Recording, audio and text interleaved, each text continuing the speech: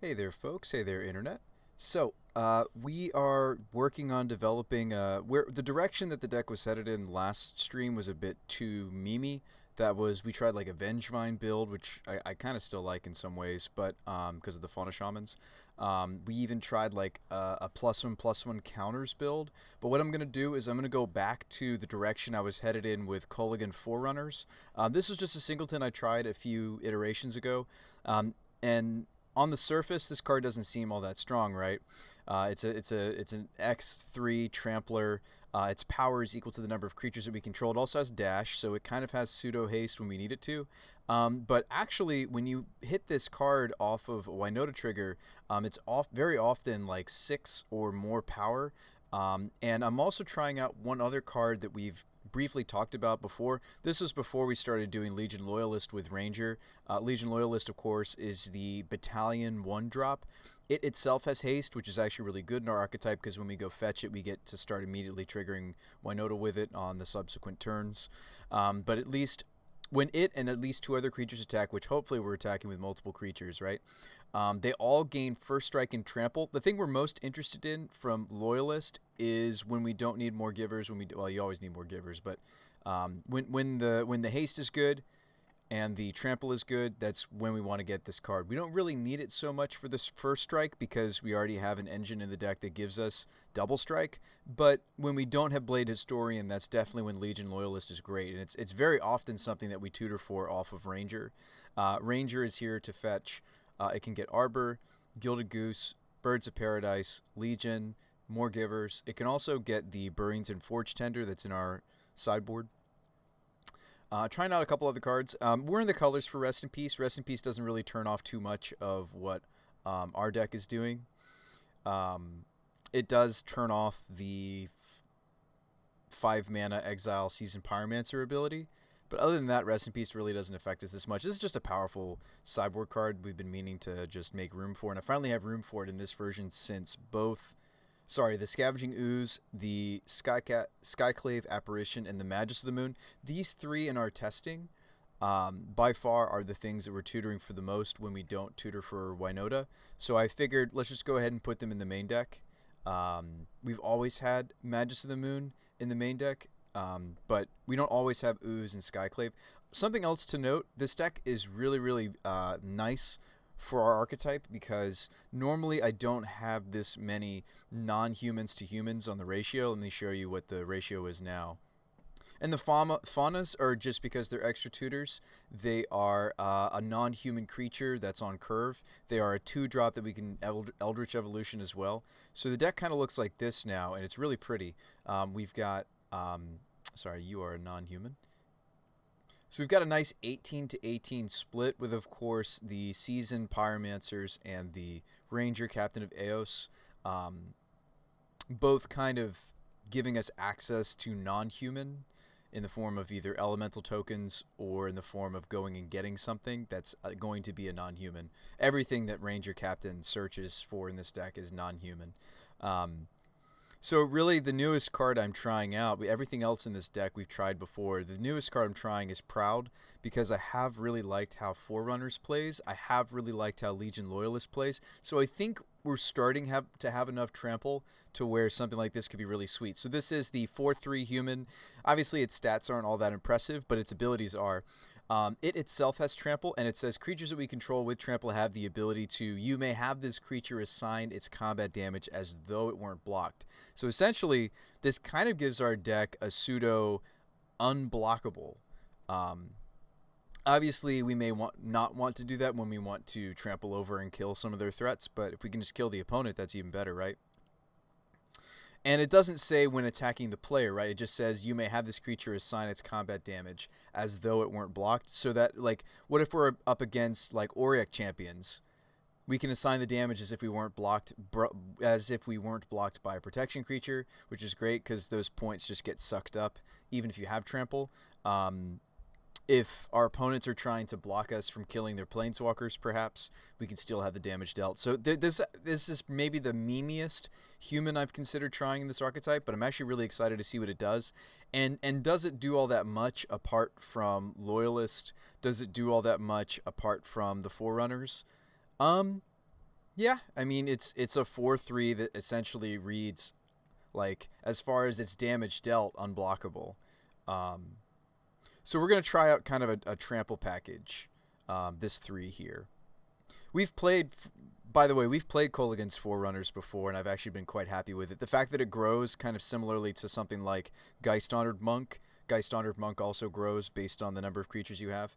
You know, Voice of Resurgence grows, the token anyway grows based on the number of creatures we have. So that effect of being bigger based on the number of creatures we control has been pretty effective for us before, and the abilities on Forerunners are both very relevant. The trample mostly, the fact that it scales, the fact that it if we top deck it, the fact that it has dash is really good. In the same way that like Heron's Grace seems really unassuming, right? But we've found time and time again that the flash on this creature is actually pretty relevant because we can flash it in after we've gotten our Winota triggers. So I've got enough points for us to play this in a league. Why don't we go ahead and play this in a competitive place? We're gonna go ahead and take this to a league.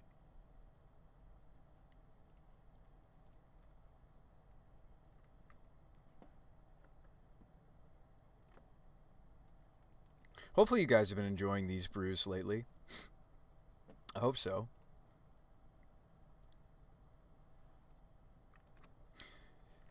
They've been fun for me. I've been pretty surprised by how much. I've been pleasantly surprised by how effective the Winota nonsense is. Um, and we've been really trying to, we've been jamming on this for multiple reasons. One of the reasons being is um, we were talking with, or I was listening in on another streamer, and they were saying, yeah, by and large, and I believe it was Aspiring Spike was saying, and I agree with him. He was saying that there really isn't true Naya colored. We'll go ahead and mulligan this. I want like a faster opener. I'll take this because it's got Goose. We can put back the Grace. Blade Historian, though, is harder to cast than Grace, and we actually do have a Forest in our hand. So actually, let's put back the Blade Historian. I think I'd just rather have the Magus of the Moon, especially since we already have a basic. The objective here is, of course, to use Winota to pull out of our library these more expensive humans, the 3 and especially the 4 mana humans we're trying to pull out of our library. Aether Vial, so Goblins. I am excited. Goblins doesn't care about Magus of the Moon. I probably won't cast it. Seasoned Pyromancer is a great draw here, except that I have the Emberoth that's going to be tapped. Is this like a weird situation where I should just put Magus of the Moon into play and then like we're going to Season Pyromancer on time? I guess I will. I know that they don't care about this, but this kind of actually helps out my Pyromancer. And we're just going to ditch the Grace. It'd be awkward if we drew Snoop. Yep.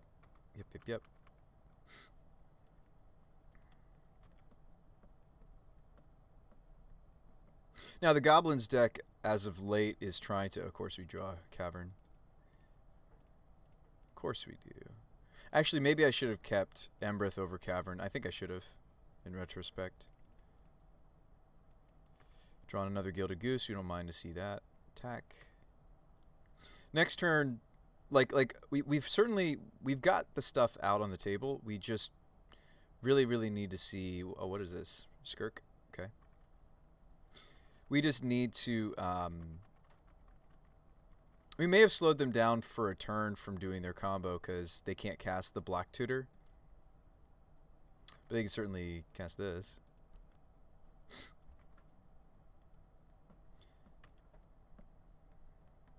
I think I'd still rather Spyro than play the other Goose.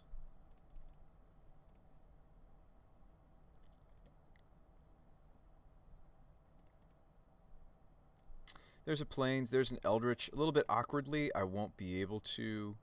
they just get to eat up my Pyromancer on this Snoop. We've already played our land, so I can't make a food, so that's not good. That's really not good that I can't... I'm not going to have the mana for this Eldritch. At the time, earlier in the game, it made sense to just plop the Magus into play. But, I mean, if they... Munition my Goose, munition my Magus. So we just kind of hope that they don't have the other piece of their combo. They had one card left. Top of the library is Snoop. Do they have the other piece to the Wombo? They usually do. Cast Snoop.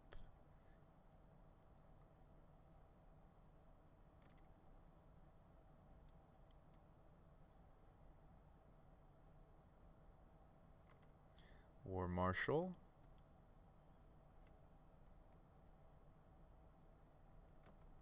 And I guess they don't have the combo because they would have done it here.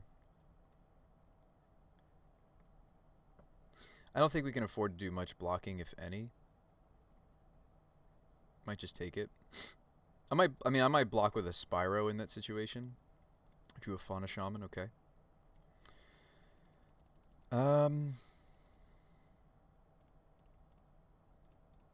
So we're gonna Eldritch one of our Spyros.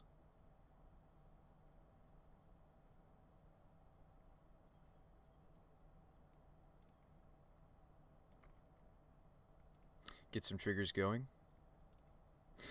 We could keep the Spyro back. Get 3 triggers during their end step. Fetch Dryad Arbor. So let's see what we get. We should hit humans a lot more easily. So we have to choose between Will Bonder and Forerunners. Well, we probably want Forerunners before we want Will Bonder, right? Especially since I don't have the Legion Loyalist. So let's take the Forerunners. It's pretty big. It's a 6/3. Hopefully, it's going to end up being an 8/3. And it's indestructible, so we don't mind that it's we don't mind that it's got a pretty low toughness, because Winota gives it indestructible when you first pull it out of your deck. Just kind of sweet. That's a little disappointing. I don't know if I want... I'm at 12, and they've got how much power? 1, 2, 3, 4, 5, 6, 7, 8, 9, 10, 11, 12, 13, 14, 15, 16. I don't think I actually want to take another... I mean, I might pull it out of our library, but I think I actually want the Winota that's blocking. Able to block. So that's a little disappointing. It happens. Ooh, so we have a tough choice here. If I take Ranger, what am I getting? I guess I get Giver, play Giver. Entity, though, pretty much ends them next turn. If we can just hold on. And me playing out Fauna Shaman isn't all that different than me fetching for Dryad Arbor. Now, if they do some blocks here on my elementals, I may want to Mirror Entity.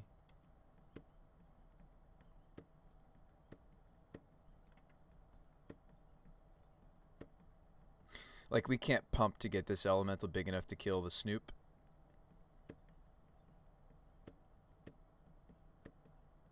So I think we just have to let them eat our elementals. It stinks, but I think we have to let that go. So they fall to 9. That's all from the Forerunners, basically. If they find their Wombo, we lose here. Might as well pay for the Echo, right? Yeah. Yeah, so they're going to pay for the War Marshal. By the way, I really, really dig the new modern goblins. Matron, and I think we lose, right?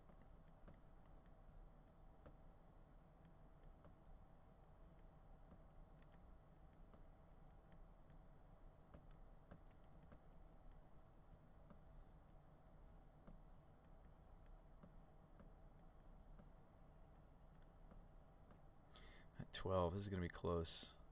Sling Gang, that should do it. They really just needed a tutor. The black tutor would have been an immediate kill, but I think Sling Gang is certainly good enough here too. I'm at 12. They can sacrifice like their whole team. There's no need to show them that we have the...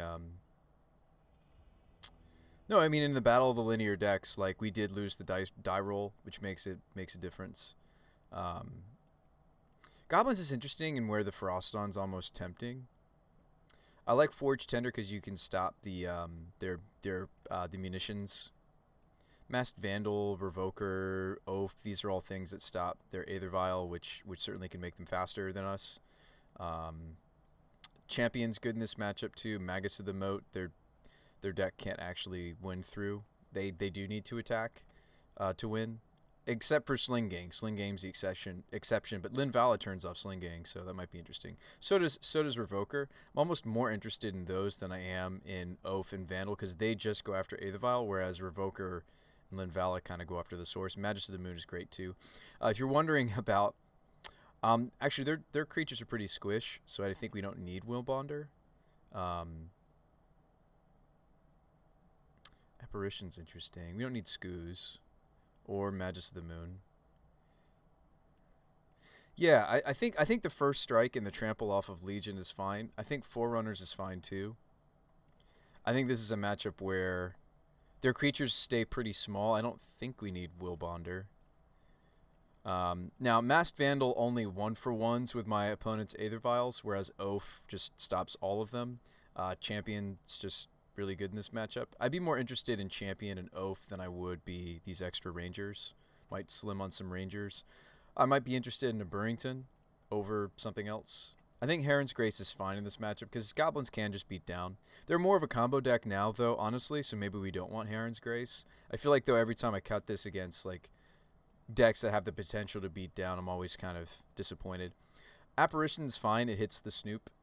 That's pretty much all that we're going to be using it for in this matchup. Maybe hit a Lord. I think I'm fine with that. I guess it's strange to not bring in Burrington, but it's not like they have Bolt, right? It's just... All right, hang on. We could keep this. It's a little slow, but we could keep it. So I can go get Basic Plains here. And I've switched our filters. You'll notice that both of the filter lands... Hey, what's up, Blaze? You like Ferocidon? Because it stops their wombo, the Snoop combo. Remind me to bring it in next game. Maybe it should be in. It does stop their combo, yeah. Good point.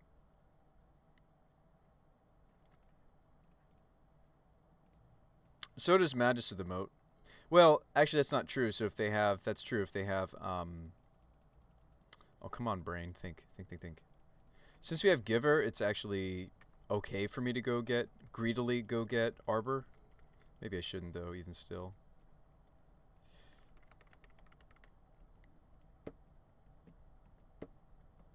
And, like, we've got some of our sideboard cards in hand. I may not want to Spyro immediately. Because I'd have to discard one or both of these. I may not want to. I may just want to well, this may change things. Imagine they take Magus of the Moat. Linvala turns off Kiki. Linvala turns off Sling Gang as well. Magus of the Moat turns off most of their deck. Yeah, try to remind me if you remember Blaze during sideboarding. Maybe I'll switch. I mean, Linvala also turns off Skirk. There's other like little things that this turns off. I imagine they're considering taking her. You can make an argument that like one of the best cards in my hand still though is Spyro. But yeah, so they're gonna take Spyro. Maybe they have another Thoughtseize.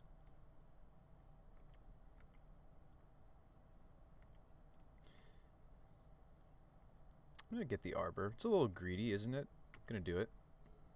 Drew Plains. It's not great. Probably play Stomping Ground tapped in Sego. Can't imagine we need to attack here, right? I mean, they're not gonna trade Prospector with Arbor, and even if they tried to, we would protect. So we'll get in our free point of damage.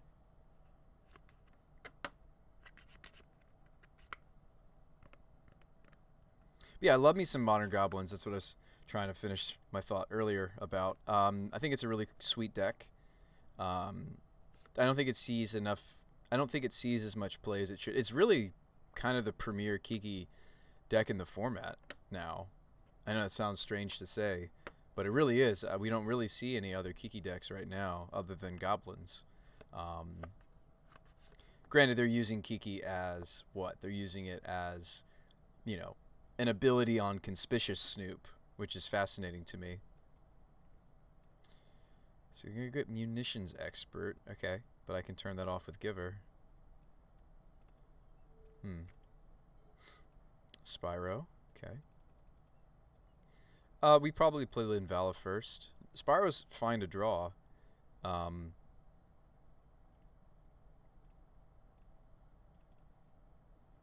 we probably want to resolve Linvala first.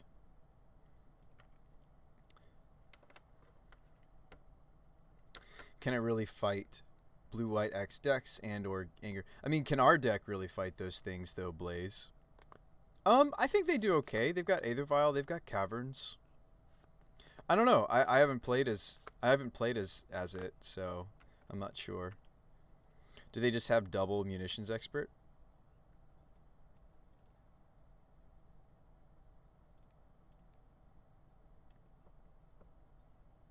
I'm gonna flash in another munitions.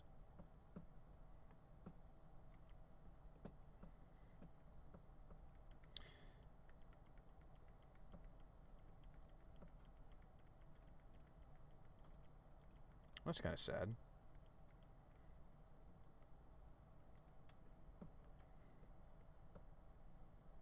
You'll dodge the leaks, but you get hit by the verdicts. Well, yeah, I mean any creature-based deck in Modern is going to have trouble with the things you're listing. Nothing really worth apparitioning here. Could Spyro away the apparition in the plains? Might be correct.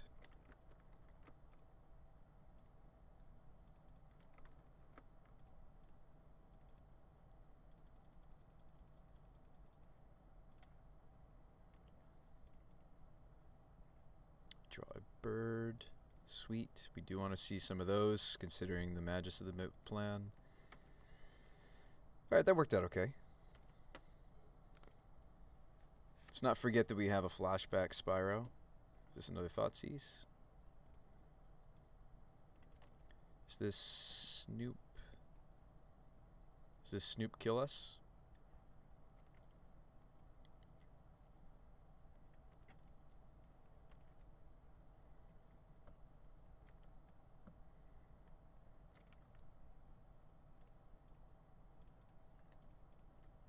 Let's play the moat. I wasn't going to make any attacks here. Otherwise I would have done so with before the moat. And now we're just waiting for a Winota. We do have an attacker.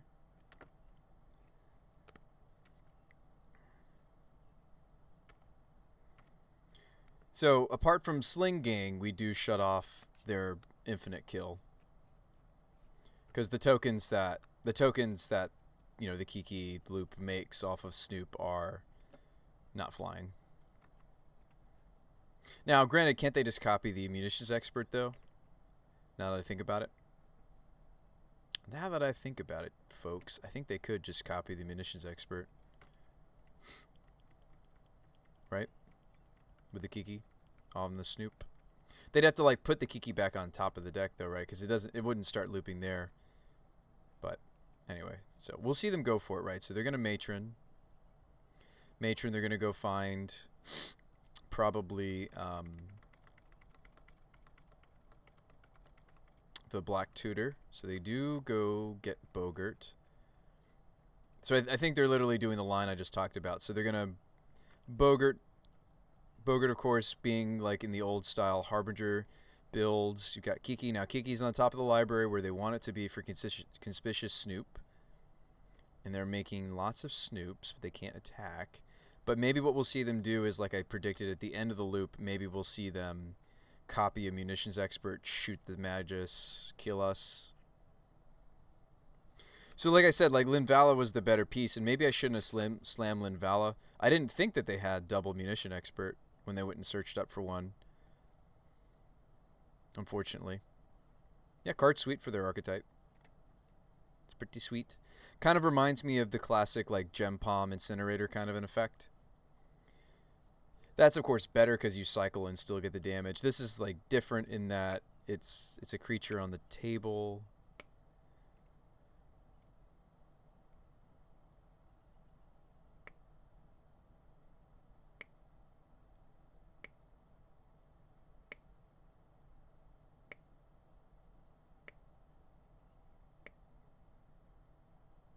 This is sweet.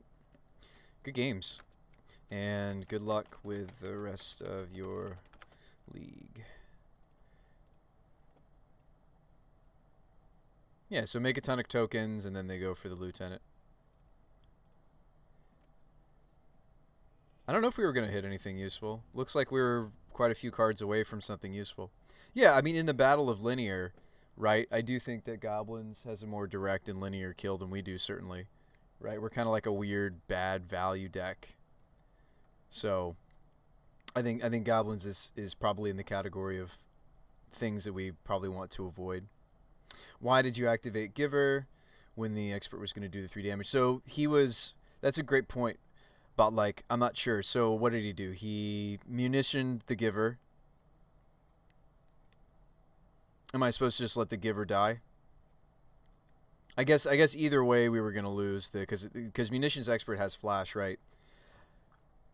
The first munitions bot like he used on was the Giver itself, so the Giver wouldn't have been on the table anymore. It was arbitrary to utilize the Giver. It doesn't really do anything either way. That's kind of one of those. I hope that they don't think. No, it's fine. Right, it's like that's one of those things where it's like those little edges. If my opponent has a brain fart, we capitalize. Or they're like, oh, that's fine. I don't care. Oh wait, I forgot to flash in my munitions expert. It's like sweet, because they've got us if they make the quote unquote correct play.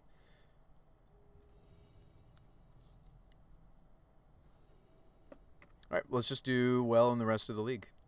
Our deck can do that plenty. We've had like leagues where it kind of starts off a little dishearteningly. We'll keep this.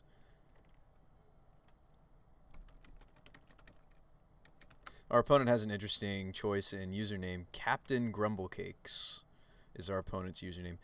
We can go ahead and get basic force. We've got a Firelit Thicket. So the only thing that this is not going to give us is white for Ranger, but I think that's a small price to pay. We've got 2 Mana Dorks. I imagine this bird's getting the toast, though. I considered leading Gilded Goose just because like the first bird usually gets the toasting. You see them opt. Bloodstained opt, no companion. Okay. Bolt my bird.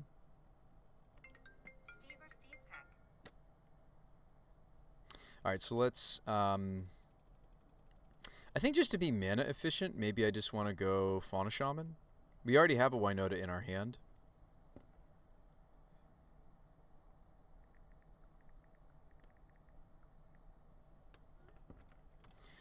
Let's play out the Fauna Shaman. Looks like this could even be like straight up old school Jeskai control. It's not. This is maybe even the Jeskai prowess that's floating around. With Lumimancer. That's a good draw for us, right? Like, honestly, we'd rather just deploy both geese, right? We don't need to search with Shaman. And Gilded Goose is actually quite nice in this. Well, it's nicer against Burn than it is Prowess, but the food tokens are not irrelevant. Hit you for 2. Why don't you just slam Magus? I suspect there's another bolt, but I could be wrong. Ooh, Triome? They are something very different. So they are like a mid-rangey Jeskai. Maybe like Monastery Mentor. I have no idea. I'm excited. I feel like Mentor, though, would want like Luris and... Not Luris, excuse me. Would still be playing Baubles.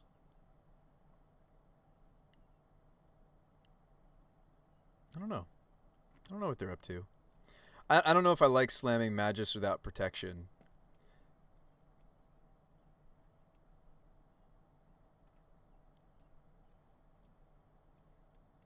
We could also use, we have white now. We could use Ranger to silence them before we go for the Winota.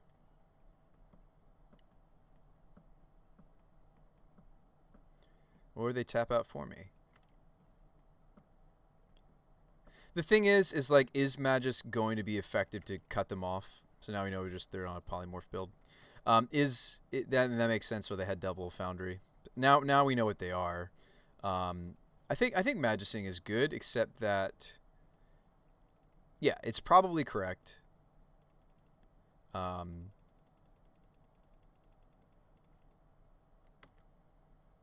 Yeah, it's probably the... Yeah, it could even be like the Time Walk builds, right? Transmogrify. Yeah. So, like, us mooning them might not shut them off at all. Not just because they're a Lightning Bolt deck and they can just kill the Magus, but simply because they might be a Breach build. Okay, they don't go for it. So that might have been the Dwarf to go off with right there. Winota. Alright, well, I think we just have to hope, right? So let's do this.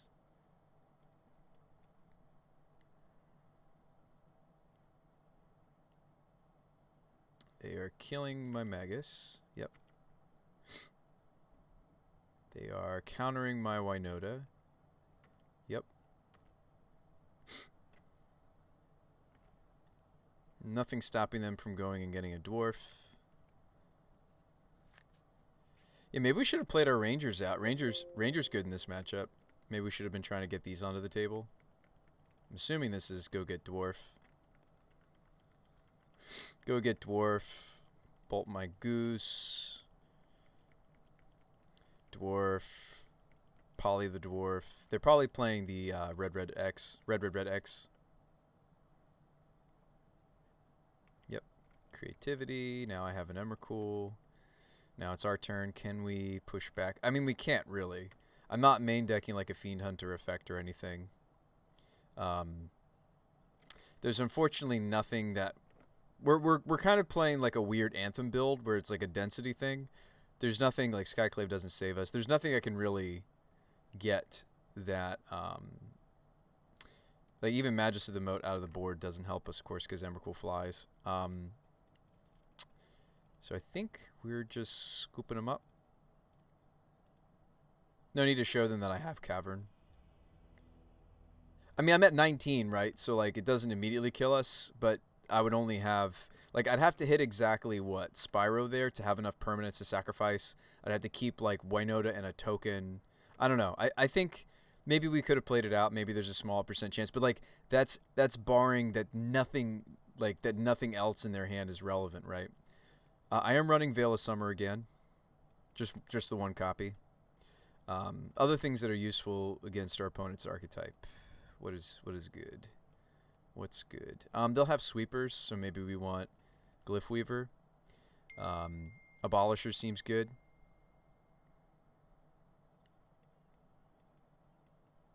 I finally feel like we have enough graveyard hate, by the way. We've got Cleric, Rest in Peace, and Skoos. I feel like we finally have enough graveyard stuff for, like, Dredge, which is good. I think that's a good direction. We could play the Forge Tender. Favor could get played, although it's awkward once they combo off. Funny enough, or no, I don't think it stops them from targeting with Indomitable, right? I mean, we would always have creatures on the table. Will Bonder is unnecessary, as is Loyalist. They're not really going to have blockers. They might, like, here and there, but by and large, they won't have blockers, so I feel like we don't need these. I'd much rather be searching for Forge Tender off of Ranger. Because, like, while Giver is going to stop the spot removal, Burrington can actually trade itself with an Anger of the Gods, which is really nice. Let's keep this in. Magus of the Moon can stay. It didn't work last time. Let's cut the Apparition. It didn't work a moment ago, but that doesn't mean it's bad. That doesn't mean we don't run it at all. We could cut Heron's Grace. It's not like they're a beatdown deck. So for kind of the same reason we're cutting Loyalist and Will Bonder, I'm going to cut Heron's Grace. I do want to keep in Entity, Historian, Forerunners. I want to continue to test Forerunners throughout this league because this is something that we've played in the past and it's back. It's back mostly because I'm testing out some weird tech such as Proud Loyalist kind of goes in that package. So I need to cut one card somehow. Dryad Arbor is a real liability in this matchup, but I'm only running 21 lands, but it is. I won't fetch it in this matchup, probably. And if I drew it and it was one of the lands that we had to play, I would probably mulligan. This hand looks okay. Keep it. And remember, Blood Moon is in. The Blood Moon plan is live. So let's... what are we going to do then? Basic Forest. Basic Forest, Goose. If they don't do anything, maybe we Evolution for Magus, maybe. I mean, that looks like Bolt to me, right?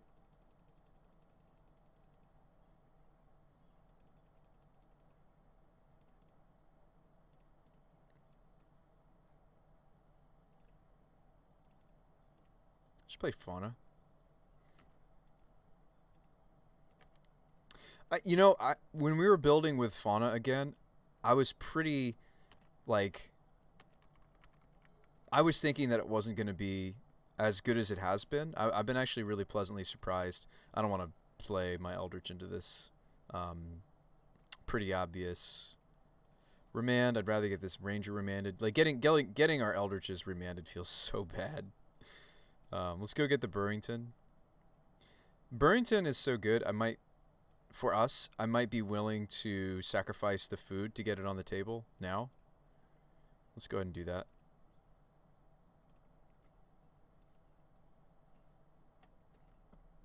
I don't think we're going to silence them. I think we want to save that for the turn that we try to play our Eldritch. And that's the thing is, like, our Moon does affect my opponent's deck significantly, but some of what they're doing, they can operate just off of their red mana, quite frankly. Can't anger us here because Burrington. Choose a source. I'll choose anger as that source. It does not do what you wanted it to do. We have Veil open. So we'll attack for 3. And we may just... Well, I can't Eldritch because I only have 1 green source. So we have some choices here to make. If I do this, I won't have Veil open. This is kind of a precarious spot to be in. Almost want to spend a turn making the token. We'll kick it back. I mean, we could silence them here. But I think we have to let it go. Mine, make a dude, kill me.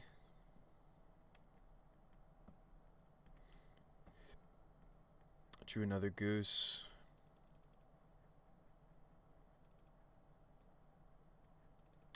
Gaddock Teague came in, right? Yeah. Teague would be ideal, but I can't search for it and play it in the same turn because we have only 1 green source. So I can't. I mean, I can't Evo either. I guess what I'm supposed to do is play Goose. That gives me a food token so that I have Veil. And we may want to attack and sacrifice the Ranger. I'm guessing they just don't have the piece to go off with yet. So this would buy us a turn.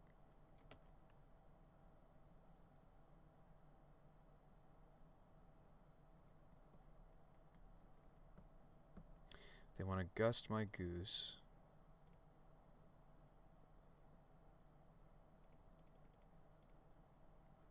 I mean, they're trying to top us out so we don't interact next turn.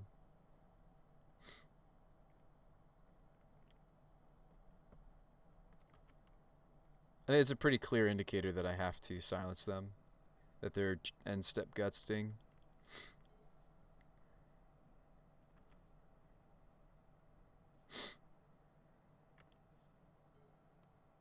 So there's our second green source that we've been really, really needing.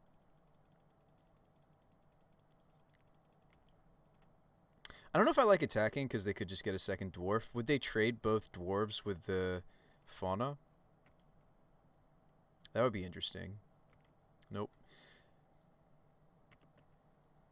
So are we okay getting 2 for 1 here off their remand? They're pretty obvious remand. I guess I don't really have a choice, right? Because if I don't Eldritch the I guess I'd Eldritch a Goose here. If I don't go for it here, yeah. This is kind of it. They already spent a gust, but they run a lot of permission that's like that. Another mine.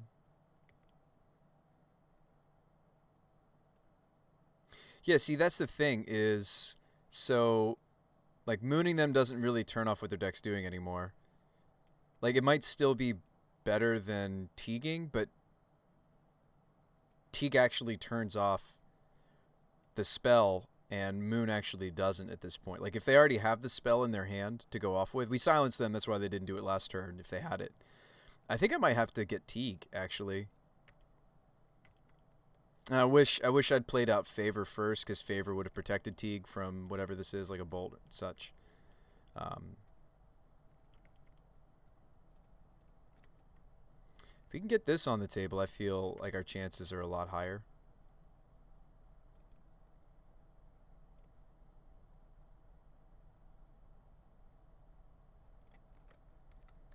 I feel a lot better about our chances, human. We can ditch the Blade Historian to go get a Winota. I'm not attacking into all these dwarves. I might even just during their turn make a food token. We did lose game 1, so really important that we take this second game. And Favor of the Mighty, funny enough, also works effectively against... This is such an unassuming card for us, but we have a pretty... Like, a lot of our things are... Our most important things are 4s, right? And a lot of our things are 3s. Our permanents, our things, our creatures. So this is actually like a pretty unassuming sideboard card, but I've really been liking it. I've even liked it a little bit more than the... we were playing an enchantment that protects you from non-combat damage. I've really been liking Favor of the Mighty. Yeah, I like how we boarded okay. We don't really have a ton for this matchup, and Teague is one of our better tools. Let's run it back. I mean, now they know we have Veil, and now they know that we have Teague. Oh, wow, turn 1 Giver. This hand looks actually pretty decent.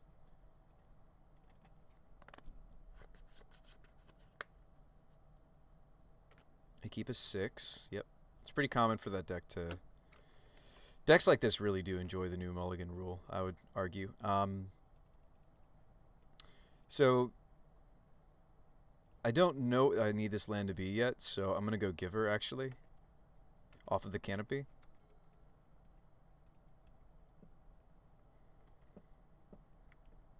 Oh, it lives. Sweet. Now that we have another, we could Birds off of basic Forest.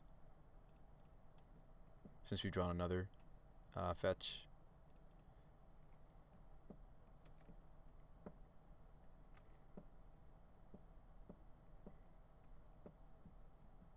So they are going to kill my Giver here. Okay.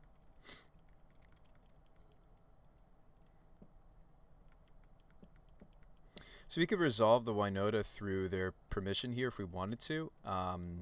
Their premier removal is stuff like Bolt. I mean, you sometimes see Path out of their deck, though.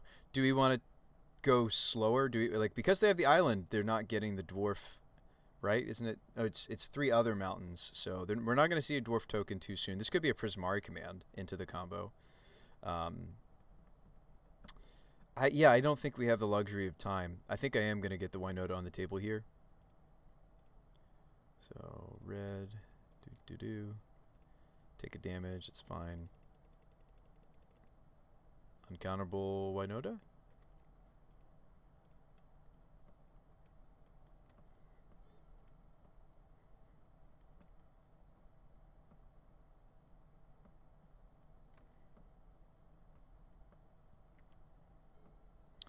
Well, that would have been a little disastrous for us if I hadn't gone for this line. It's still pretty disastrous for us because I haven't rebuilt. I'm trying to think if I can filter into this. It doesn't really matter which land I play here, right? Because, yeah. I mean, if they have another Anger, so be it.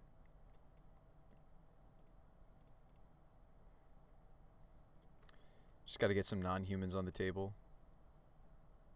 Swing for 4. This is Raugrin, I imagine. Yeah.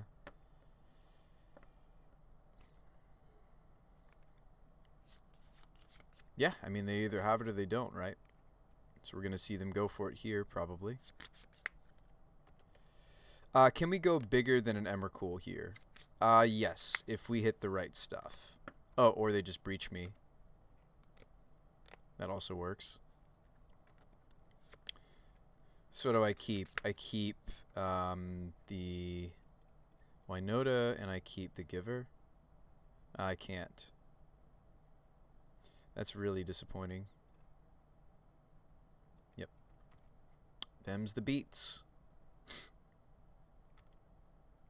And actually, I should have... I mean, I can't even spend our fetches. We're on blocking duty. Yeah, we're just so toast. All they even need is just like another fetch. Another Dwarven Mine will do it. Good games, and good luck with the rest of your league. Man, so goblins and then indomitable creativity.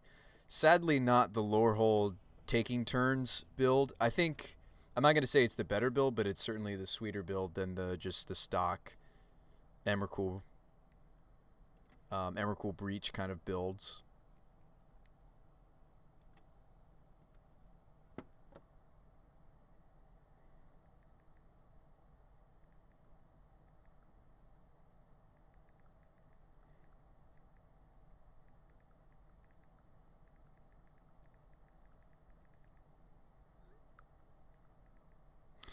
So it stinks to start off the league like this. We're coming off of a few different 3-2s. We're actually coming off of a couple of 4-1s. One theoretical 5-0. I made some player mistakes, but we actually, if you guys remember, this would have been, I think, 2 or 3 streams ago. The deck actually did give me the right cards to win the match. I flubbed it.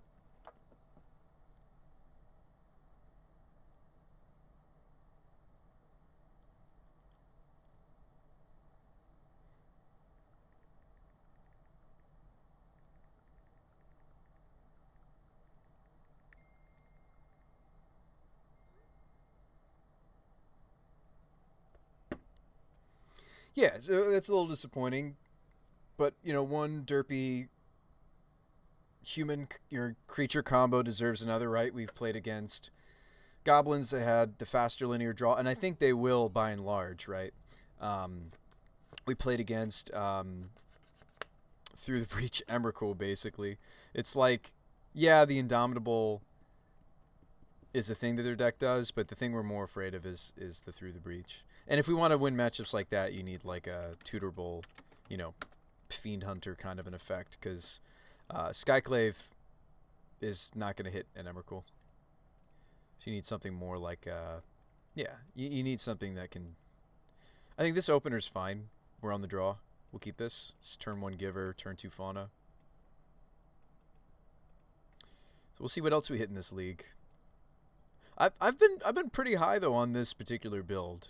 Mountain Go. Classic Shards of Alara foily doily mountain. Alright, let's go get Basic Plains, I think is fine. Maybe not, because I have the Seasoned Spyro in my hand though. Maybe we want to get Foundry. White red. It's always awkward against Mountain Go to go get a Shockland.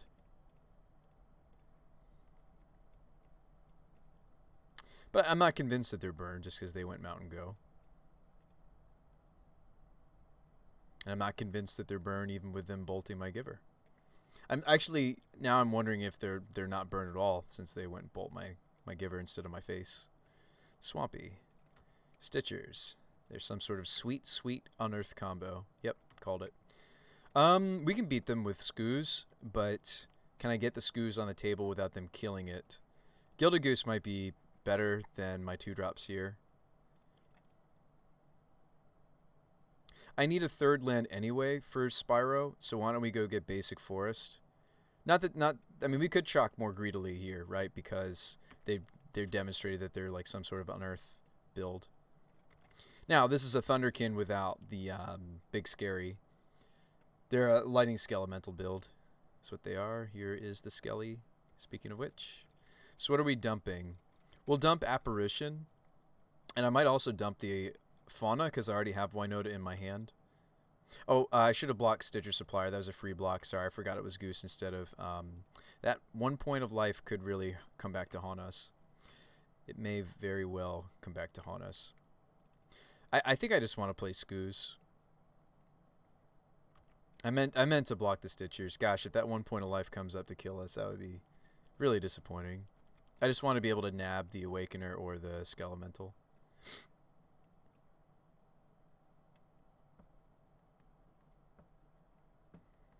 Light up the stage. Okay.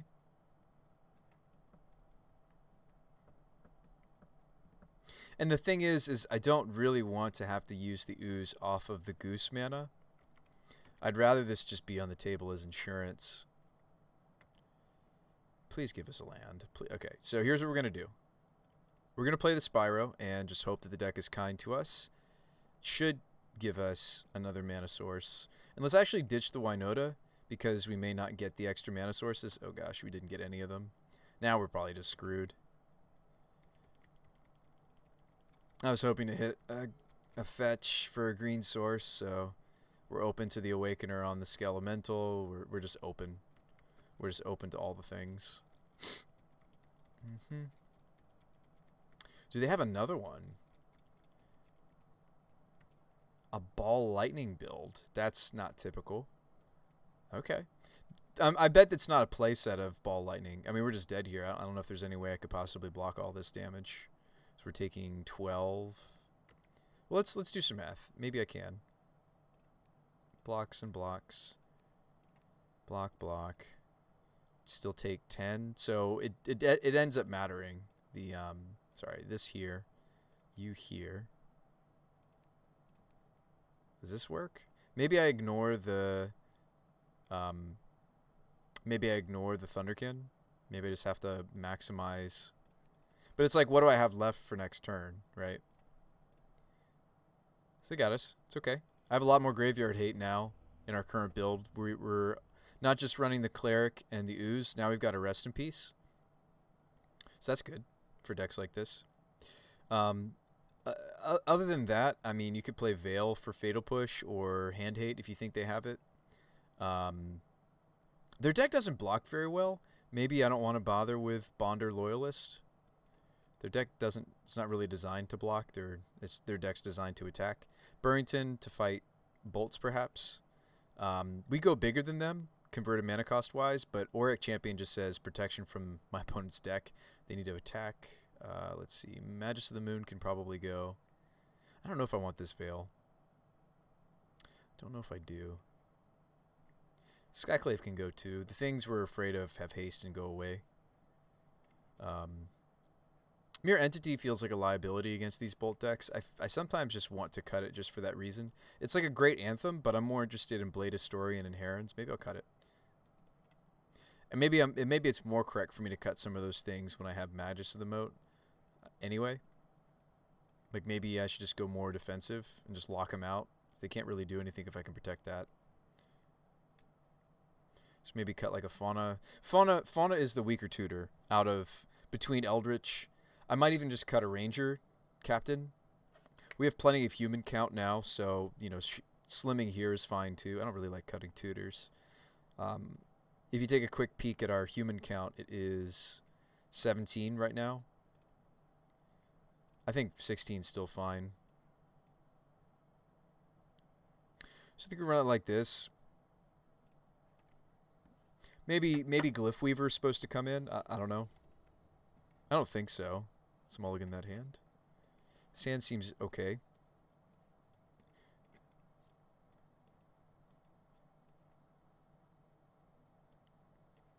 Would I dump the shaman? Yeah, because like we don't have to go through the fanfare of like these shamans just want to turn into Winotas a lot of the time.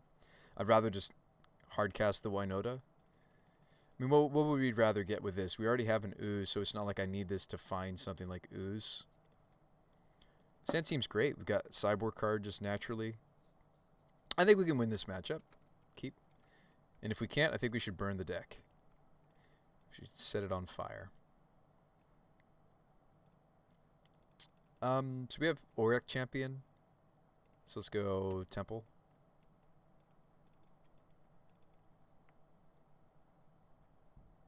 Like, this kind of wants to be our turn 2 play, right? Because Ooze really excels, like, a turn where you can immediately start activating it. Mountain Go again. Rift Bolt, alright. Oh, that makes the decision for us what we're playing this turn. I think I will get basic planes. It's awkward with Ooze, but I already have 2 green sources.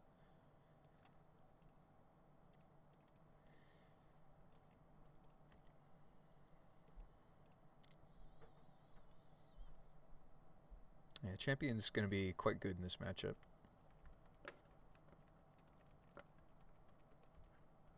Would be something we would maybe even consider Eldritching for. Probably not, actually, but it's good. Light up the stage. Yep. Do you have your second land opponent? They do. It's a dragon skull. Display the Stitcher. Yep. Gain a life. Yes, I will. Thank you. Feed the swarm. Okay. There's a bolt here. I don't want to play my ooze into it. Ooh, Eldritch. I could Eldritch the champion. What would I even go get, though? I don't think I would. Actually, yeah. I think we just play the land. Say go.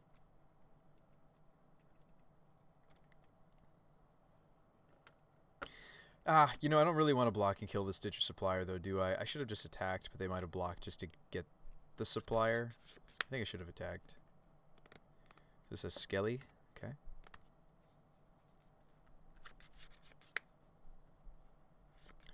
We'll block the Skelly because we can just take off a damage there. I don't really want to kill the Supplier.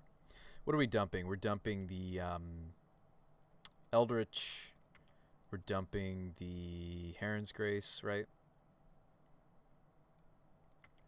This bolt is now exiled forever. It's gone.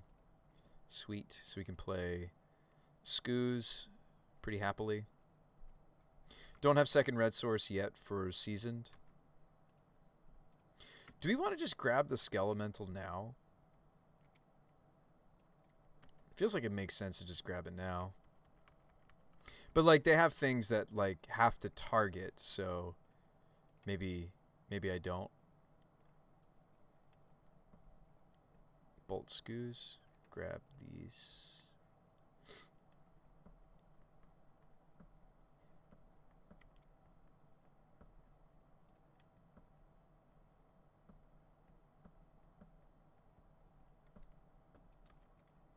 They cycle on Earth. That's good to see. So this is kind of a sad board state for us, though. We've got a whole bunch of humans, no non-humans. Birds is a great draw, if it lives. If it lives, it's a great draw. Alright, so we'll gain a life. We've gained quite a bit off of this champion so far, right? Gain what, 5 life off of this thing? 1, 2, 3. 3 life, 4 life? 5 life?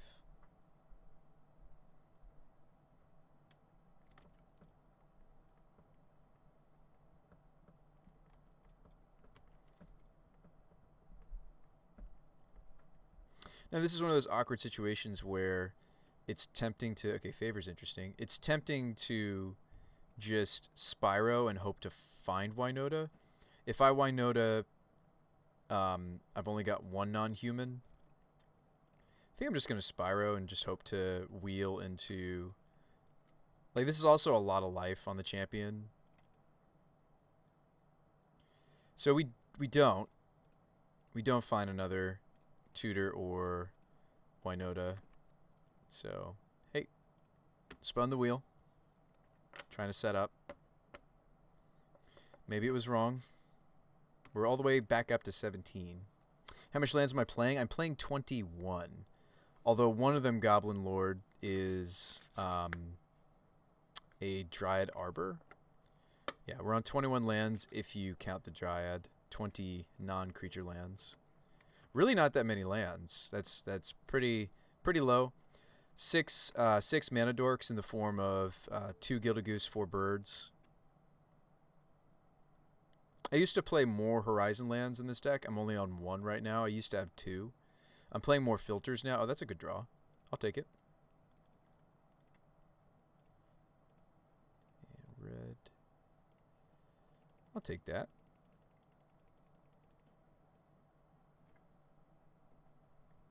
Although they get to kill the Supplier, so it's like I don't really want to attack the Supplier and kill it and set them up for their Thunderkin. Maybe we just chill. I do want my Spyro to die to make more tokens. I don't really want to kill their Stitcher Supplier. You think I need more lands? You sure? Also, they suspended a Rift Bolt, so maybe that was dumb of me to play out the historian. What were they going to kill if I didn't? They were going to kill a bird.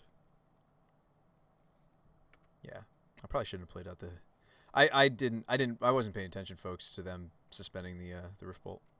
Ooh, now they have something to bring back with the Awakener. All right, well, we'll get our wish of killing the Spyro. We'll also block with the Heroic Champion because it's free. I think I like this block. What's up, Goblin? What's up, Arthur? So we've been playing the deck a lot, Goblin. I'm not convinced that it needs more than 21. I think if we weren't running as many dorks as we are, and that's perfect, we can bring back the Spyro.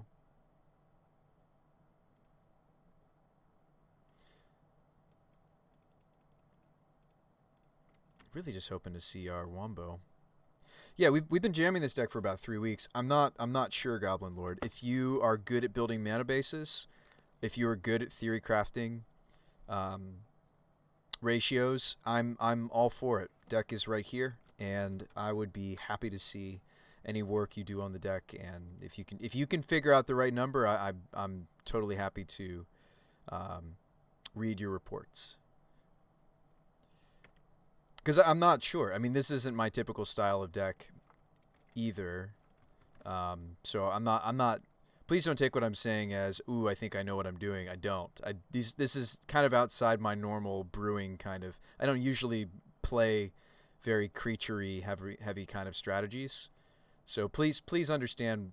Please take what I'm saying in that light of, no, Sean doesn't think he knows exactly what he's doing. And he's happy to admit it. All right, so let's see here. So what do we want to kill the Awakener? Maybe I do it like this.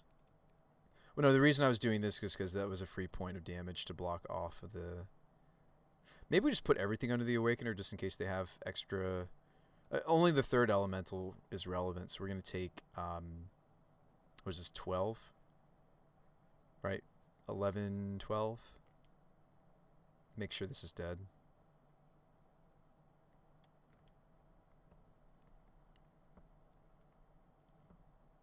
And I know it's the internet. It's hard to, like, you might not know me that well. You might not know if I'm being sarcastic or not. I'm not. I'm telling you. I'm not sure if it's supposed to be 21, and I'm happy to talk about it with you more. Appreciate the input. That's a great draw. I think maybe we win the game from here. Right? Maybe. Hoo-ha. Hiya. So we're going to look 5 times 6 cards deep. Loyalist is out, so let's get Giver. Or no, let's get Burrington. Winota, more like Winmorta. Winmora. Yes. Yes, indeed. I'll go get a Goose off this one.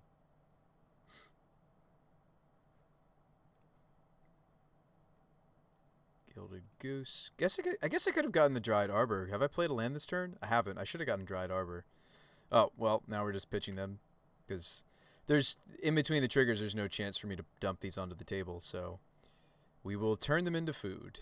Elemental food, that is. Maybe draw something else. We can cast that. A whiff. That does happen even with the heavier human build. Although, in fairness, we moved a human or two to the sideboard for this post-board match. And a Winota, if we want to attack with her herself. I think we do. Just want to hit them for oodles. Oodles of noodles. It's a lot of damage. Didn't hit our double strike, right? We lost the Blade Historian because I'm an idiot. I'm not an idiot. I just made a misplay. It's fine. They're like an unearthed deck, so we can just silence them. Seems good. They go to 1. They go to 1. We'll silence them. I do really like the Ranger. Gosh, this deck has been so... Was that your suggestion, Arthur? Somebody... The moment we started playing with Rangers, I feel like this deck got a lot better. Just we kind of interact a little bit more than before. All right, let's see our sideboard. We did whiff. We looked what? We looked 30 cards deep. That's not true. We shuffled in between. So we didn't really look 30 cards deep. We looked 6 and then shuffled, and then looked at a different 6. Looked at a different 6. So that's the thing about the Ranger. Oh, we actually did cut one. That's the thing about Ranger captains of Eos. Eos is they kind of ruin the deck's efforts to dig to specific humans. Something to think about. I am aware of that, but I feel like the card's just too good. You didn't suggest, you were just showing me how you use them. Ah, I see. I see. I think we run it back. It worked. It's not broken, don't fix. And I'm kind of thankful we have more graveyard hate than usual in this deck. With them on the play, I kind of want to try to... They weren't playing like Thoughtseize and such. Veil. I don't even know how good Veil is, right? Like, we didn't actually see much stuff that Veil stopped. Maybe this shouldn't be in right now. I didn't see push. Anyway. This opener's mana's fine because of the prairie for these. So we could go like... Alright, we'll keep. This is a little awkward, right? Because I want to turn one the Burrington or the Giver. But... they do mulligan. They shock and do nothing. Makes me feel like I want a Burrington. Drew a goose. Okay. Oh, you know what we can get? I'm sitting here like, how am I going to get green? We can get Temple Guard, and this filters us for our red. Cool. Let's lead Burrington. Now, next turn, of course, I won't be able to goose and Giver because it's Ragged Prairie, but I can play Champion next turn.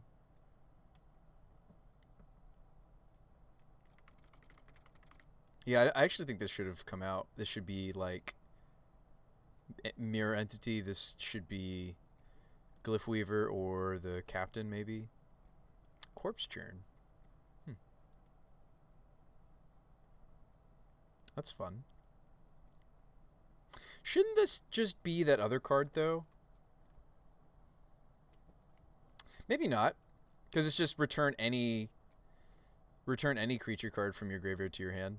Maybe this is legit. I feel like this could also just be, though, they return the Ball Lightning. I feel like this could be that one card, the one that's Ransack the Lab. I feel like might be better, but I'm not sure.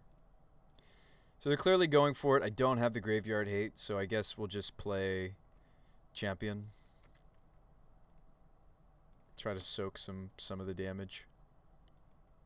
Yeah, I mean, if we don't have the Graveyard Hate, we don't have the Graveyard Hate. We're really hoping for a third land, because as good as Prairie can be to fix us into, like, Rangers or Spyros.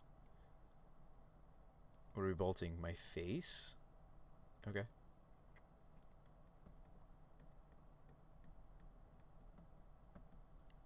We could have traded the Burrington for that, because, like, it looked as if it might have been something like a Light Up the Stage, and it was.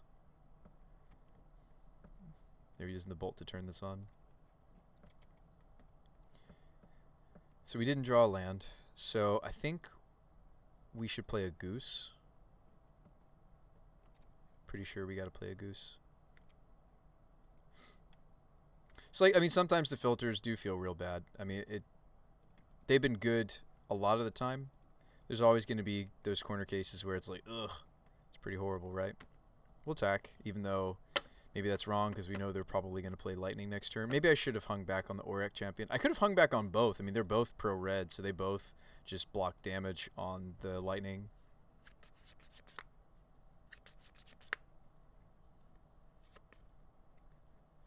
But obviously, if they have Skelemental, they're going to play that instead, which they do. Gain a life. Yep. I'm going to ditch the Veil of Summer. I think it was wrong to bring in. So we'll... Like normally you would think, yeah, this is what we want in this matchup, right? Nope. Ditch this, and maybe even the second Ranger. Although I might be Rangering next turn to go get Arbor. Let's keep the Auric Champion and the Burrington up for blocks. I think that was silly to attack. I mean, yeah, sure, they're... Okay, we just draw a land anyway. Gives me some options.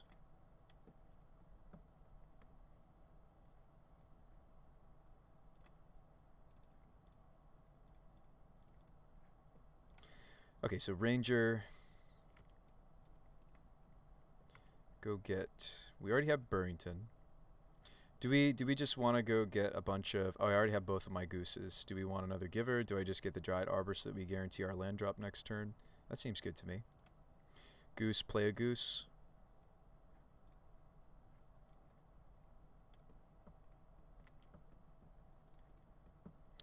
Keep our things open for blocks. I mean, should I even consider silencing them since they are on an Earth deck? Could buy us a turn to find the Graveyard Hate. I'll go ahead and do it. They've got quite a few things that we shut off.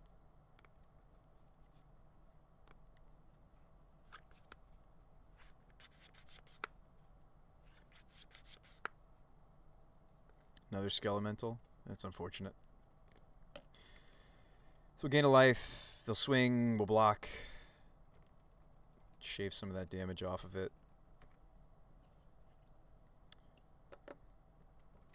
Go down to 8. Yep. And we're top deck mode.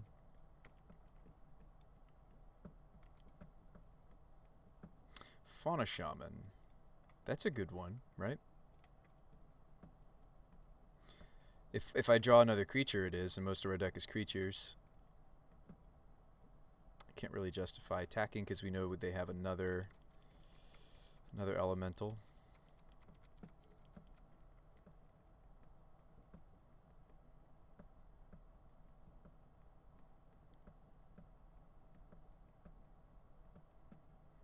Bolt the Fauna Shaman. We are going to protect the Fauna Shaman.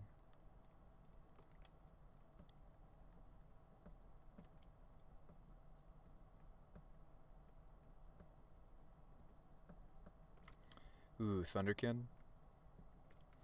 Thunderkin the Skelly. Oh, is this finally a Fatal Push? No, it's an Unearth. Yeah, I don't think they're actually playing any. Oh, we're just dead. Even if I fully block, right? This is 1-7. I'm at 11.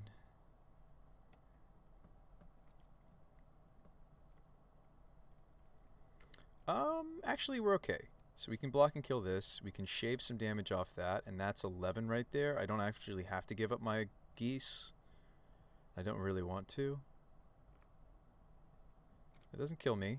I mean, we're dead to bolt, of course, unless I can crack the food, but I think next turn...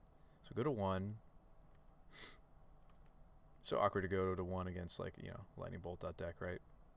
And I know that their hand has another elemental, the ball lightning elemental.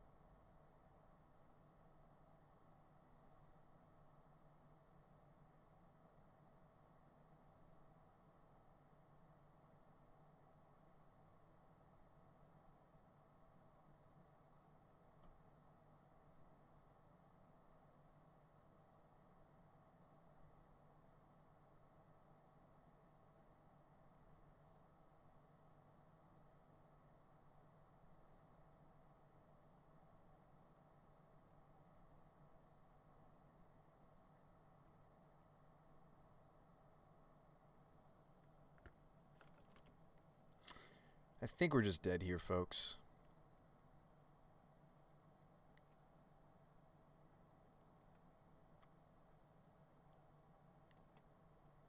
Right? I mean, they have another elemental. Oh, maybe not. Evolution. We evolve the Aurak. As weird as that sounds, no. We evolve the Shaman, right? Evolve the Shaman, attack 2 geese. What's in right now? Yeah, double striker's in and everything. But this will be, well, this will gain us a little bit of life though, but it may not be significant enough. I think we're just all in. I'm going to go Winota, and I'm going to go with the 3 triggers. And if we get it, we get it. If we don't, we don't.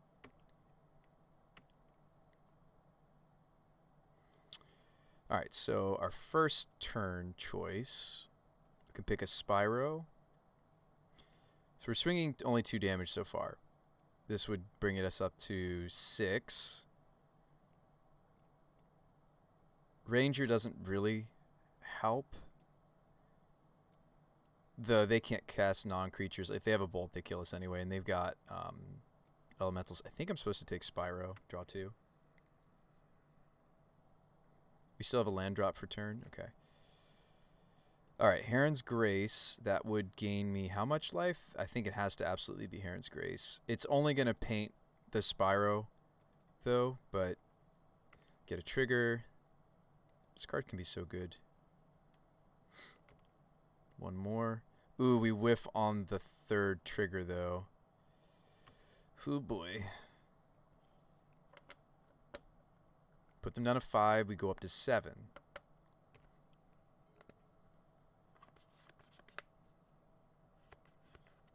What have they got?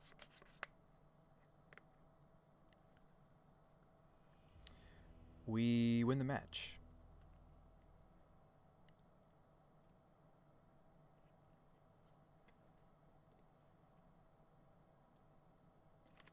I mean, like, the deck isn't impressing me really all that much tonight, considering we're in the 0-2, right? We're 1-2 bracket rather. Not really impressing me tonight, but still pretty fun. I think Jade the other night was trying to explain why she thinks I like this kind of deck, and I think a lot of it has to do with, although it's a creature deck and it's not usually the kind of deck that I gravitate towards. It does a lot of tutoring and searching. This hand's interesting, but we can't keep. This hand's much better, and we can certainly also maybe not keep. We've got a filter with the off source. I mean, this hand does what? The hand will cast these. Like, we could let go of the giver and try to play this out. I don't really want to mulligan to 5.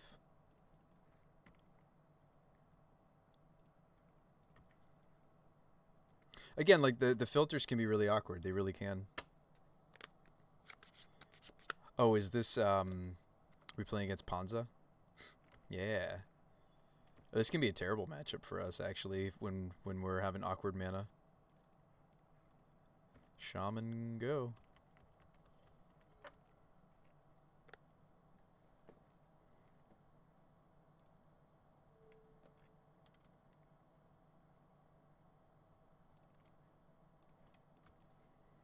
Misty.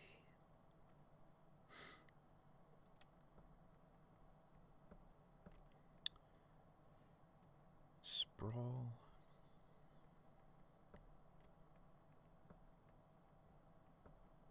It's like Chandra. You got 4 mana. What else? Not as scary.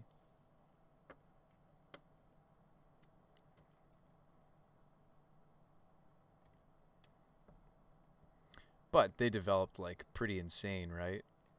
Pretty insane development there.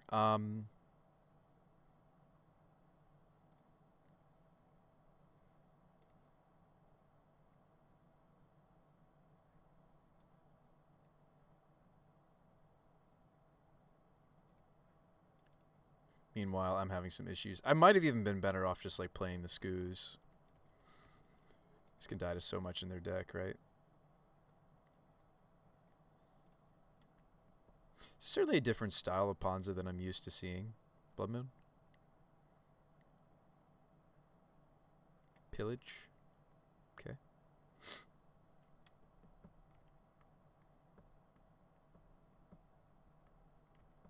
Ooh, Spyro. Nice.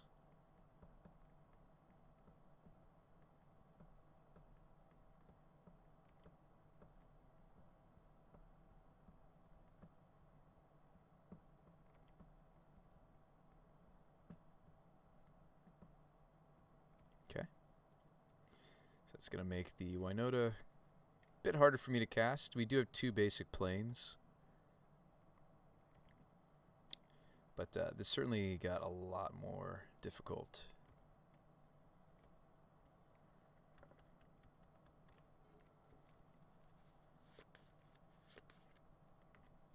Another Spyro. Would love to draw some of my own Spyros.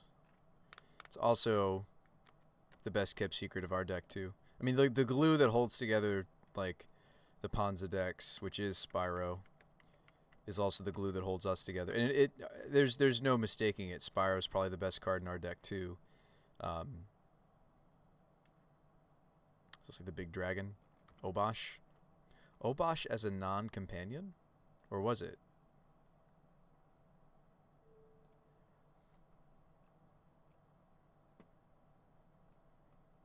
I don't remember them revealing Obosh to me, but it's in the revealed pile. Alright, what am I blocking? Can block this. Could do that. If we block and kill the Magus of the Moon, I don't know. We're not getting this, right? This is a pipe dream. We're so far behind.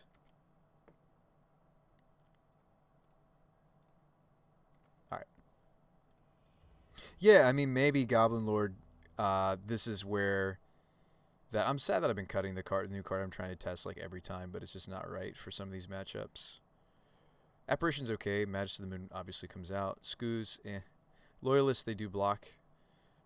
Apparently our opponent's build for sure. Revoker stops Arbor Elf, doesn't it? Yeah.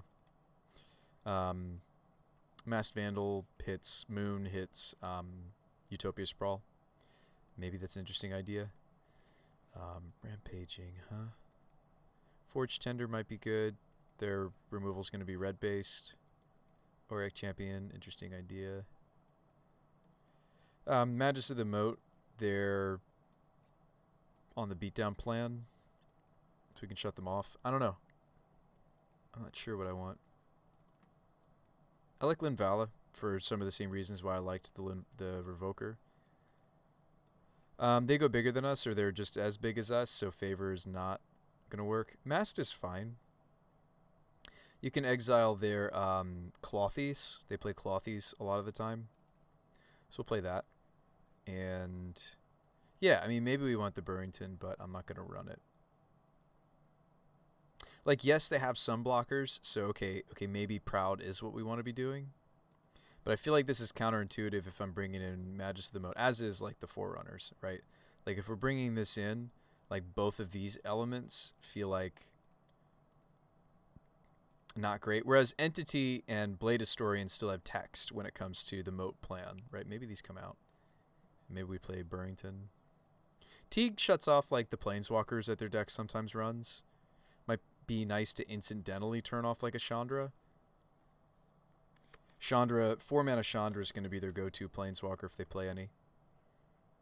I don't know if that's currently what Panza lists look like, though, to be honest. Yeah, so they are playing Obosh. Alright, so they won't be playing Chandra, so that was maybe bad. We'll cut the Teague and play something else next game. This hand looks like way more serviceable than last game, doesn't it? Good, good. We can lead Burrington so that the Goose doesn't get toasted. Embreth wants us to have a mountain. So, like, maybe I should go Foundry, actually. But I need green, so I kind of want to go Temple. Like, if we're going to have a tapped land, this next turn is the turn to do it, because we could just play Goose off the Temple Guard and play this tap. Like, yes, this card is sometimes heavy on our mana base, but the utility on this is actually quite nice. Sprawl.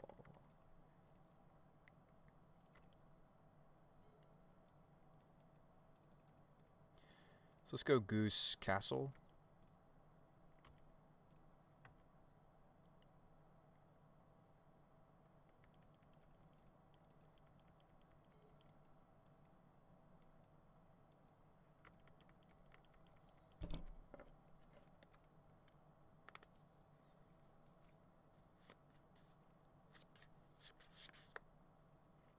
Bolt my Goose.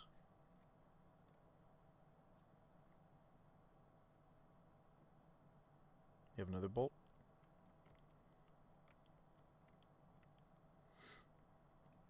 Okay.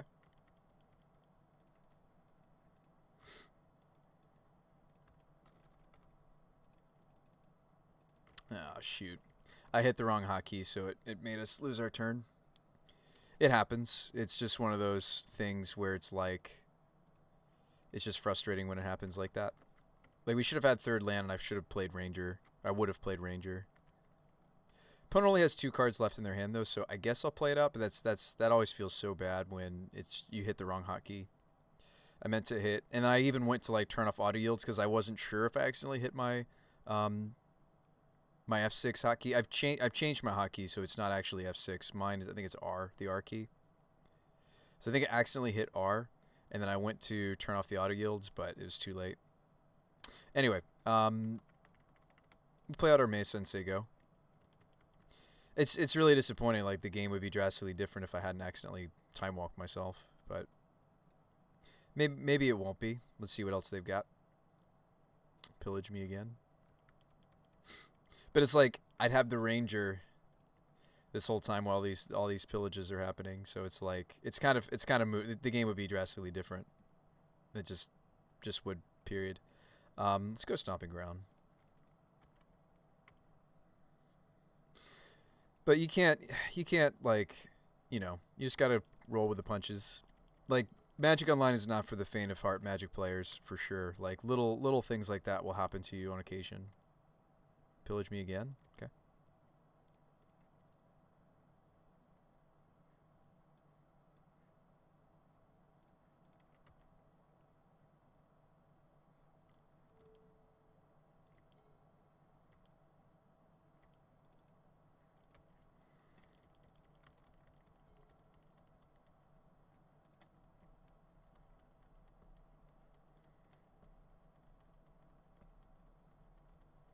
I mean, we would have been attacking with the Ranger. Ranger would have gotten us like the Dryad Arbor. I mean, it really would have been a seriously different game if we hadn't lost that turn.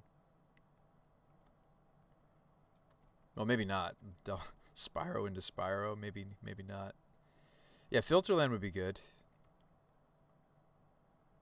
That's not what we draw.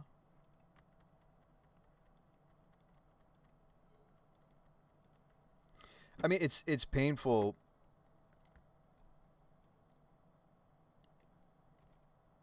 It's painful, but it's like that would have been a different game if we hadn't. And it's like, okay, we can't really know, right? Let's finish out this league though. I don't feel so bad. Like, we're playing these leagues off of the laurels of last week's winnings, right? So I'm playing last league and this league right now off of the points we won from playing the Winota deck. Like, yeah, I'm trying out a couple memes here and there, but I actually think this list is tighter than the one we were talking about last stream. Like, we tried like weird like Vengevine builds, which are kind of sweet, but not great. We tried like a Song of Freylease build recently. This was cool too. I think there was some cool stuff in this deck, this take on the deck, trying to make Rage Forger work. But like, by and large, I think just the builds that are more centered on just the human finishers, I think, are better. This is another Vengevine build. And so that's what I was trying to achieve with this deck.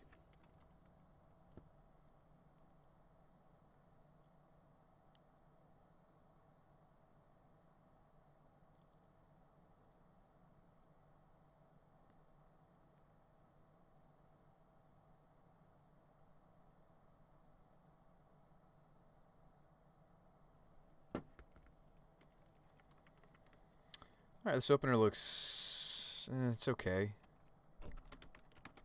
We're still playing for prize here, albeit just points. We're still playing for points. We'll keep... Probably gonna... I don't know, I have Ranger, though, in my hand. I'm more interested in making sure that Ranger happens, so why don't we go Temple Garden?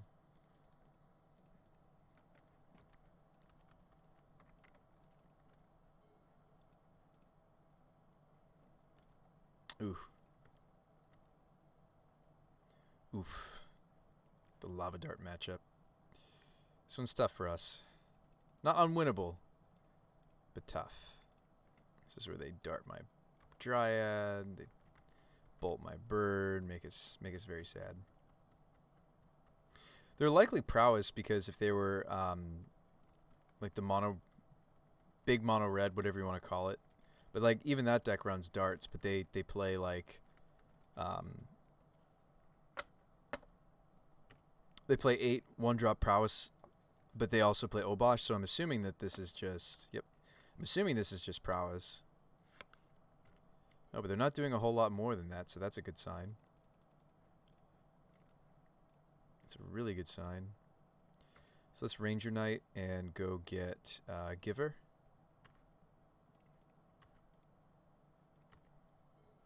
Not going to silence them. Sprite Drag. Okay. They do sometimes run Mutagenic. Now they're just going to attack. That's fine. Speaking of which.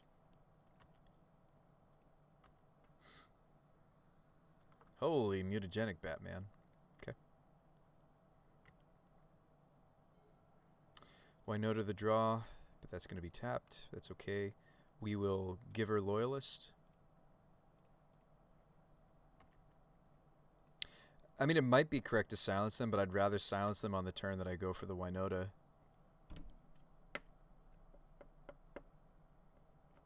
You know what? I've changed my mind. I'm going to silence them.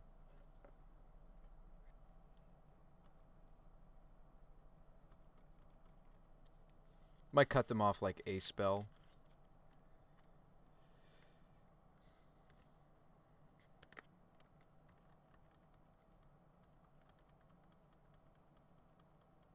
So they do get us here. Gross. That's 6 in the air. Yeah, prowess is tough for us. We used to play I like Burrington more than I like Champion. I used to play a different, like Favor fulfills a similar role. I used to play a their blocking is not really what I'm afraid of. Sorry, give me a second, folks. I'll finish my thought. I used to play something in addition to Favor for this matchup because it's tough because they have the Lava Darts, which is just tough on Birds of Paradise decks. We used to play like I played different dorks when prowess was even more prevalent. It's still pretty prevalent, but it was even more prevalent for a little bit there. And we were playing like there's like an enchantment that stops non-combat damage, so burn spells. We've done weird things like that to the deck, and I think ultimately what I decided is, okay, this is just a tough matchup, and we're starting to like jump through hoops with the deck to the point where it's just not worth it. And at that point, you either retire the deck or you chalk it up to this is just a tough matchup. And so I decided to leave it at this is just a tough matchup. We cut the Majesty of the Moon though for sure. That's an easy cut. Abolisher's like it doesn't really do what we need it to do. It's not like they're a permissive deck. The trample package is not really relevant because I like the first strike. I like Loyalist okay. But they're not usually blocking. So Forerunners is the one that just deals the most raw damage if left alone. Rangers are okay. Let's run it like this. Entity's weak too because of the darts.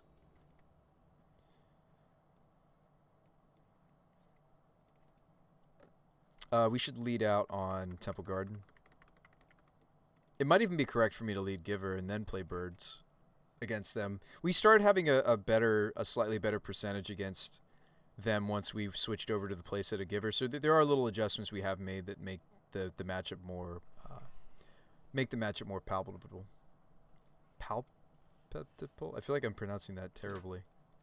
Palpable. There we go. That's what I was trying to say. Do you just try to play without the green? Oh, have I tried this deck without the green? Yeah, so the way that the deck looks like without the green is just like a weird taxes list. Usually the finisher in that list is Geist Honored Monk. I think I'll just play Brewsday Go. Yeah, so that's yeah, there's a build out there that already looks like that Goblin guy. I'm trying to plow some new um, territory with this deck, so a lot of the quote-unquote agreed upon, as far as what other lists I've looked at, the agreed upon finishers that people have been playing, your Angrass Marauders finishers, that the taxes list, the red-white derivatives of the deck, dragon, okay.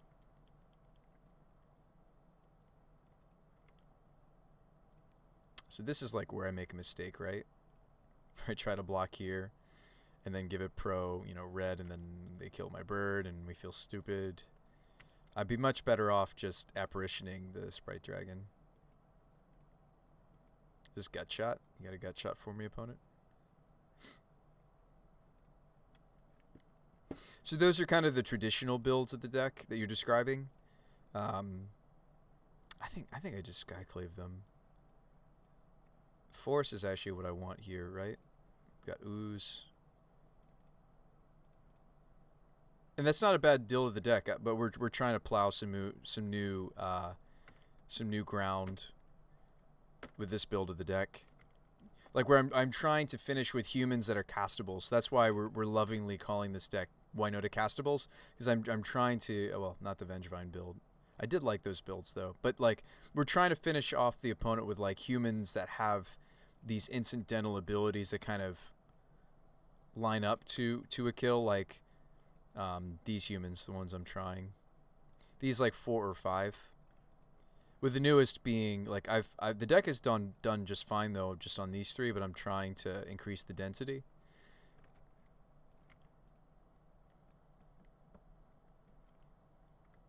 I hope that makes sense.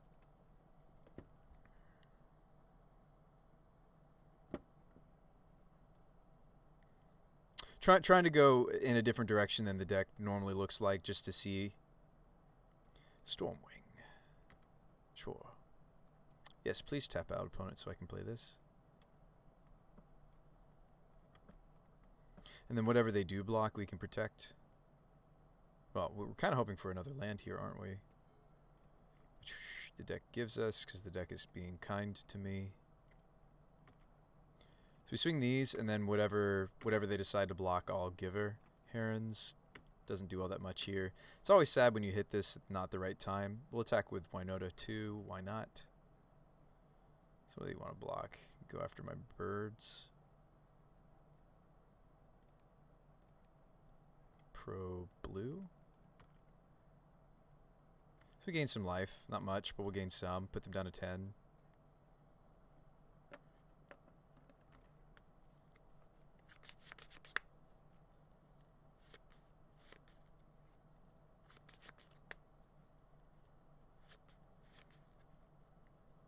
But I do think there's merit to the nice thing about the plain red-white build, Goblin Lord. Are we shooting my Skyclave? Oh, we're double bolting the Winota? That might be good for us. Well, maybe. Maybe not. So bolt a braid. And like I could have given up on saving the birds to save to have Giver open to protect from a double burn. Get to hit me for 5. They don't. So maybe we try to get Fauna Shaman out there. Not maybe, we definitely want to get this out there so we can set up another Winota. Now, the question is, do we Ranger or do we... Like, the benefit of Ranger... This gives us a little more protection than just Shaman. It also gives me a land drop, which is probably what I do here. Yes, a land that will trigger the Winota I'm about to grab. And you want to leave one creature... You want to leave one creature in hand, obviously. For the Fauna Shaman, you need a creature in your hand. So I'm going to leave the Skues. Skues is going to exchange itself. My attacks aren't great. Like, they probably have something that punks me. They didn't attack with a Stormwing. I don't see a reason to attack until we have the Winota on the table again. They want to snag my Giver. Okay.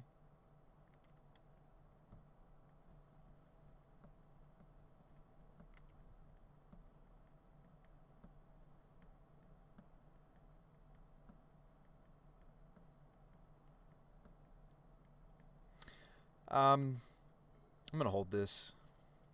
Silence. Morphos. Maybe I shouldn't.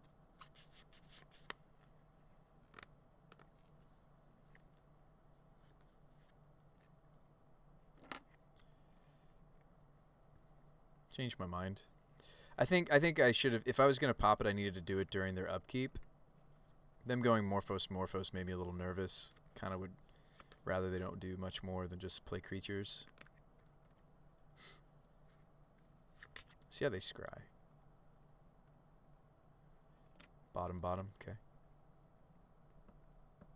But see, now I don't have the protection for the silence on this turn, but...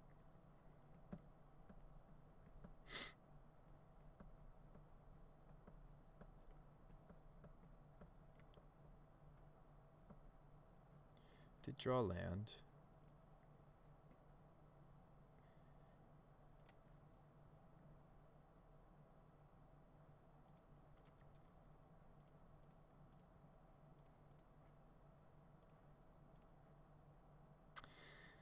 Now, do we want the extra triggers or do we want to deploy the giver? I think I just want the extra triggers. Is this another Vapor Snag? Just opt for Vapor Snag.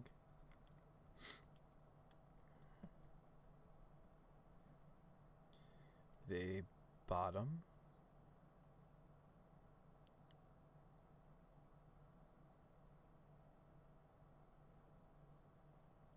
They bolt my apparition. That seems like a concession to the, I mean, it's not a concession as in the matchup. That's a concession to the fact that they couldn't get the Winota off the table. But are these triggers going to be enough? Let's find out. That's a great start. That's also good. Maybe we want Gilded Goose. Flies and gives me... it's got some life gain stapled onto it. We're going to gain a lot of life from the Grace. So we're going to block on... You're indestructible, though. These are indestructible, though.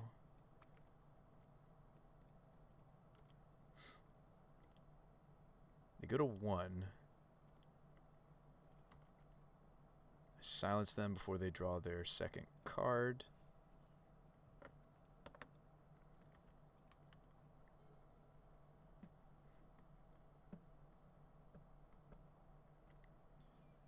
That was even with me kind of flubbing this, the first Ranger we played. What was the thing that I thought that was wrong in my boarding? Well, Forerunners is the one trampling effect that I didn't cut that just punches the hardest on its own. So I think that's fine because they don't tend to do blocking. Like that's when these shine. Their deck doesn't tend to do a lot of blocking. Yeah, both Arbor and Mirror Entity are real liabilities in this matchup. To be 100% truthful with you folks, they are. Both this and this card, real liabilities against my opponent's, you know, play set of Lava Darts. I think we do try to get away from these if I can, but I just don't know if I can. Like, what am I going to play instead? Veil, now that they've shown me Vapor Snag? Like, okay. It's very specific. What else? Grand Abolisher, so they're not messing with us. Like, Abolisher also fights the Vapor Snag similarly. It does feel bad to, like, Evolution and they snag the Winota. It's like, this stops that. These both fight them on that axis. Scooz is just in because it just gains me some life, but I feel like it doesn't do it quickly enough. Maybe I want something else. Madness of the Moat is going to stop their non-flying threats. The problem is the blue-red prowess builds play quite a few flyers. So I think you could play Glyph Weaver as an extra like burn protection kind of plan. That might be better.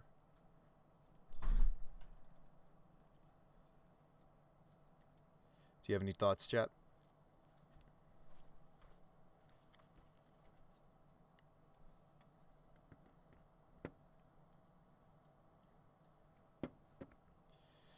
All right, well, if that's the case, let's run it.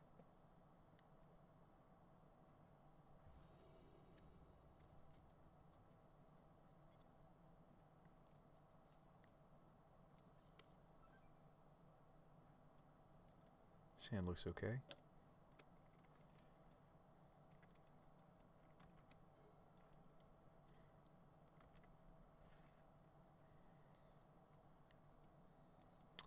Wonder if this is a hand where we want to lead on the giver. Ooh, Soul Scar. Probably want to lead. Giver of Runes. Oops.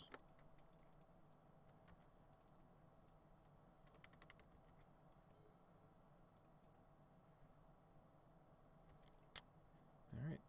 Miss Taylor Swift Spear is here. And they're going to dart my giver. I don't think it's long for this world. But, I mean, better that they spend 2 darts. Oh, wow, they're flashing back the dart. They're giving up their mountain. That's scary. Attack me for 6.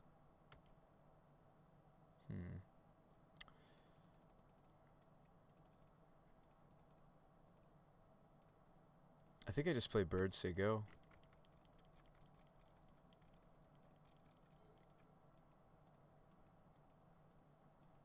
If they're making that play, they clearly have another land. No blocks. What do you got? Oh, that's a good sign. Fetch. So we've got a filter land, but it's rugged.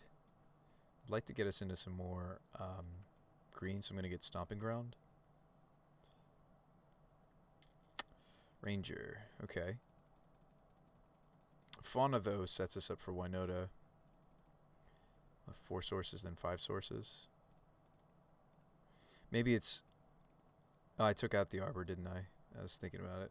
Getting it. I think it's correct for it to come out, though.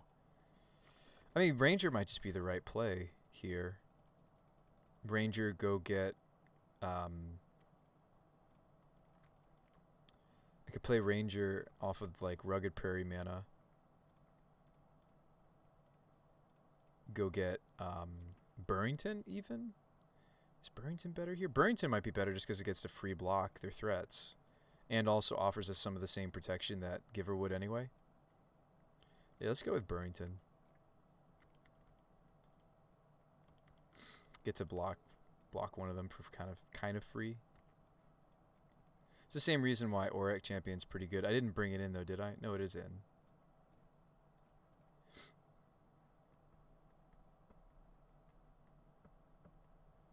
Manamorphose, okay. I might just want to sacrifice the Ranger. I don't really want them casting anything else. I should have sacrificed it during their upkeep, honestly, because I was so low, I think. Let's just stop them there. Do a free block. Take 2. Cavern, okay.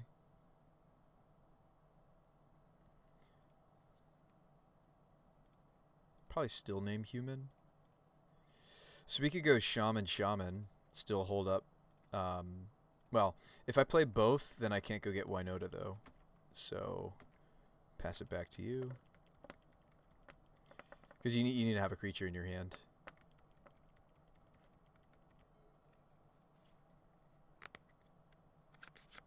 Kozilek's Return. Okay, so I have to... Well, Burrington doesn't work against that. I think we just lose right here. Card's great against us. This is a situation where it is. So since this is devoid of no colors, even though they're spending red mana to cast this, this is a card that Burrington can't stop. Unfortunately. Yeah. Because it says all damage at a red source, it can't actually stop the Kozilek's Return, unfortunately. So we're better off just like actually doing that. So what I've done is I painted the Burrington onto one of their prowess threats. So it's going to stop us from taking damage off of that threat, but we're pretty toast. Can't even cantrip the Veil of Summer, so we're going to take the damage from the Swifty Spear. That was rough. That was really rough. What's our best draws? Spyro? Best draws off the top are things like Spyro, other sideboard cards like the Auric Champion. Yeah, this card's great against us. We drew birds. Okay.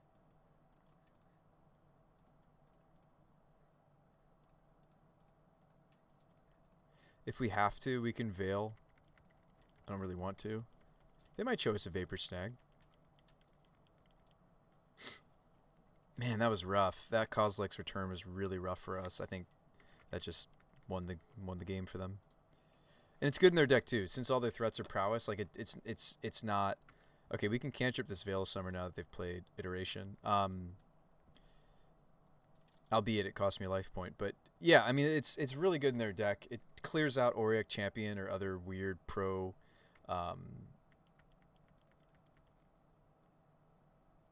Bolt my face. Yep.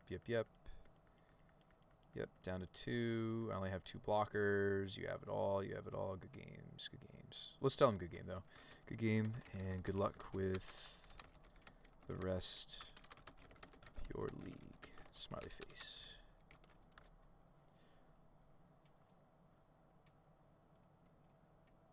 I'm curious what our next draw was, and sometimes when you scoop in your last round, you don't get to see Skyclave coming up. Okay. Yeah, see. So we didn't actually get to see what our next draw would have been. Man, that was pretty terrible. I still kind of want to test the exact same 75 though. Cuz this is kind of just a later iteration of the heavier humans, like more anthem effects. We're main decking all of the other things that we've found ourselves tutoring for. The other thing I'd be interested in, honestly, is maybe even just like a what do we play? Containment Priest? We didn't really get to utilize the Rest in Peace tonight. The matchup where the Rest in Peace would have been useful, not Containment Priest, Containment, Banisher Priest, actually, not Containment Priest. Containment Priest turns off an important part of our deck. And in the argument, or in the discussion between something like Banisher Priest or Fiend Hunter, I think this deck is more interested in Banisher Priest because it has higher attack power, and so the extra toughness that Fiend Hunter offers isn't really all that much more significant. Our defensive threats are the non-human threats, and then our humans are kind of what we're trying to finish the game with. And I don't know if this would be main deck. I think we could cut the Rest in Peace and watch us run into Dredge, and then I'm like, oh boy. I mean, I'd like to have both somehow. The Phyrexian Revoker's kind of extra, although this is also useful in the Heliod matchup, just like Ferocidon and Linvala. If we could just have all the things, right? The Veil of Summer was kind of like, eh. But our deck can struggle with the permissive decks in the format. There's more and more of them.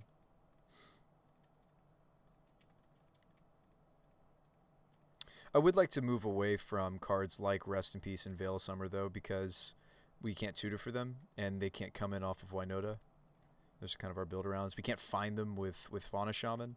So, I mean, I'd rather not play with either of these, to be perfectly honest, just because there's something I can't find off of these 8 cards.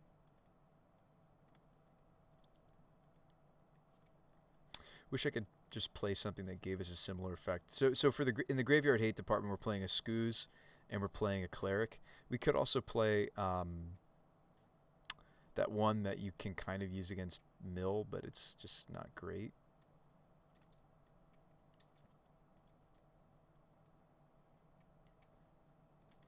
The card I'm thinking of is Loaming Shaman. You tuck their graveyard back into their library. So this is that 3/2 for 3.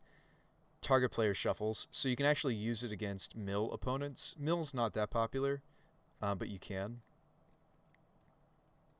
Favor of the Mighty is also in that category, by the way, of spells we can't tutor for.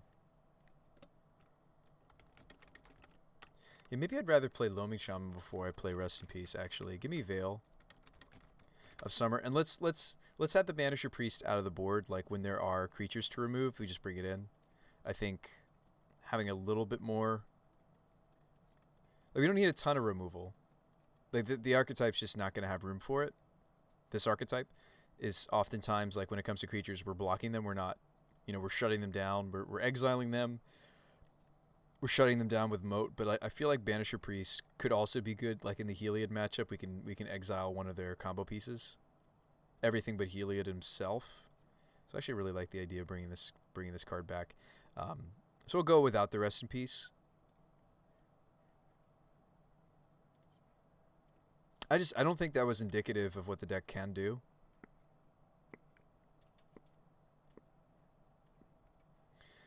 So let's do a fresh league.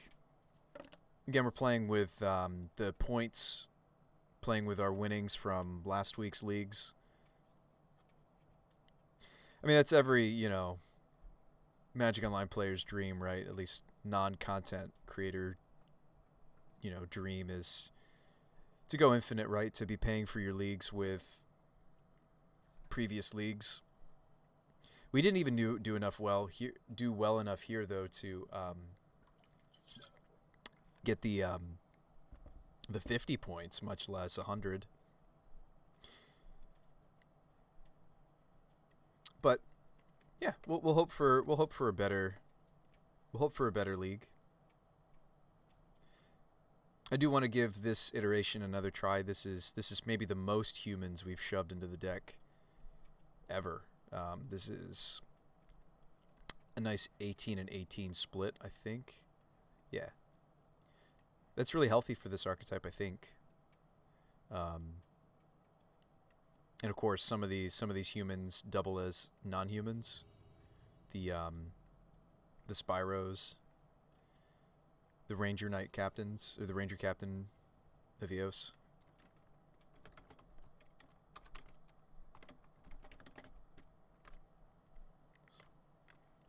This opener looks fine.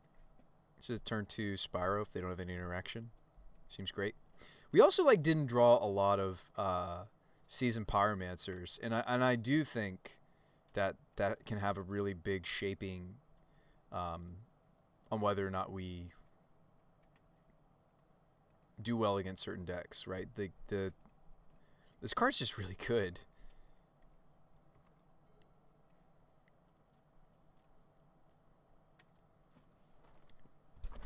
So, I do think that last league wasn't we were pretty regularly 3-2ing at least with the deck, and we were getting a few 4-1s here and there. One theoretical 5-0. I say theoretical because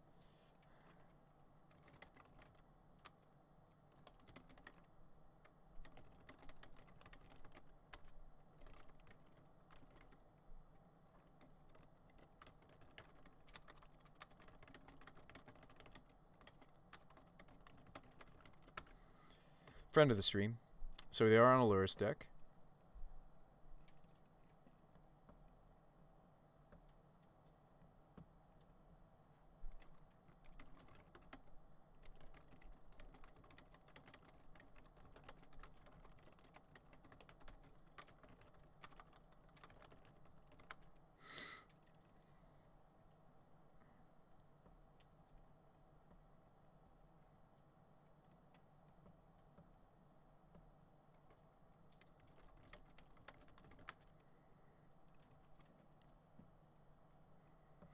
A little bit of a streamer showdown here. I'm talking to Ben.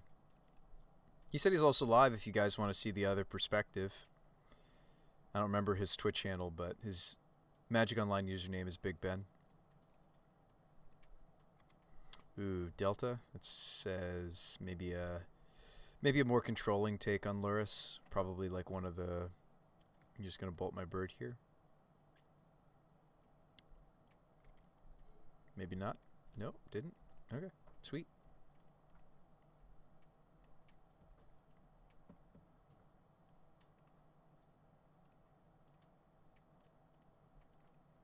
So this is Spyro, and I'm going to dump the Heron's Grace. Maybe also the Loyalist. Those are more matchup specific than Entity and Goose. So we're just looking for Winota. This is Opt, looks like. Vapor Snag. Thought Scour. Okay. Yeah, so this is just one of those more controlling styles of Lurrus. So like a Grixis Lurrus control.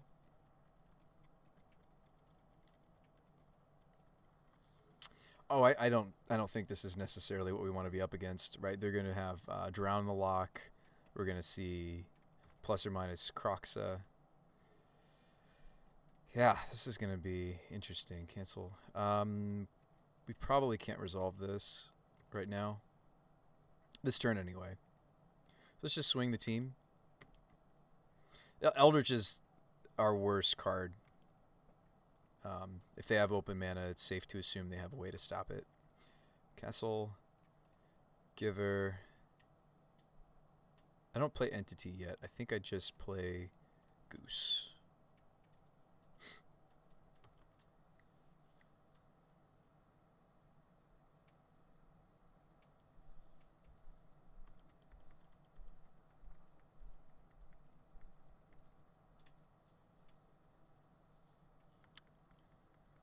Go get a watery. They're already at 12.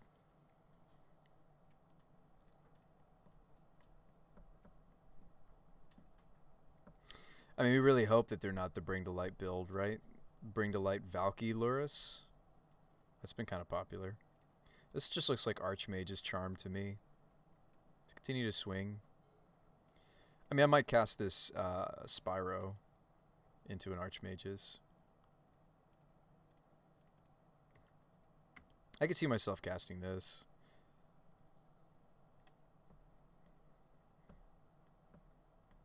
Ooh, snap push. Is that what we're doing?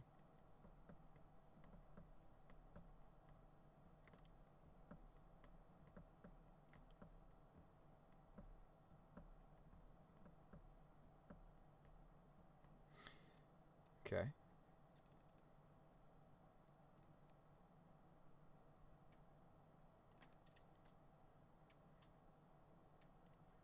Maybe it's weird to do that. If I'm doing that, that's me saying I want to push damage. But honestly, I just want the Pyromancer to stick around because I kind of want to go get Blood Moon off of this Evo now that they're tapped out and just kind of hope that does something. So I'm thinking of converting this Spyro into the Magus of the Moon. Maybe just get him. You have some expensive mountains now.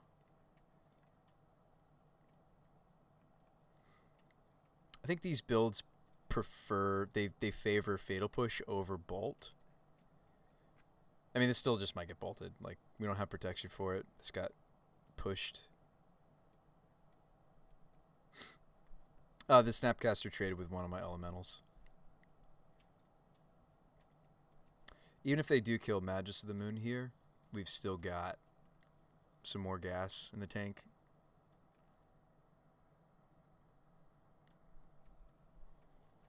Meyer, go. Ooh, drew the Winota.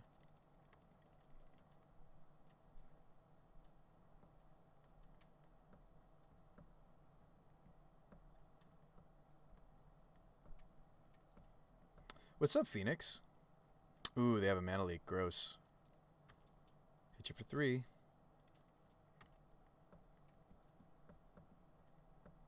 Ooh, and they have the bolt too. Gross. Even grosser. This is starting to slip out of our hands.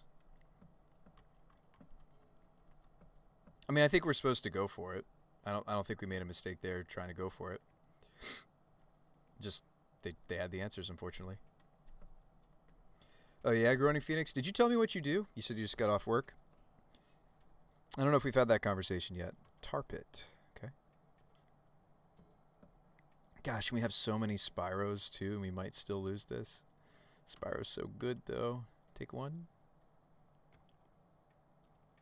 We're gonna Archmage Charm these, right? Maybe I should even just end step. No. I'd rather they're countering than they're just drawing 2, right? Show me Mana Leak number 2. Make me a sad boy. Won't be long now, folks, until we have, yeah, so Charm. Oh, no, Cryptic. That's not good.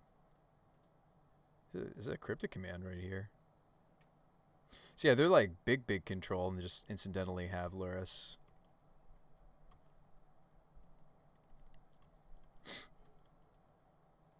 They're going all the way up to Cryptic. Some of these decks just stay as low as Archmage's Charm, but we're going all the way.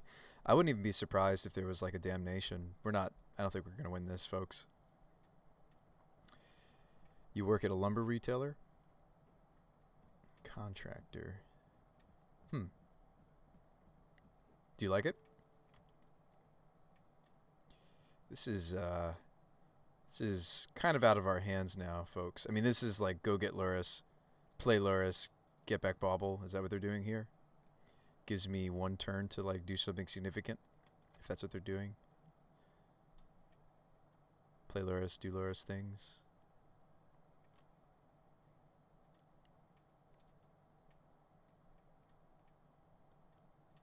I do wonder why it took as long as it has for people to realize that you can just like play Luris in these like Snapcaster decks. That's not true. We've seen a few people do it, but they weren't also playing Bauble, but they probably should have been.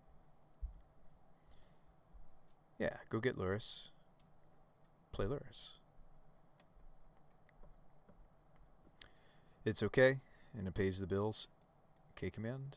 Ditch this. Okay.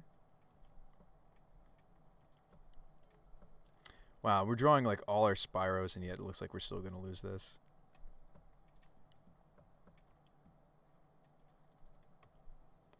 I'm doing the best I can with what we've drawn. Cryptic down.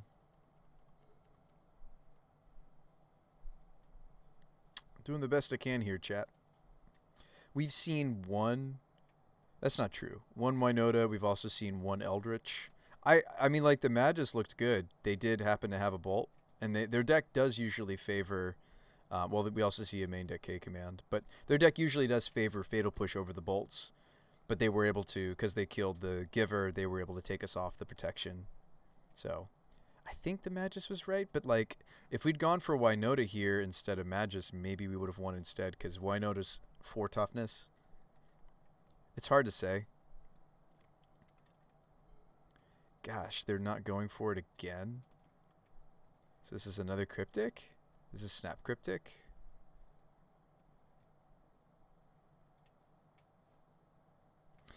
I mean, I'm not even that mad. I do like to see, like, literal Cryptic decks being feasible. It feels kind of gross, right, when it's like a how many of those are you playing? I wish I could play more.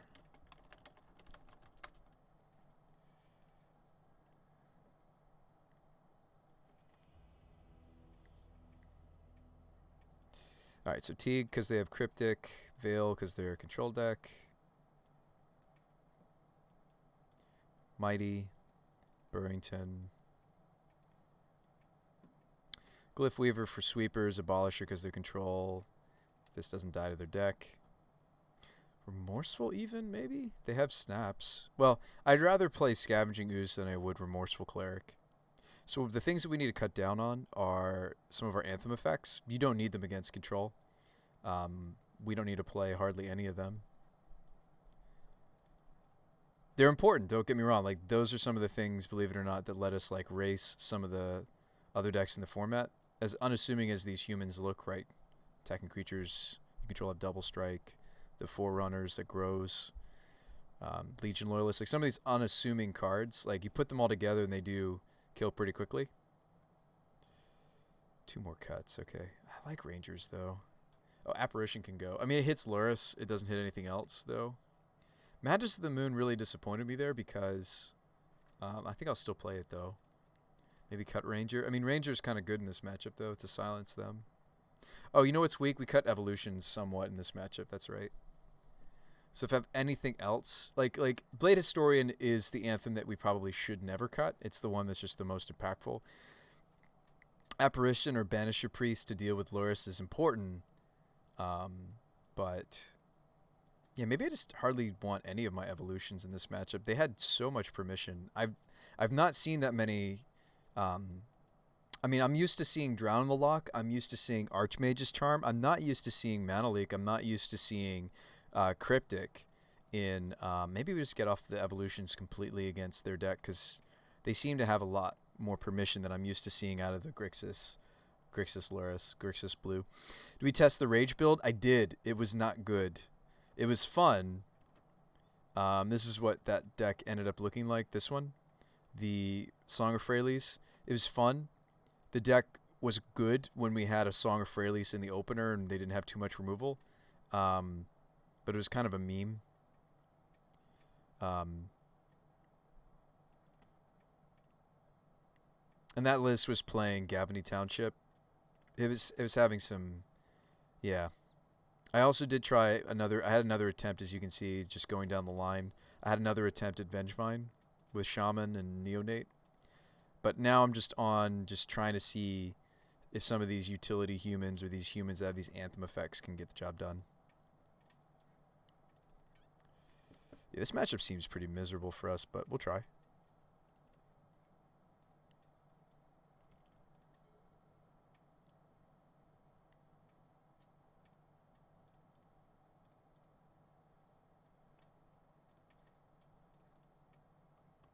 I want to try to fetch basics when I can because Magus of the Moon is still in. It's unfortunate that they're got the red splash. K-Command. Well, K-Command might not work still after a Magus of the Moon, but Bolts will. Anger still will. They play Angers probably. Gotta beat Dredge somehow. Fatal Push. But I think I'm playing Goose, right?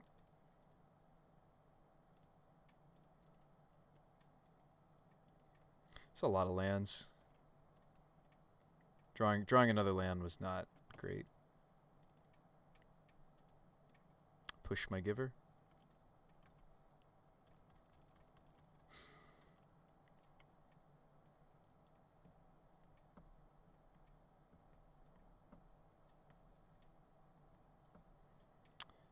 That's Drown in the Lock. Could be Mana Leak. Probably Drown in the Lock. I don't want to get this drowned. I don't see a reason to. I might just make a food.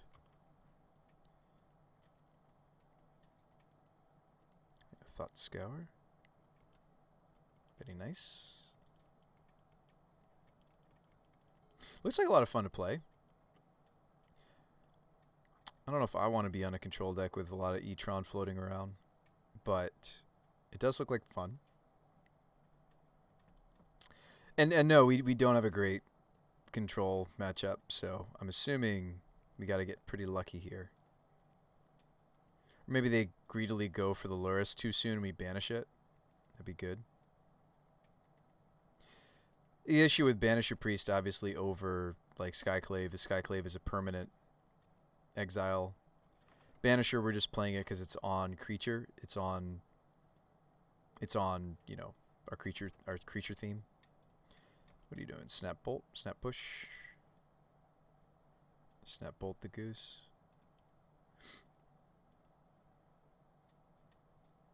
They're tapping out to do this. I'm going after my Arbor, actually. Okay.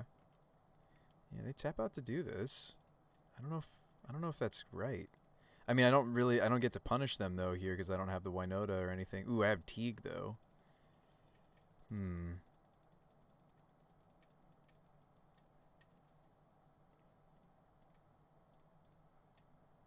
Champion Gek Teague.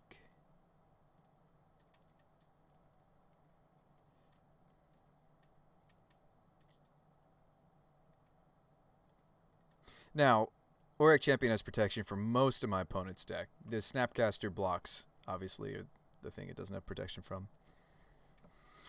Gallagher says, I've been thinking of brewing green-red Kiki Chord, playing Magus of the Moon, and the green 3-drop that combos. Bounding Krasis. I don't know if you saw in the Discord, you tried the Devastating Red. Seems like there's too much removal in the format. Yeah, I think I did see what you were talking about. Maybe I can, like, actually bait something out of them from me playing Banisher Priest. Is that possible?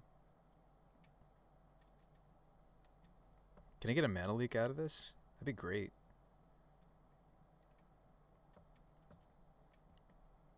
Banisher Priesting Snap is kind of awkward though, because they get to reuse a spell potentially. Maybe this is like a terrible idea. Like if I'm gonna banish or something, I really want it to be Lurrus, because when you banish Snap, maybe they just get to reuse it. Yeah, this is maybe a bad idea. I don't think I can justify swinging, because if they kill Priest, they just get it back. They might just be killing Priest right here and getting it back regardless. K-Command me. Make me discard my Winota. Get back Snackcaster, but not do anything with it. Kill Teague, make me ditch Winota. Yeah, that's pretty good use of K command. If I'd attacked though, that might have been even worse for us. So they could have like snap blocked the Auric champion. This is pretty bad for us. Them exchanging one card for two of my cards feels pretty bad. Card's pretty good. This is a cryptic. Gross. Ugh.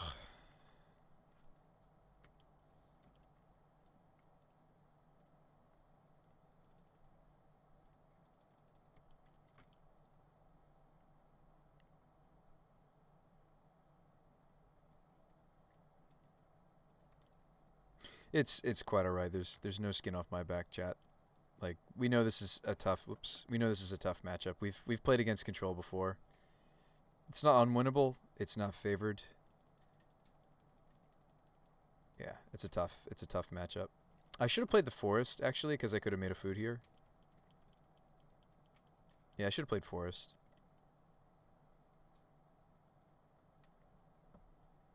Here's their cryptic we knew about. Cryptic bounce the priest, get the snap back, play the fatal push. Games. Enjoy the rest of your league. And stream.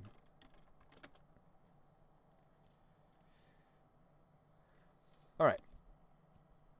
Pretty tough.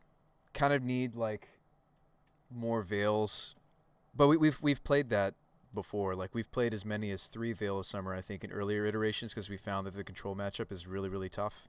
And then you're missing out on some really important tutor targets once you start, you know, running 3 or 4 or more Veil of Summer. So I think it's okay. Creature combo decks, yeah, tend to have a tough control matchup. I don't know if we can keep this. This hand seems a little suspect because the Dryad Arbor is an important... I mean, like, we're on the draw. I mean, we're on the play, excuse me. So, like, I think I'm going to mulligan for a safer opener. This looks good. I might put back the Scoos because this is kind of matchup specific. Yeah, the 6 looks a lot better.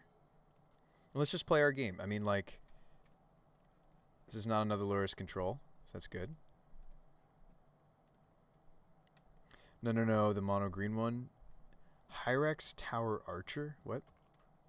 I'm not familiar. I'm familiar with you can combo with Kiki with there's like a 3-drop human that's not green, it's white. Village Bell Ringer. Ooh, slash. So this is also prowess.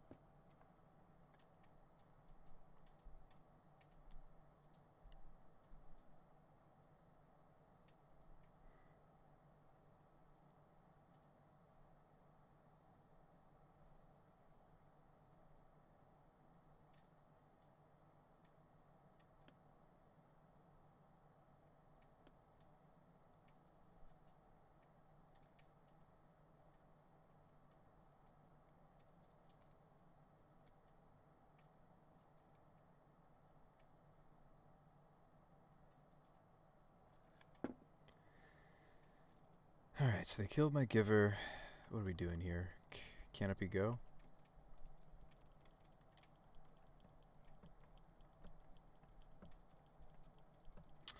I do radio copy.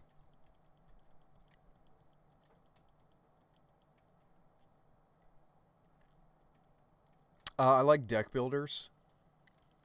When I was younger, I played some MMORPGs. Mainly World of Warcraft. That's behind me at this point. Let's see. I was playing Control because a buddy of mine recommended it. This is pretty good, although I haven't finished it. I have. That's kind of the go-to. That's like the premier in many people's minds. That's like the premier deck builder. Swiss Spear, attack me for 2. Maybe more? Nope. Okay. Blade Historian, huh? Yeah, this is not looking great for us, folks. I lost a little bit of momentum there. Human.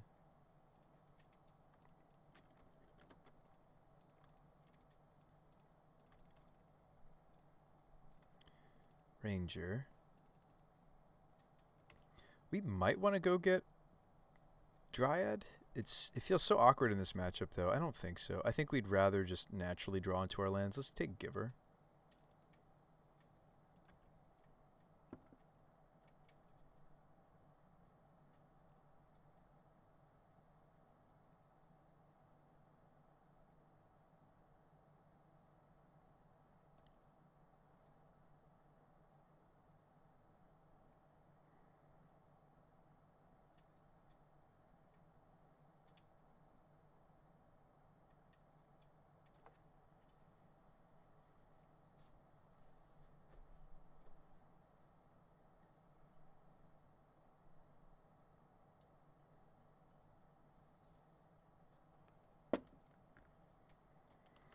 Doesn't have flash like Bounding Krasis, Village Bellring, or Pestermite, but allows you to be straight red-green, and you can play Magus. Yeah, that's cool.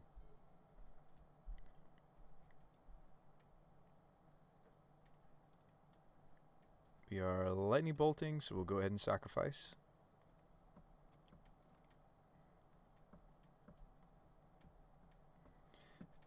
Having a little trouble keeping my creatures on the table against this prowess draw.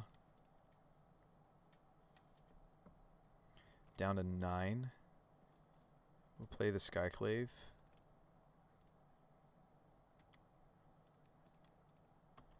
Just having a little trouble here, folks.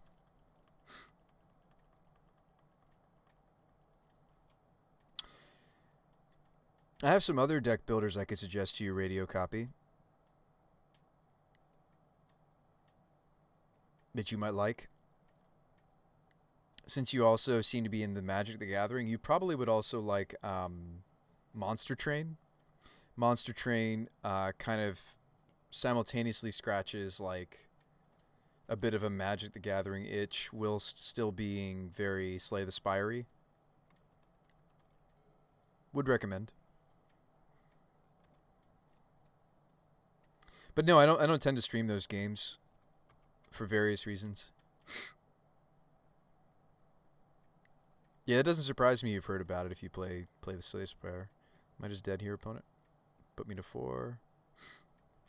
Stormwing. Man, we just can't catch a break today, folks. We fell behind the Wild/Bolt. Kind of had a non-accelerating hand.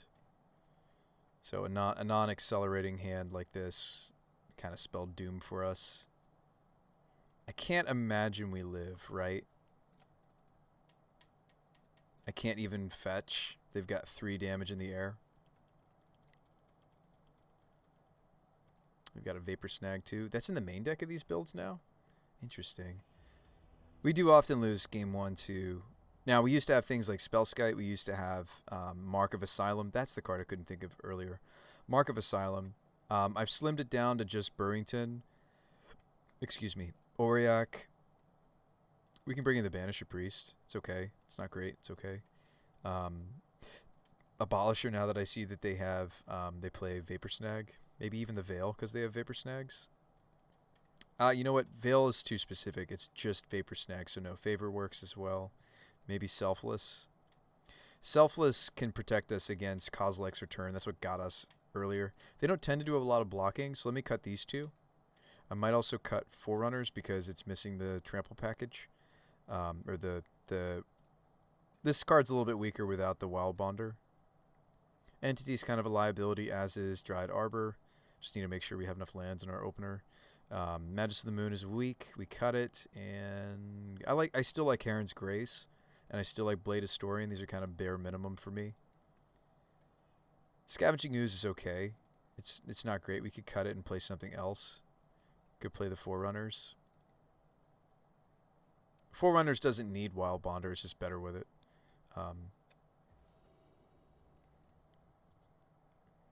This opener looks okay. It's a little awkward because it's well, triple giver, so it's not very fast out of the gates. It needs to draw into 3rd mana source. But I am going to keep this, hoping to find 3rd land. So we're going to lead Sacred Foundry because we want red for Spyro. I mean, this hand is all in on this Spyro, really. Like, if I'm keeping this hand, it's because it had a Seasoned Pyromancer and red to cast it. Lightning Bolt. Nope. Soulscar Mage. Sweet. Whoa, the playset. Guys, we did it. We actually managed to stick this card and keep it on the table. And it's good in this matchup. It's pretty good.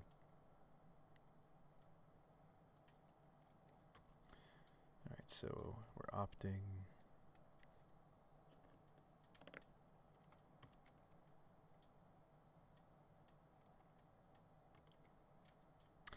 We have a Summoning Sick Giver. So I actually can't, if they have a burn spell for this Giver, I actually can't protect myself. So I might as well just try to prevent some damage. Because if they have it, they can disrupt my Givers. But if they don't, I get to save us some life points. Right, see, so they did have it anyway. And I think I'd rather just seasoned away the 2 Givers. Hold this. We're looking good. We're looking good. Next turn we can we can't Apparition, but I can maybe just play Birds. And we want to be much more like that block last turn was a little cheeky, I'll admit. Oof, they have the Kozilek's Return. Gross. That's maybe just game. That's really too bad. Yeah, Sweeper's great. Sweeper's quite great. They usually run 1 or 2 copies. Most prowess lists will. It's really good against us. It's the second time tonight we've had our prowess opponent find it. Alright, well, Favor, a little late to the party. We do get to do one cute little thing with this card. Let me check this out. I want to resolve this first.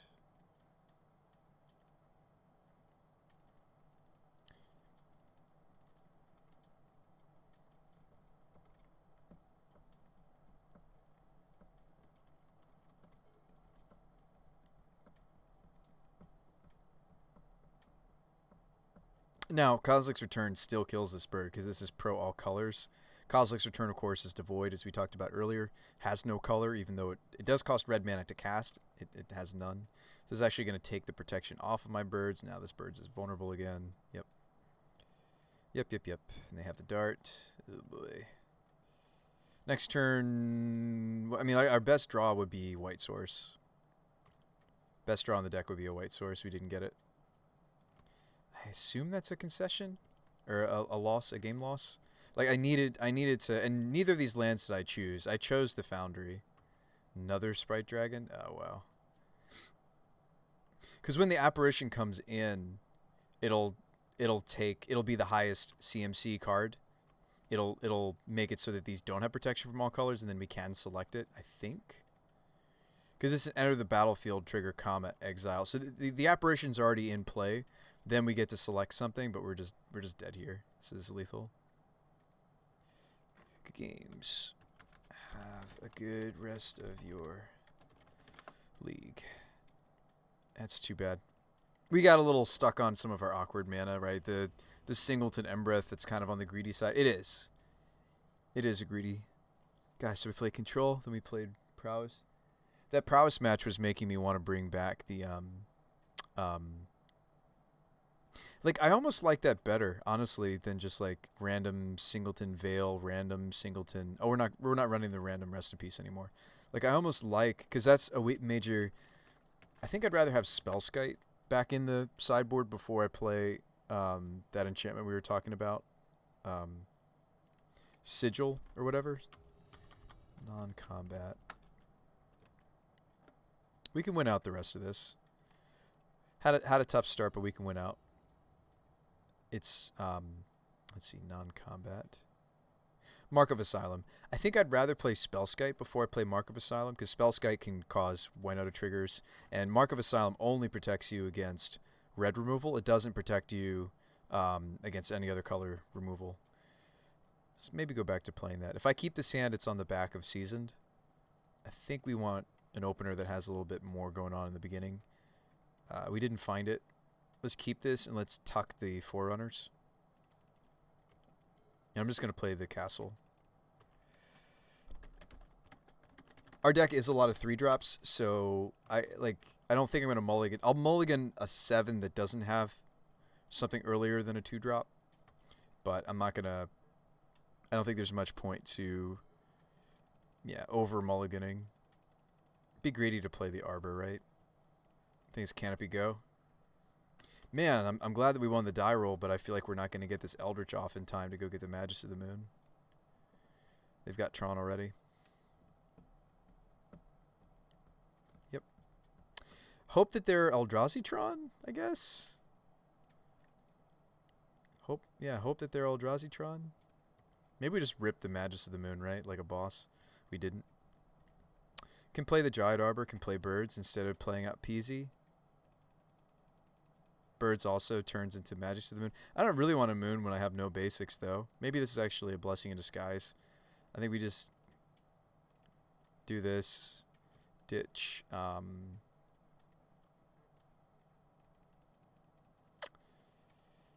Ditch the Evo and Birds, maybe?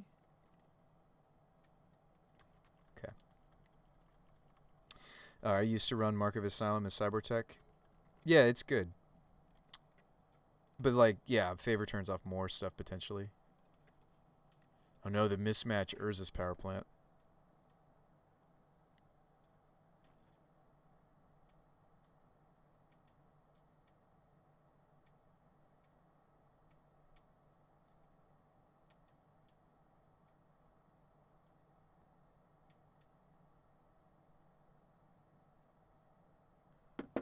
Alright, all is dust. That's sad.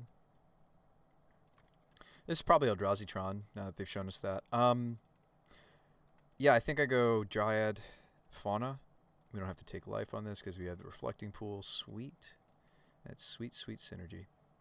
It's hard to rebuild after this. We lost our Birds. We lost our Spyro. We lost our tokens.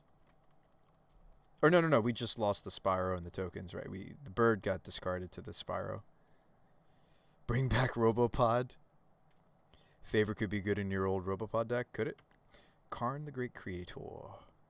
Karn, go get Walking Ballista. Play Walking Ballista for X's 3. Shoot my creatures. Make me a sad boy.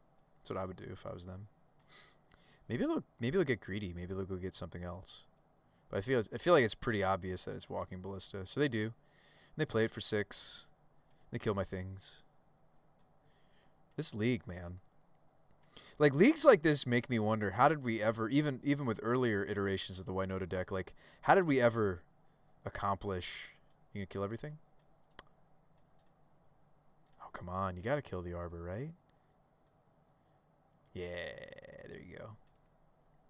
We need them, too, because we need this off the table. It was good for them to, like, sit there and think for a moment. It's good to use your brain. So we'll play this Winota. We have no non-humans on this table. I have a 4/4.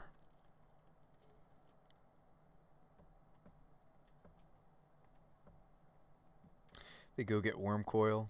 Yeah. Karn's so good. Legacy playable. Vintage playable Planeswalker, actually. 4-mana Karn. This has been like a fun card. Like, there's so many different like control decks. You could Bridge. Yeah, it seems pretty good. We do have a main deck answer to Bridge. We can get under the Bridge. We knew that they were Eldrazi Tron earlier when they all is dusted. This is not new information. The old that's this nice little synergy opponent. Why didn't you Reality Smasher first? I don't understand. We're gonna lose to this Eldrazi Tron opponent.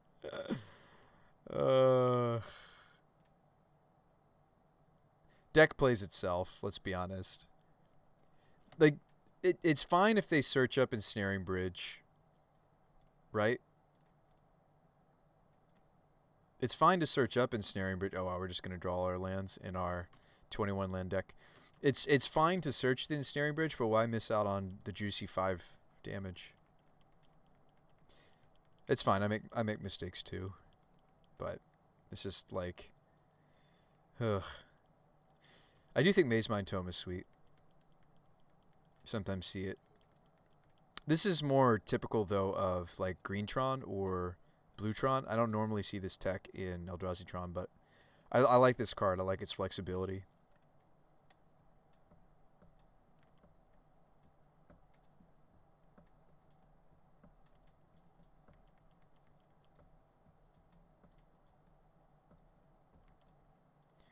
Yeah, we just can't catch a break. Like, what we really need to do is somehow start like we have a Spyro. Oh my goodness. Wow. All right, well that's what we're doing.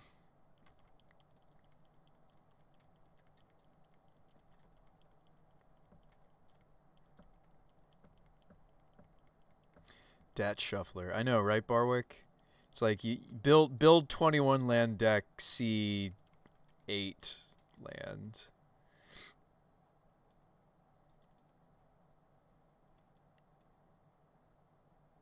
Oh, shoot. So now I can't go for the Spyro. Because if I fetch, they should stop me. I actually can't justify fetching. I'm going to give my opponent the benefit of the doubt that they know what they're doing. But this is just better for me to do than I think to Spyro, right? Like, yeah, maybe I should have fetched to prompt them to scavenge. But the benefit of me going next turn if I played one of my other fetches is they can't do that to us. But like now it's kind of moot because I've just drawn a Spyro and I think I want to do that instead. Alright, anyway, we'll Spyro. Although I'm not making any tokens off this Spyro because my hand is just a bunch of land. I'm going to keep another Windswept, I think, because we are Magus of the Moon deck. Alright, so do we play Ranger or do we play the Giver? I think we play Ranger. What's the benefit to playing Giver?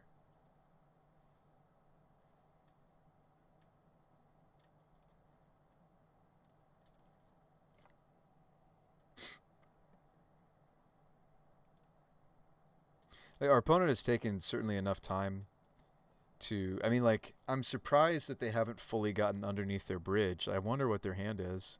Do they just have a lot of lands or something? That's strange to me. Let's get the Loyalist.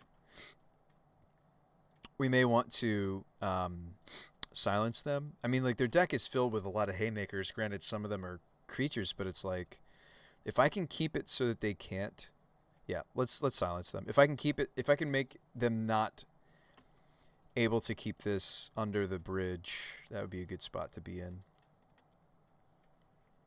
Because that's how we get through bridge. If I can't find the Skyclave apparition, is I have to sneak under it with cards like Loyalist and such. Maze Mind, yep. They're up to 5 cards. But they can't cast them. Smasher can attack, that's fine.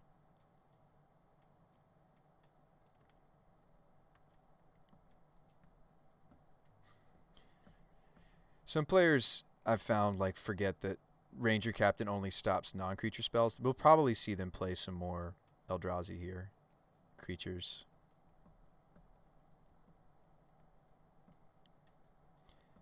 Thought-Knot Seer would be the worst case because I wasn't able to cast the Loyalist. Sweet. Alright. Maybe they have more stuff like Warping Whale. That'd be sad. Blade Historian. Sweet. Alright, so let's Loyalist Historian. I do have the right colors for this card. I know, crazy, like in our green deck to have the right colors. We can hardcast this card. And we smash. So how do we attack here? Oh wow, they're letting us attack. That's amazing. Alright, so Winota at Karn and everybody else going upstairs. Put our Legion Loyalist trigger on the bottom. What is their hand? No, everybody at Karn. Or he'll chump. Oh, you're right, duh. Let's also swing this at Karn then. You're right, I'm being a fool. It's not like this has trample. It's just double striking. Yeah. We'll send 2 threats at Karn. Thank you.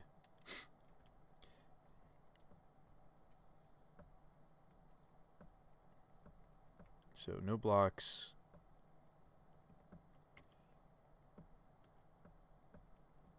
Like, what is this game even? How have we not been locked up at like chalices? How have they not ulamogged me yet? I am just blown away. I mean, we saw a lot of land, but maybe our opponent's seeing a ton of land too. Is that what's happening? I feel like most Eldrazi Tron opponents I play against tend to draw pretty perfect.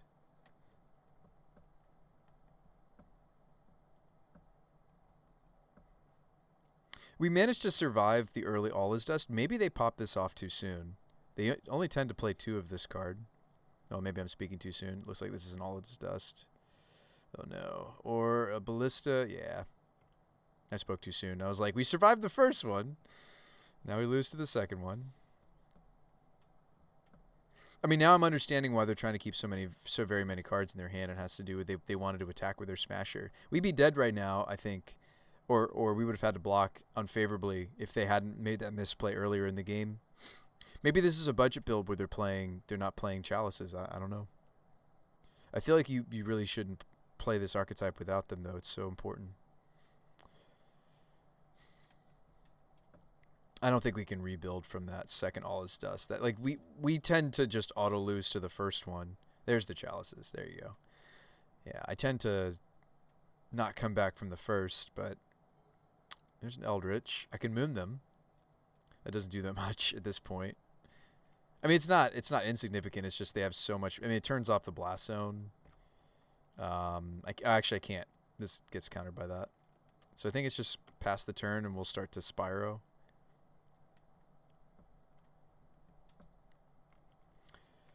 Yeah, speaking of chalice.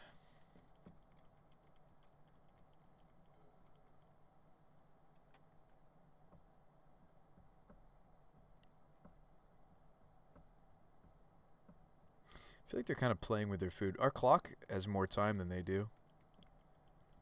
I can't imagine that their draw should take as long as it is to kill us. Do you think it's just because they made that misplay with their ensnaring bridge? Here's another good question. Do I even care to kill this Scion? Like, I'm acting like I'm going to block. I don't think I do, actually. Because if I top deck a Winota or the ability to, like a 2-drop that I can Eldritch, I'd much rather have the Elemental.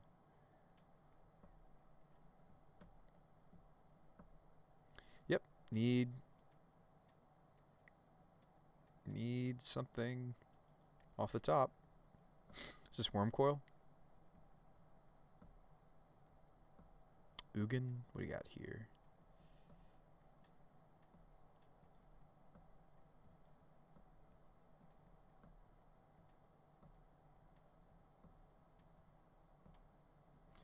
They're just charging up the blast zone. Okay. Fascinating. Grace. And flash this in.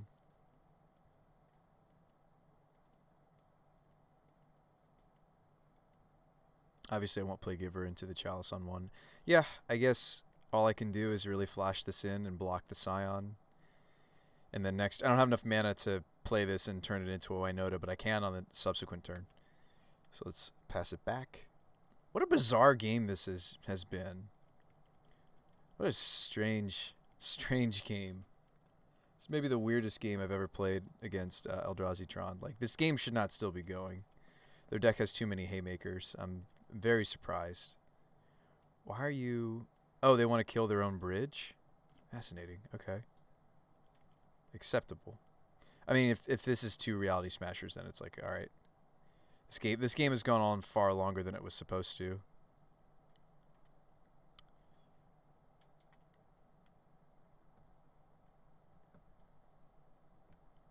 What a weird game.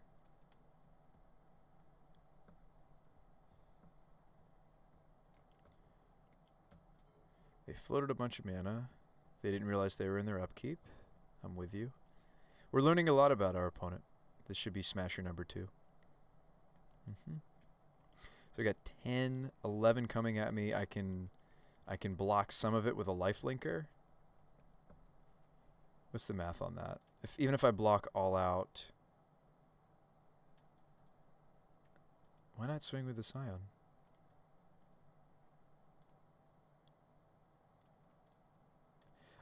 Even if I block all out, we die, right?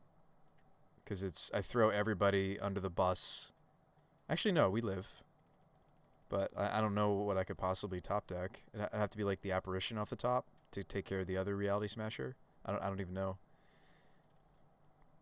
I'm surprised they haven't used their Scavenger Grounds to get rid of my Season Pyro in the bin.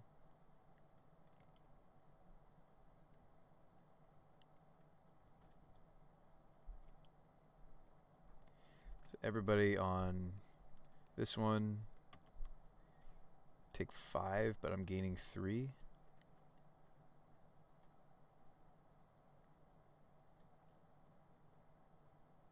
So I'm at 2.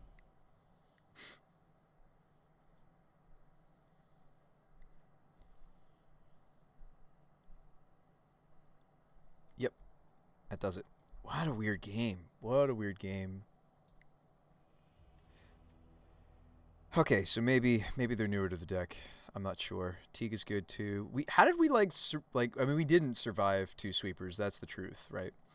It looked like we did, but we really didn't survive the 2 sweepers. None of these are useful. Magus of the Moat is for this. I like Linvala too. Banish a Priest, yeah. This actually doesn't save us from their sweepers, so we're not going to bring it in, and I'm not going to bring in any of these other tools. So I bring in about 7 when it comes to Eldrazi Tron. They do block well, but their creatures are just so big, I don't think the first strike or the trample is relevant, actually. I feel like we're on the Magus of the Moat plan. We're on the Magus of the Moon plan. Heron can stay. Mirror Entity can stay. Ranger Captain of Eos is interesting. It can slow them down, but I think that might be what I'm cutting to make room for these things. Skoos also comes out. Especially since I'm like taking out some of the targets for Ranger, I think it's fine. I think our human count is actually still reasonable. Let me show you.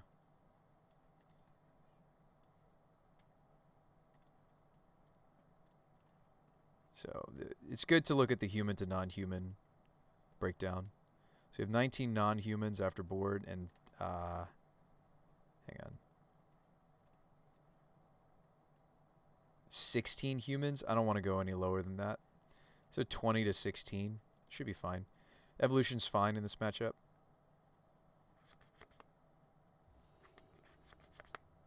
Yeah, what a bizarre game 1. This opener's real awkward. It's only 1 white mana, and I have several triples. There's no acceleration either. Let's look for a better. Even this I like more. It although it doesn't have the right colors, though. Even still, this is a double Fauna Shaman hand basically. But I'm hoping that this. I don't really want to mulligan much more. Yeah, I'm hoping this comes together. We see like any other land and this hand works. Just sucks we can't turn 1 the Giver. We might like maybe I should have looked at a 5. Like this 6 was awkward.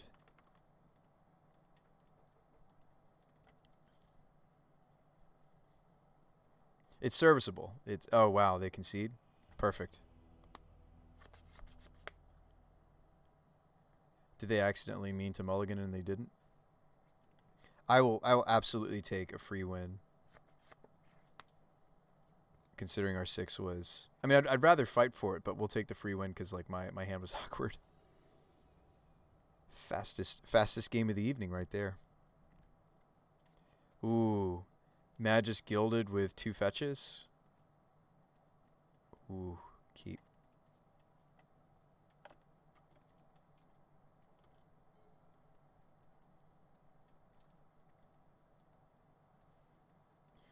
This could be a fast start for them.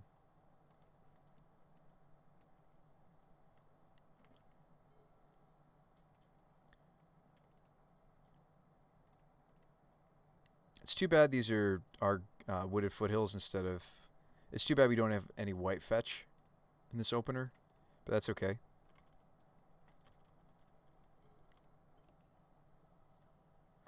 We're really hoping it's not Temple, Temple, Thought Not, Take Your Magus. Okay, cool.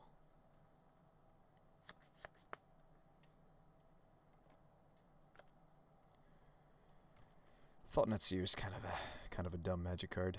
All right, here we go. Evolution. So I would be evolving the Goose, but since we just have the Magus in hand, we're gonna do it that way. No need to take pain here. To take damage, I mean. We can just do it this way.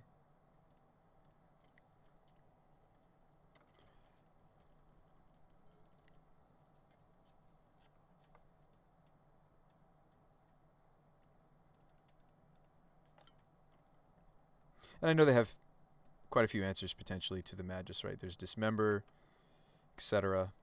So they do have colorless.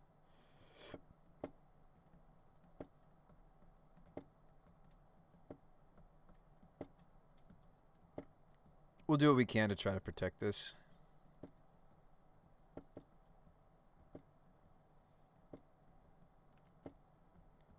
Chalice. Yep.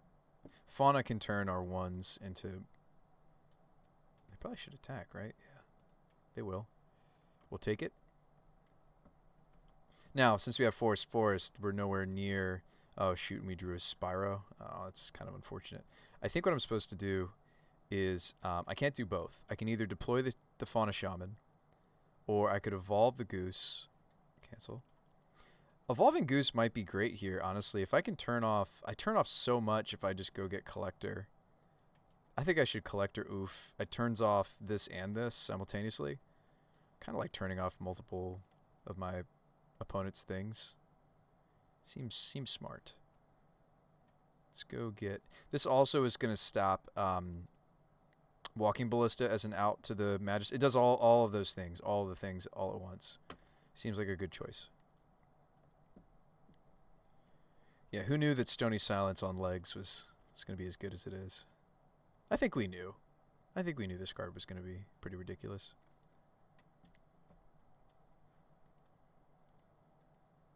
Next turn I might just Spyro and ditch these. Although Fauna Shaman could be really good. What is this? Thought Not Seer? Karn? Karn's a little bit less strong with Collector Oath on the table. Some of the things that they can go get don't do anything. It limits what Karn can go get. Okay, so they search out and they get Grafdigger's Cage. Interesting choice. I do care about this card somewhat. Not somewhat. I do care about this card. It stops Winota. It stops... doesn't stop Fauna. But yeah, no, I do care about this card. All the same, though, I think, yeah, we're just going to Spyro. Now, do I want to keep the Fauna Shaman? Because I can go get something that answers Cage. I probably should keep the Fauna Shaman, because Fauna Shaman still works. Let's just make one Elemental. Drew the Magus. Ah, drew a Plains. That's good. No attacks. So they would certainly block.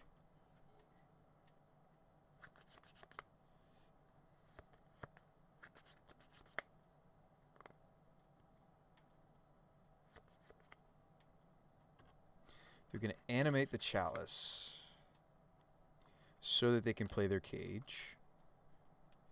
Yep. We may not get to cast Magus, and if that's the case, then we're just going to pitch it. It's just going to be Magus. It's just going to be Fauna, Shaman food, I mean. Yeah, that's interesting. It's always interesting, like, wait, they're killing their own card? Oh, they're killing it so they can deploy the Grafdigger's Cage. We care about this card very much so. It stops Eldritch Evolution. It stops Winota from triggering. Oh, or we just draw the Masked Vandal. Easy game, easy life. So play the Fauna Shaman. Do we want to just get rid of this now? It's not stopping anything, but I mean for mana, just for the sake of being efficient. I think I'm fine with this. Take this out. The Masked Vandal's been great. Really like this card. Get rid of that. We can swing with Spyro. Don't want to swing with my other threats, but we can swing this. The card. Good chance they block. Or not.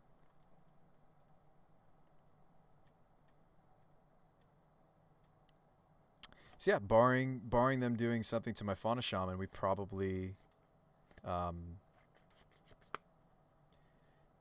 we'll probably discard the Magus of the Moat. We have enough mana to get Winota, do the Winota thing. Oh, what are they doing here? Bridge.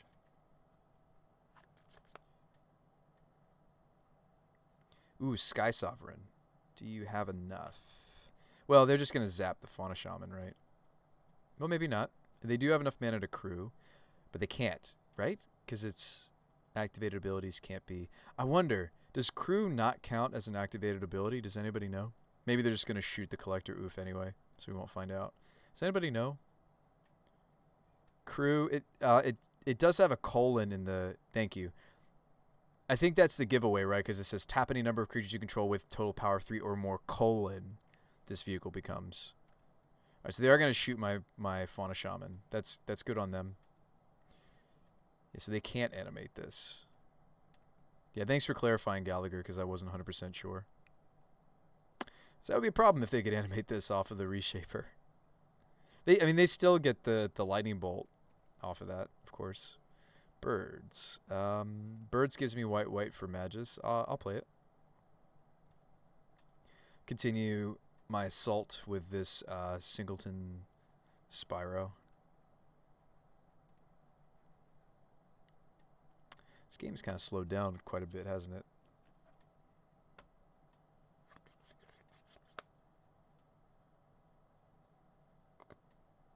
I mean, they've got a couple of creatures they really have to deal with.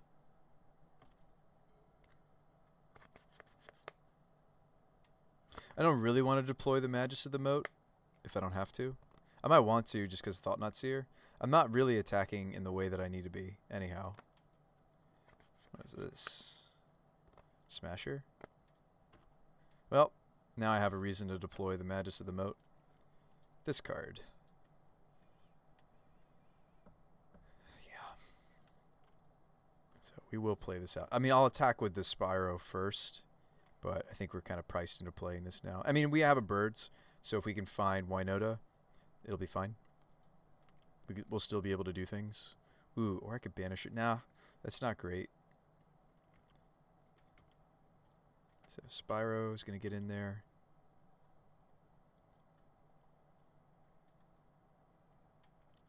Still no blocks from our opponent. We're just fine with that. Tap to tap, tap, tap. White. Moat. Guys, did you know you could play Moat in Modern? Did you guys know? Did you know? This card is Modern legal. It's Modern playable, guys. No, it dies to Bolt, so that's why you don't tend to see it.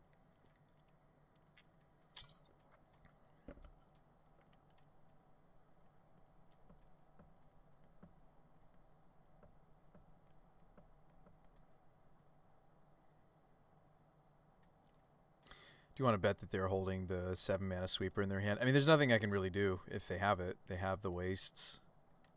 I actually don't even need wastes to cast it. Thought not take my Banisher Priest. Like, if we can just do and draw what our deck does, like, we have the advantage. We have all of our Fauna Shamans. We have all of our Eldritch, all of our Winotas in. If we can just... Yeah.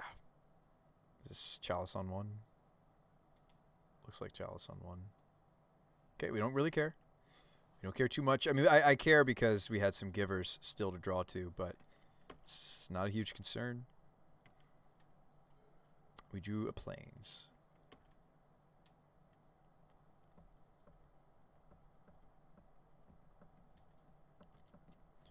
Alright, your move, opponent.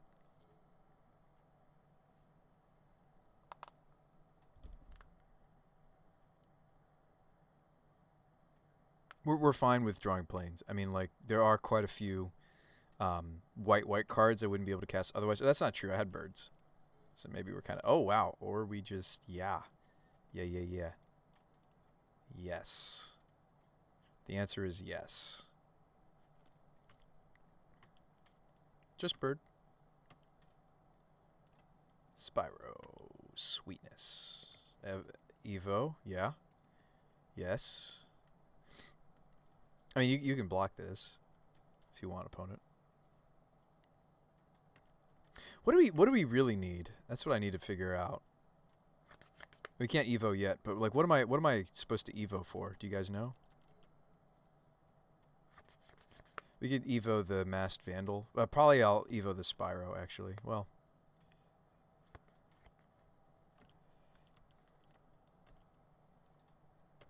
So what am I supposed to go get? This Eldritch, a Spyro. Evo for Elishnorn? Yeah. Yeah, that would be good. Alright, let's think on this for a little. Oh, why don't I just go get Mirror Entity? Linvala's interesting too. She flies. She'll give us more triggers. Kind of just like getting the Mirror Entity. Why not Evo the Magus away and swing? We could. Maybe we did have lethal. That's fair. Maybe that was the even better thing to do. I used to run some weird tech that we could still attack despite Magus, by the way. Like weird ways to make us all flying, all of our creatures flying. I think as a consolation, I'll maybe I'll even be a little bit more slow. Right? Because the things that get them out of this mess, like everything that gets them out of this lock, Teague stops. Let's just get Teague.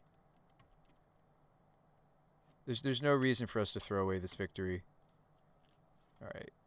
Colligan, this is huge. This hits really hard here. This hits for 10.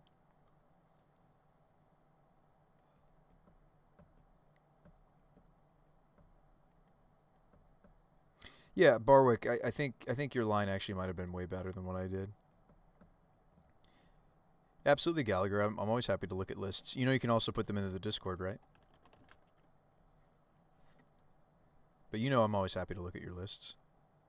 So we're going to do some blocking. What's great about this is since Winota pulled the Forerunners out of the deck, it's indestructible. Put them to 9. Like most of their top decks that get them out of this, they'll have to remove the Teague first. But yeah, I think I should have removed the Magus of the Moat with the... What is this?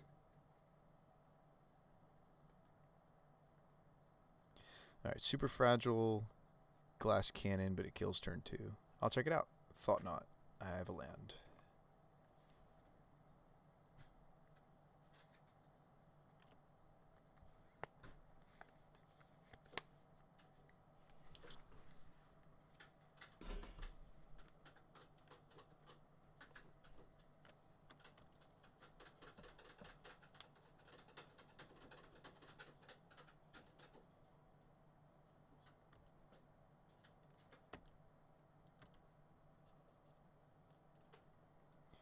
Entity.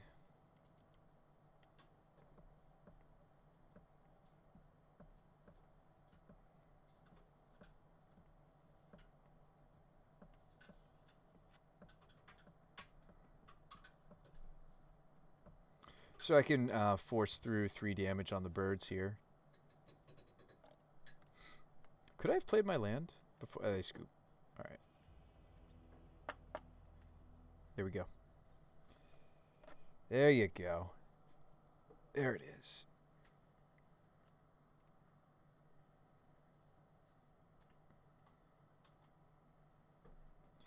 That's how we do it. I see some new faces.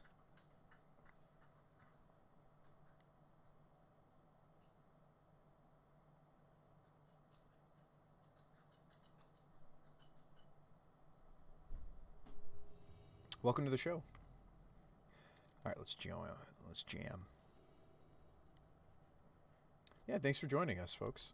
Hey, good luck and have fun.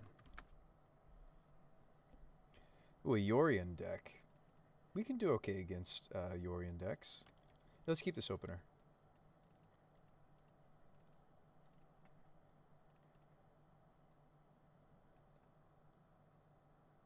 Why did Wizards think that companions was a good idea, right? I wish we could find a suitable companion for this shell. I just don't think there is one. We've tried a couple different configurations to try to. I think we can get away with basic planes here.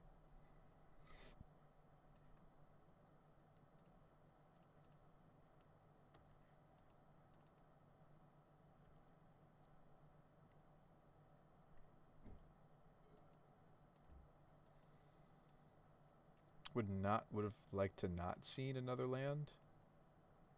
Would have liked to seen some gas.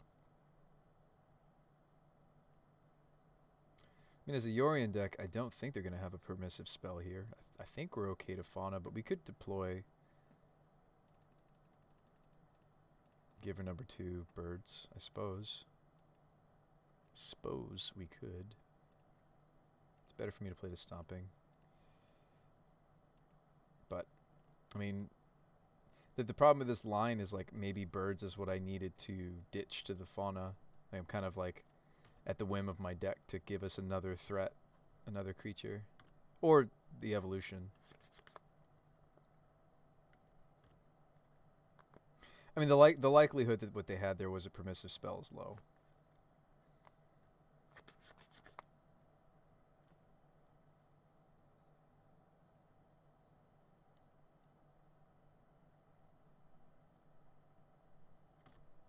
Spreading my Stomping. Fascinating.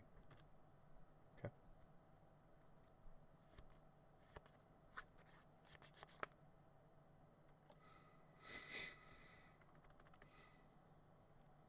Drew a Windswept.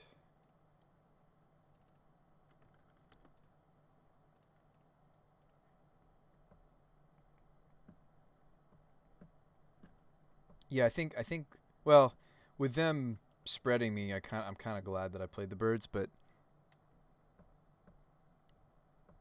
hey man, it's been a while. We met at GP Balt way back, the Wayback Machine. How you doing? It was a side event. Awesome to see you there.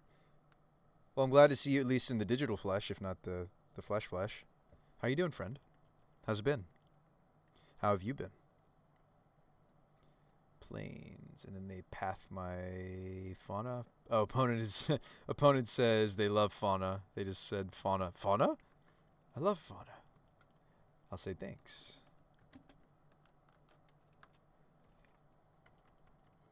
We're gonna go get Dryad Arbor and just hope to top deck. Oh, Field of Ruin though. Doing great. You missed the big events. Yeah, it's been totally a different era, not just of Magic, but just like a different. It's been like a different era for a while now, huh? Been a weird time. Different time. They said they used to play her in Bant with Sun, Titan, and Kiki Cord. Spicy. It's indeed spicy. You seem like you're in your element with Yorion, though. That's what I'll say to them. Wall of Omens. Sure. A Wall of Omens.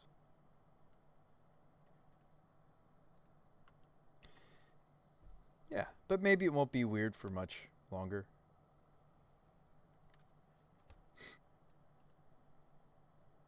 It's funny how everybody was like, "Oh, it's only going to be like a year, right?" No, that's not how pandemics work. It has gone global, and it will take longer. Opponent says this is an evolution of everything that they've loved and played since 2011.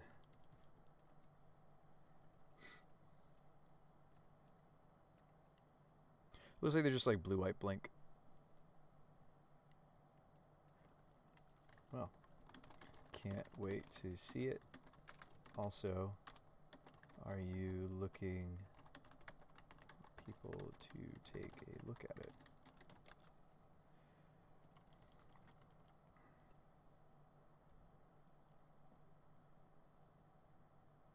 As if it was airborne Ebola. Nope. But just like to swap lists.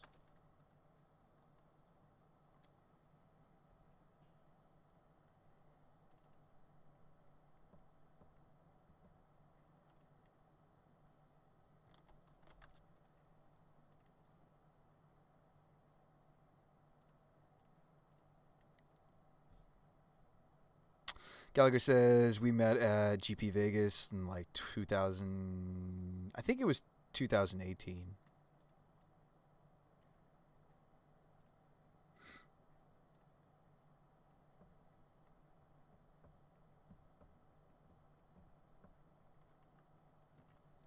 It's exciting.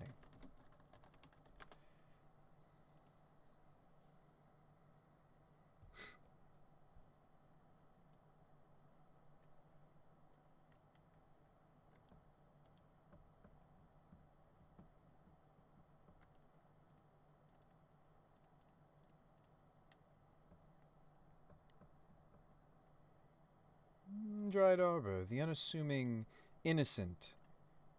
The innocent dried arbor. Gosh, if we just can't draw a creature, it's going to be rather sad. We're going to path here.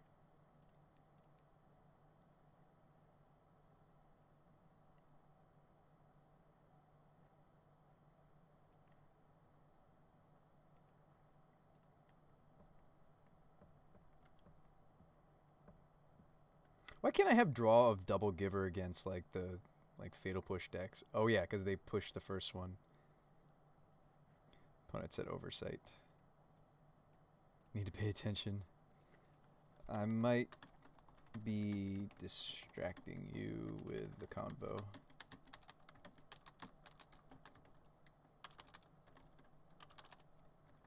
We can talk more after. Alright, so I'm actually going to ditch the Peasy for Winota. So I think we'll still have enough. Yeah, we will still have enough.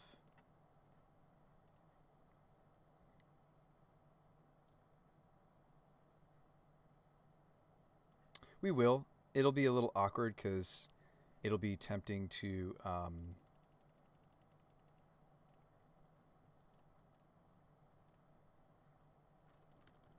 whoops. Red, filter, color. Why not? It'll be. I don't want to not have any givers up, but I also don't want to miss out on my first trigger. So I think I will attack with one of my givers. Also, they've got a path down, so I think that's reasonable. So much juicy stuff to hit off this, even this first trigger.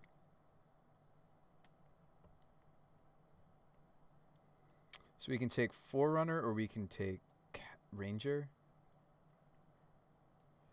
Kind of want to take Ranger. Go get Loyalist. Might even silence them. I don't quite know what they're up to over there. I mean, I'm assuming they're going to be very creature-y based, but now I'm not so sure with the spreading seas. My mind wouldn't be blown if they have something akin to, like even like verdicts and such. Looks like they're playing a really defensive game if they have like spreadings in the paths and such.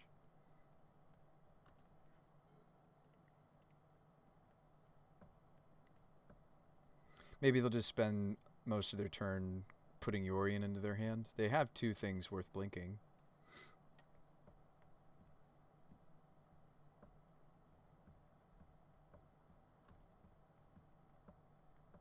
I mean, that might have been an aggressive Ranger silence.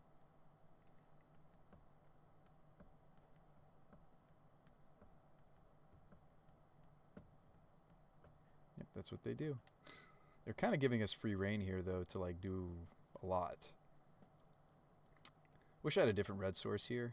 Actually, that's not true. I don't need castle. I have a temple garden. I could even use this foothills actually to achieve the firelit thicket. Red mana for the Legion Loyalist will just filter. Sweet. Would they die if I just jam the whole team? It's kind of tempting to see. I'm kind of tempted to see if our new build will just, even through these two walls, would just kill.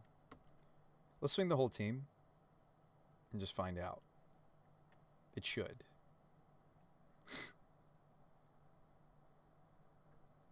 My opponent says vomit. Alright, there's the Blade Historian. So we're already off to a good start. We do miss. That's okay. These others should mostly hit. Another Winota. Alright. Not great so far. Can we hit the Forerunner? Can we hit, like... Can we hit the goods? We do. How much mana open do I have, though?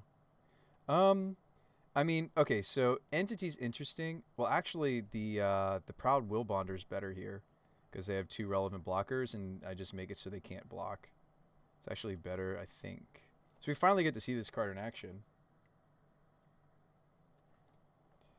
We do find the Forerunners as well, so they're just very dead.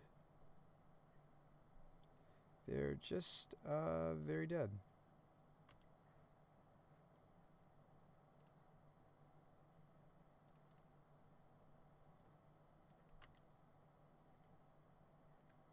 So the synergy between Wild Bonder and Legion Loyalist you guys are seeing right here, because if they try to block, I may have this creature assign its combat damage as though it weren't blocked.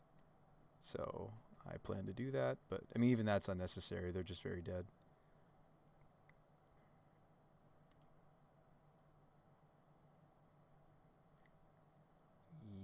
Yes. Yes.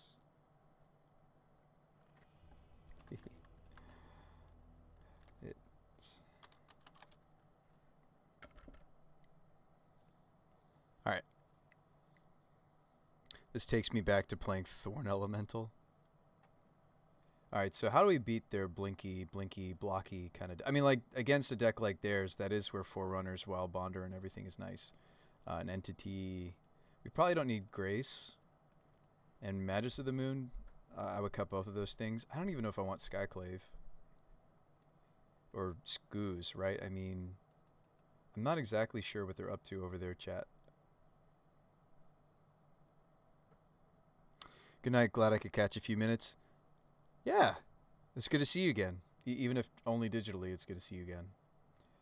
What do we think they're up to? Do we want Abolisher? At least that turns off Path on Winota.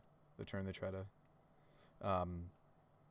Favor? Do we go bigger? No, not really. They go bigger because of Yorion. I guess we should play Banisher because Yorion, right? Won't they be doing like Flicker Wisp stuff with Yorion? Maybe we want to play Ferocidon? I can't imagine they don't have like things that like I imagine they have some sort of life gain engine, right? They kind of have to in this meta. Big Ben with the rate of 16. Thanks, Ben. We played against Ben earlier, got super smashed by his sweet Grixis Luris. How you doing, friends? Thanks for that raid, Ben. Appreciate you. Ben, can you help me figure out our last card? I'm up against blue-white Yorion Bouncy Castle. Do you know what our last card should be? They have paths. That's all we really saw. They have Wall of Omens. I want to leave in our trample package because it was quite good to be able to punch through. It is good to be able to punch through the Wall of Omens and such. I have no idea what my last card should be. Maybe Veil even? I didn't see any permission though. I have to read your entire sideboard here. Alright, I have a Burrington. We probably don't want. A Remorseful Cleric. Probably don't want. Magus of the Moon. Their mana wasn't greedy. Masked Vandal. This is artifacts or enchantments. Maybe we do want this. Auric Champion. I mean, maybe. Veil of Summer. Okay, that's a maybe. That's a maybe. That's a nope. Probably a nope. Probably a nope. Nope. Nope. Nope. Nope. Yeah, I mean, like, maybe Skyclave. Maybe Veil. Maybe Masked. Skyclave or Magus would be my guess. Maybe Glyphweaver in case of Wraths. Oh, yeah. True. We were thinking they might have some, weren't we? Yeah, we were thinking they might have some sweepers. Thank you. Thank you, Gallagher. Yeah, we should run the Glyphweaver. What's this deck called? Expecting O2, so lol. Just Naya Castables. Or Winota Castables. That's what we're calling it. Oh wow, we have some of our new cards we're trying out in this opener. Kind of tempting to keep. This opener's not great though. I mean, there's no avenue to Winota. It's just a giver hand. Let's go ahead and look at a better six. This is a much better six. It's got our best card in it. Yeah, we kept. Gosh, Big Ben, I drew the whole place at a Spyro against you one of the games and still lost.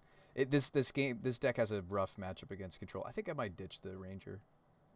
That's the card I'm least interested in. I'm more interested in what's going on here. Deck's been fun. We didn't have a great night tonight, Ben. The league where we played you were one of our only few losses, or excuse me, one of our many losses. Excuse me, I was trying to say the opposite. We had a a negative league. Let's go stomping because we have these Spyros in hand. It was a not great league. I'll tell you that much. We were so dead if you just got to exile them. I know, but like that game wasn't gonna happen. I mean, obviously I couldn't see your hand, but like you were able to counter all of them.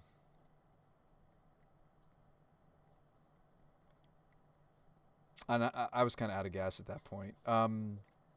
This is like the cheeky play, right? Don't I like try to evolution, try to get Magus of the Moon? I'm kidding, it's not in anymore. And I don't think that's how we're gonna get there. Yeah, this hand just wants to play Spyro, right? I feel like my opponent's deck isn't all that aggressive. Maybe we could fetch a little more greedy. Like get Temple Garden here, maybe, or Foundry. What are we just okay? So if we do resolve the Pyromancer, what are we ditching? The Mirror Entity, and the other Spyro. So I guess we should get Temple Garden then.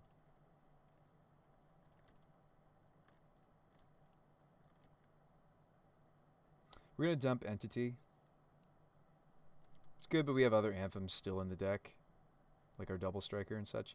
Um, I'm not convinced they don't have any permission out after sideboard like Gust.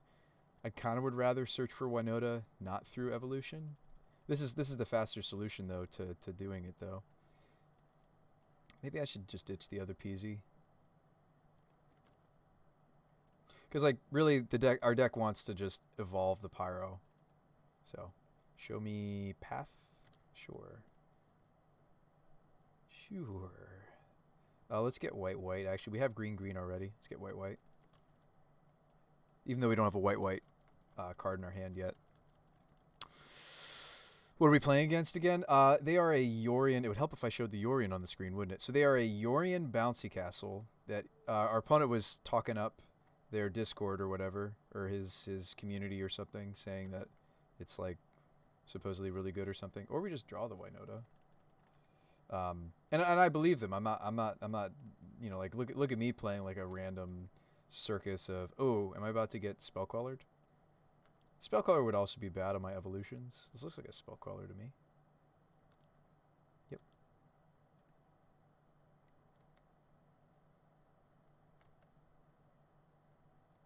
Probably like some 3 fairies in this list, right? Teferi for Queller.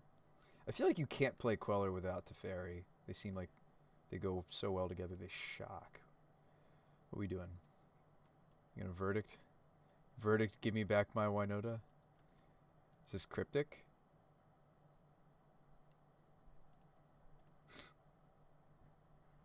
Oh, I'm terrified. I mean, like, now that I'm seeing some permission, I kind of wish I didn't have all these evolutions in. I'd rather have,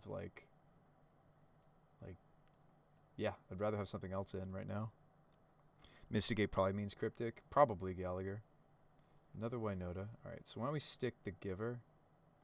No. You try to stick this.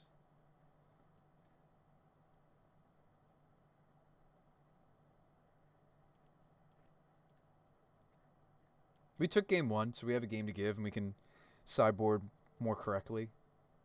Let's go to combat first. And then second main, I'll play the Giver.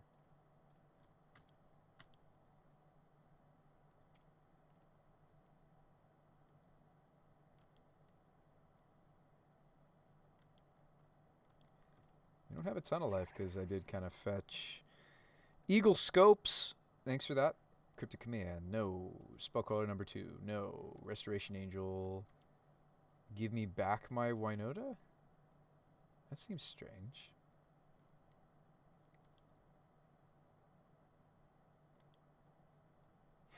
Thanks for hitting that follow button. Also, 5-color Blood Moon. Cast.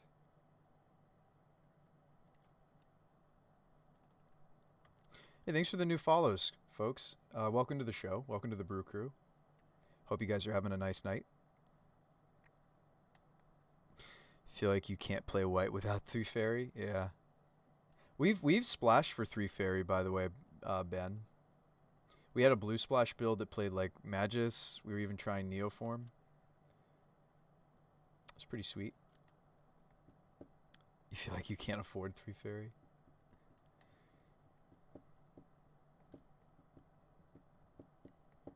Yeah, we had a 4-color build of this going around. We've also splashed into black before.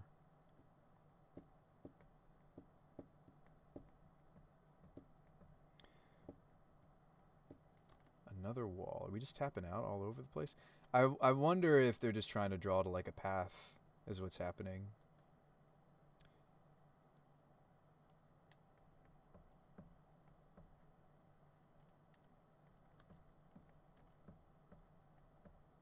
But I think we kind of have to play in such a way that we're like, I mean, if they have it, right?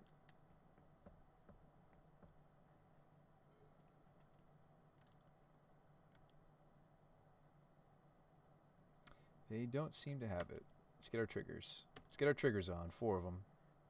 See what damage we can deal. Okay, so there's the selfless, but I'm feeling less and less like they're going to be a verdict deck, but maybe we don't have to play a game 3 anyway. This is a lot of value. Ooh. So we have a choice to make here.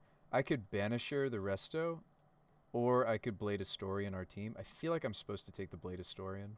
Banisher could be good, right, to clear, like, you could take the Queller, you could take the Resto. But I'm going to get the Blade Historian. Just try to punch through. Speaking of punching through, let's take Forerunners.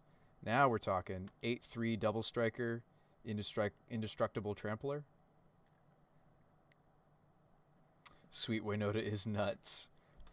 It is a fun deck. Not sure if it's great. I've had a couple 4-1s. One theoretical 5-0.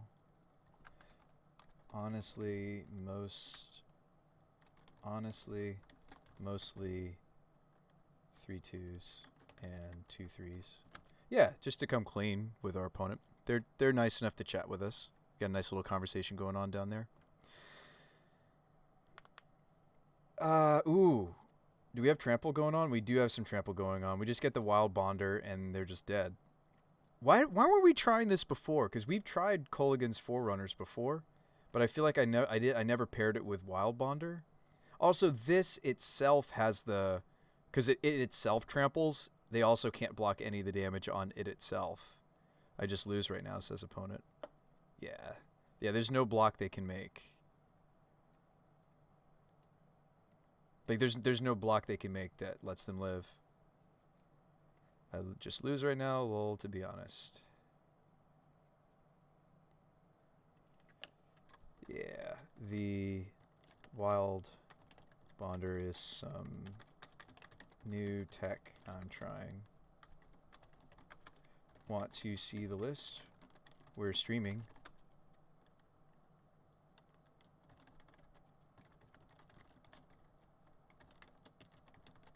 Opponent said this is the coolest, wildest original deck I've played in some time. Bird Attack. I love this deck. Why give them the Winota if you have to dig for path? That seems odd. They shouldn't have given me the Winota. He said his inexperience cost him. He was saying that he shouldn't have let us have this, is what he's saying in the chat. Thanks for that follow. Bruno, thank you.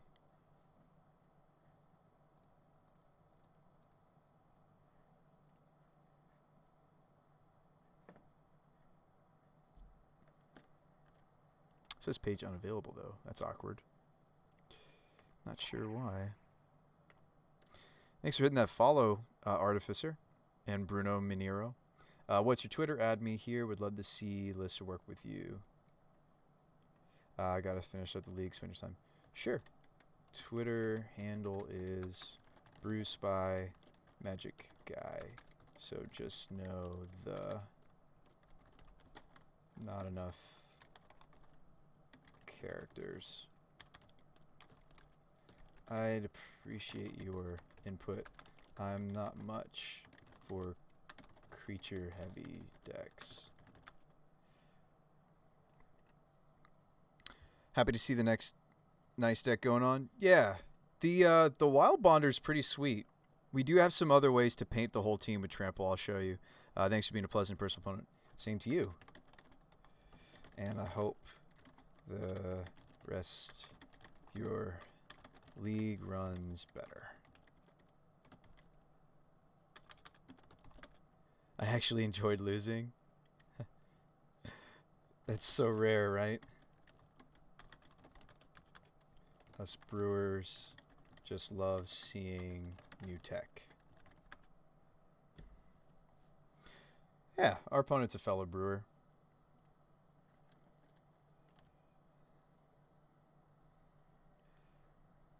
It is. I'm always learning. This is another one of those experiences. Yeah.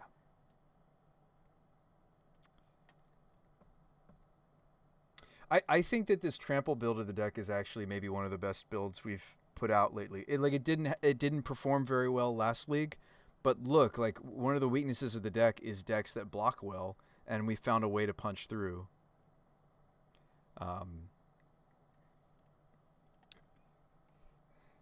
Yeah, I agree, but you couldn't have known until you saw the jank.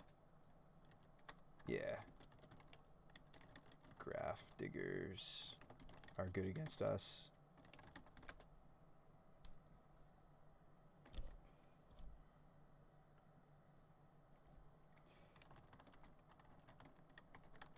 Shuts down evolution and fauna. They're still chatting with me, but they're... So I'm 4-1-4, 3-2-3, 2-2.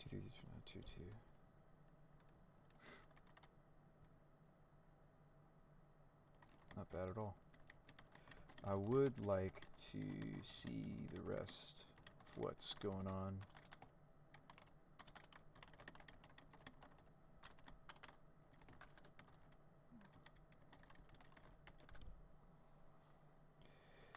I said, let's talk soon. I mean, I don't want to sit here forever and you guys just watch me chatting with another player. It's fun to, talk with a fellow brewer, but I know you guys want to see some more games. So thank you for being patient, folks. Favorite player from Japan has 22-3. That's a great record. I didn't know that there were plain blue-white blink lists running around.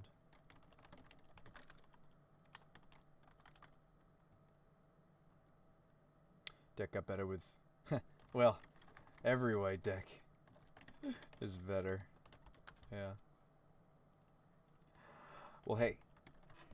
Let me finish up this league. I've got some viewers in the stream. But I do want to chat more with you. I thought you might have verdicts or some sort sweep.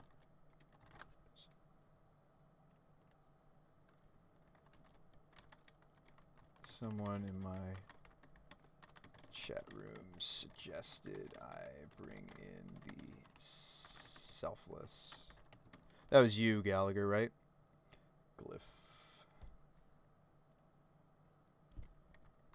Weavers. Yeah, same here.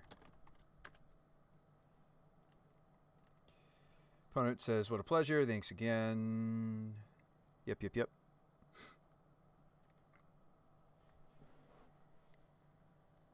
Will they let me punch through here?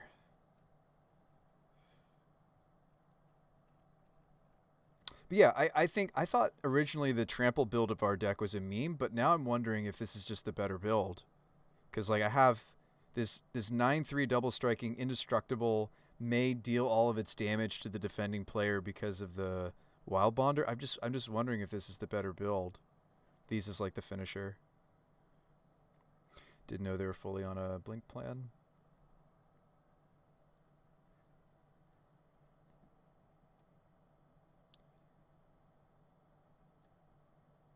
Opponent says added. I did the same. Cool beans. Alright, we killed them. And that was just the first strike damage. Yeah, there's a lot of damage potential here.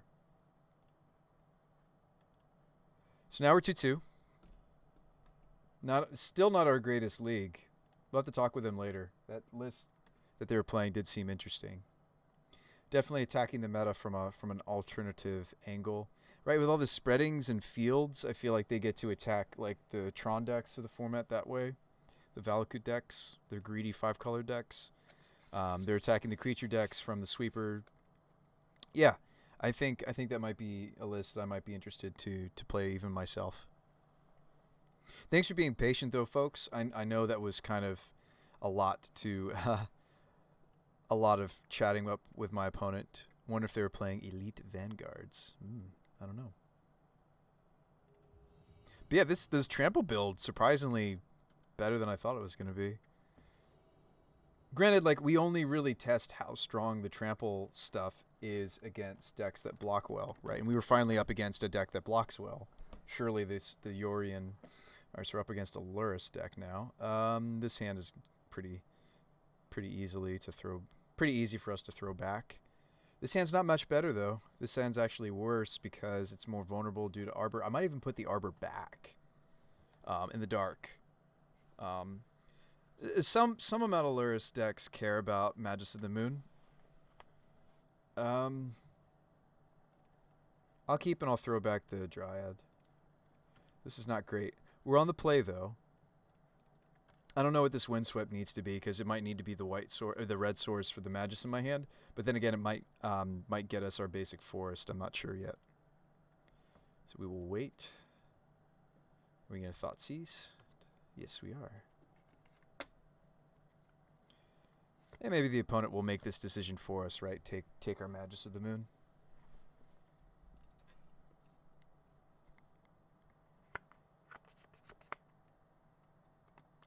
Yeah, I don't know if you guys realize this, but this is like some of the most fun I've had with a very creature-centric deck in this format in a long time.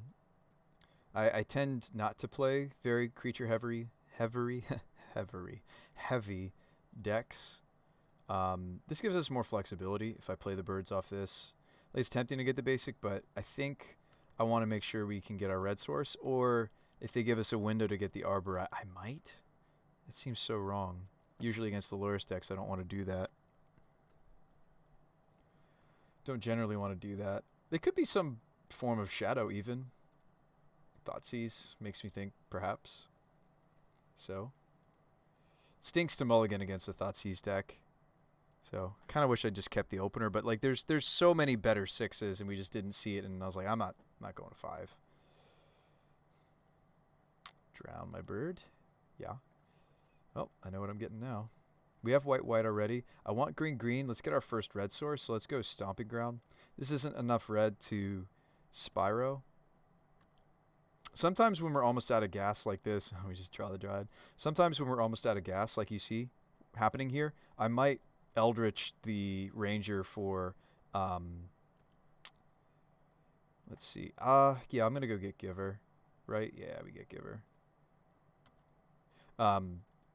I might consider Eldritching the... I mean, even though we just saw ground, it depends on what happens here.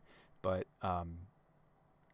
you'll sometimes see me Evolution for Spyro when we're running out of gas.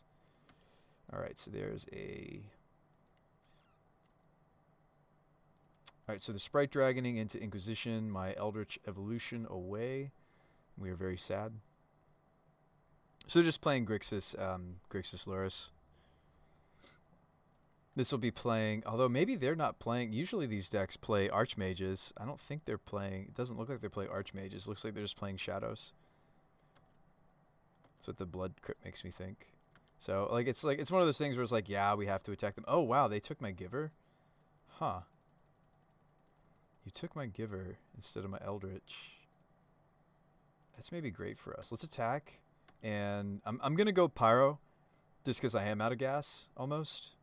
Which stinks against like these. They're obviously a shadow build. But I mean, I could turn this into Winota. We do have the Arbor. I think that's just too... yeah, I think that's too vulnerable. So let's Eldritch this and try to gas up. Which is awkward against, you know, my opponent's deck. I mean, like, we could moon them here, but it doesn't really... something that doesn't die to push. I think we need to refuel. I mean, I could Apparition this. I could even just grab Winota now. I'm going to go Peasy and just hope to draw some gas. So we draw the Winota. They need second Thoughtseize. They need second Drown.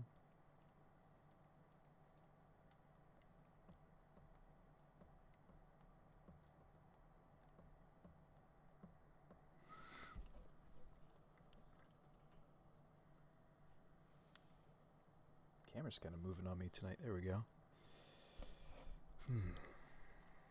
Crocs.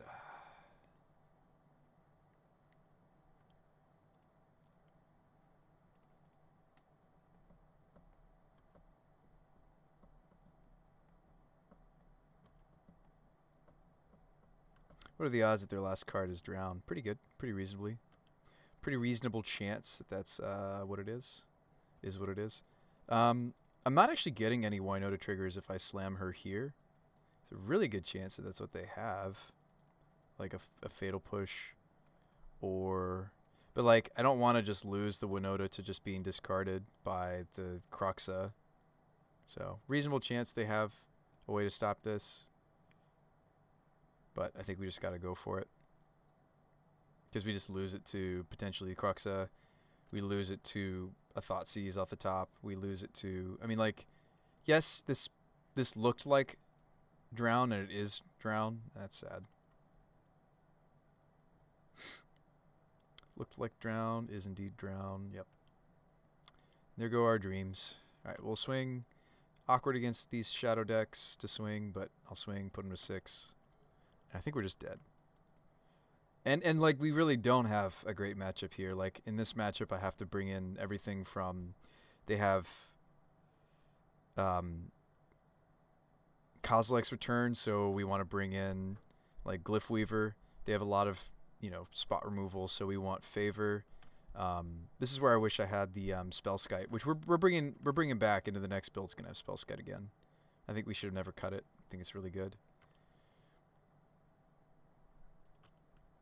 Now I'm dealing with this Croxa. Yeah, we're really in trouble. Consistently taking damage off of the Sprite Dragon. Winota off the top? Like, Winota off the top still wouldn't be good enough, would it? What do I need to cast off of this Ranger?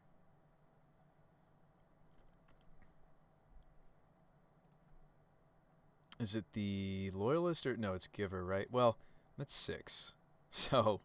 maybe it's just get Gilded Goose, block with Goose, and then we gain life off of the... yeah, let's get the Gilded Goose.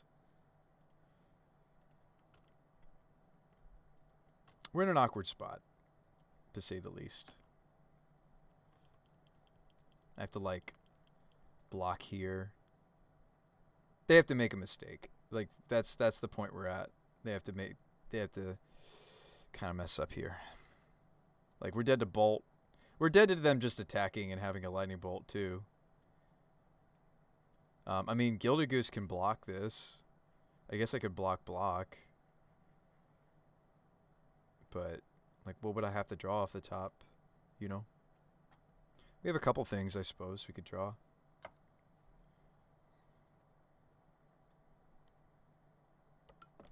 Yeah, I think it was absolutely correct to get a flyer, because this maybe just kills me. Speaking of just kills me.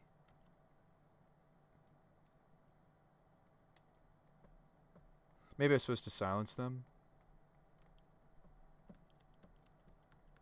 Because we were dead to Bolt and anything else. If I silenced them, maybe we had a chance. What was our next draw going to be? Next draw was a land. The answer is no. But that's, I mean, that's results-oriented thinking. So we don't want any of that. We do want this. This is where I wish I had more veils. Don't want any of that. Burrington we could play. Favor we can play. Remorseful, I feel like I'd rather play Ooze against the Lurrus decks. Magus, they have flyers. Banisher can come in. Glyph Weaver probably wants to come in. They have permission and removal, so this is nice. Auric Champion has protection from a lot of their deck, so maybe we'll bring in some of that. They don't have a ton of blockers. They have some, and some of their blockers admittedly are relevant, but I just don't think we have room for the trample package. I'm going to cut Moon too, I think. That's not true. I am going to, well, do we play it or do we not play it? I'm not that excited about Ranger in this matchup, and I did just cut one of its targets.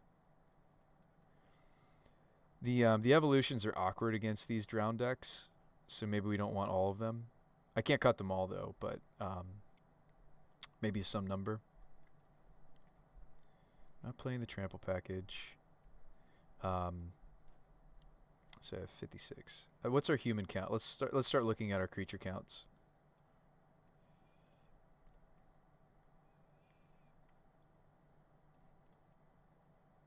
I mean, they are aggressive, but maybe we don't want herons when we're on the play, but maybe we want it on the draw. Champion's a human. Is it 12, 16 humans? That's fine. We don't have to run any of the Rangers if we're on 16 human. We've got 17, 18 if we're going to run Dryad. Non-human. I mean, it's not like they're a flame jab, wow. Lava dart deck, so we could still run Dryad maybe. It's just a little risky. Dryad loses some of its effectiveness too if I don't have any Rangers. Yeah, I mean, I think Eldritch is a liability in this matchup. They might be running more permission than just Drown. Drown is like their go-to though. Let's be brave. Let's play them. No Rangers. No Rangers necessary. Let's keep a 7, please, deck. I'd really like to keep a 7 so that we don't get just trounced by the... Yep. And I can't really keep this. Against their Thoughtseize Inquisition deck. You know what? Let's just keep it. I shouldn't, but let's just keep it. That's kind of sad that we... No, I look for a 6, right? Like, even like a good 6...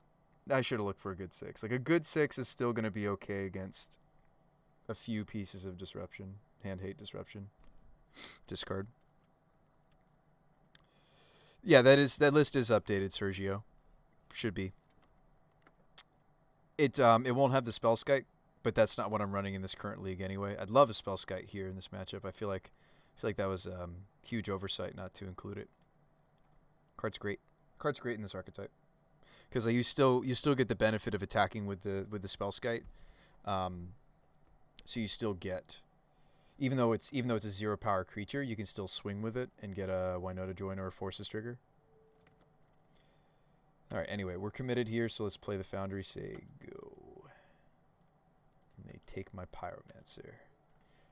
A lot of Shadow lists run the full suite. I've seen some builds even running the full 8. I feel like that's a bit much, but.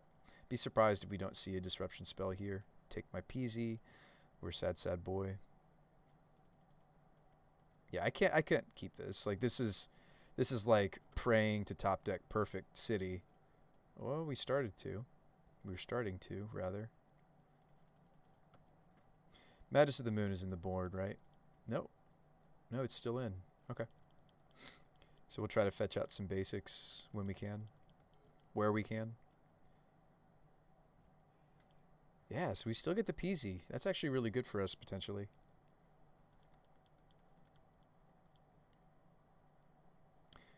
I was like, do they have another discard? Oh, I meant to fetch there. Ooh, and then I drew another. Oh, boy. All right. Wish I'd fetched. It's too late now. It's too late, chat. It's too late. Firelit filter. PZ, double squeezy.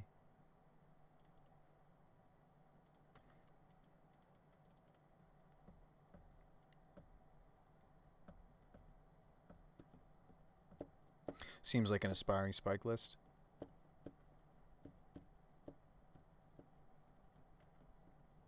You are welcome to spend your Fatal Push on my Spyro. In fact, I encourage it.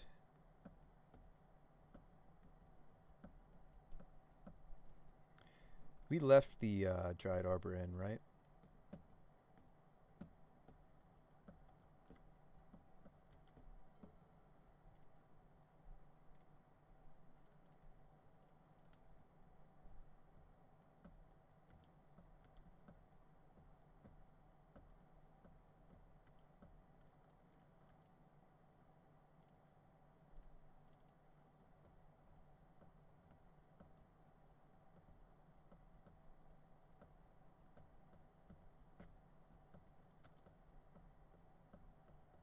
Depending on what they do, we may or may not go get the, they decide to bolt Fauna Shaman.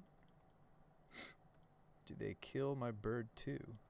I mean, now the Fatal Push on the Spyro is starting to make more sense. They must have just had a fistful of removal.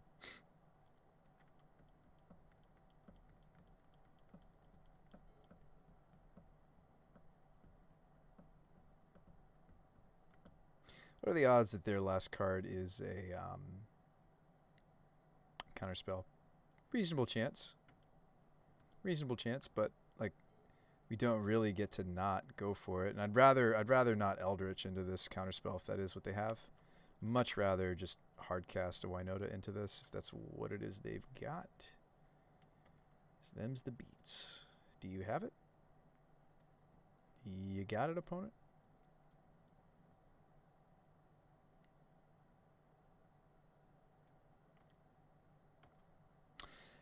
Maybe I should have paid for Winota with the birds instead of the dry because I could have swung there for one. It's awkward against these shadow decks. It's like I want to attack, but sometimes you're just helping them.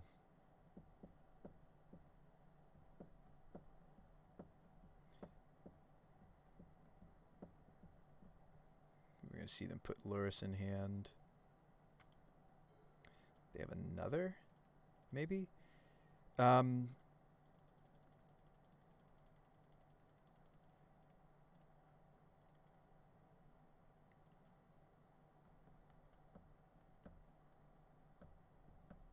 So this is where they show me make us sad boys, right? So this is where they're going to show me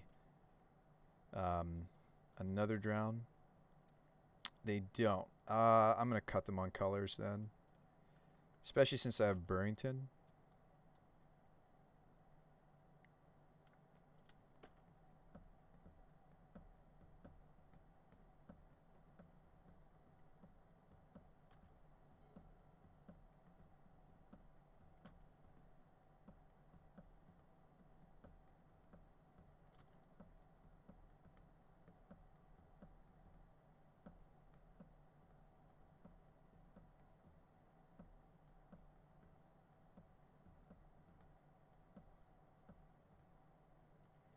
So we're playing explosives to take out the Burrington, to then bolt the Magus.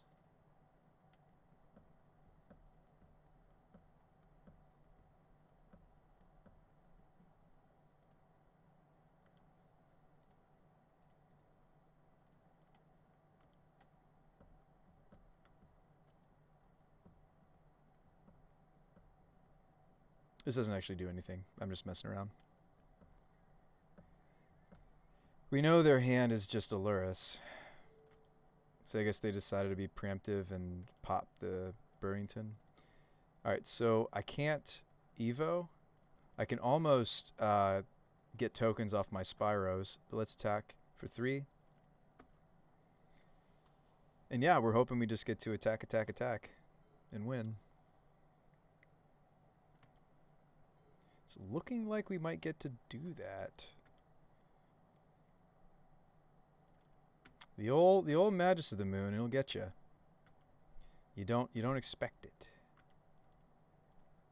Fauna Shaman.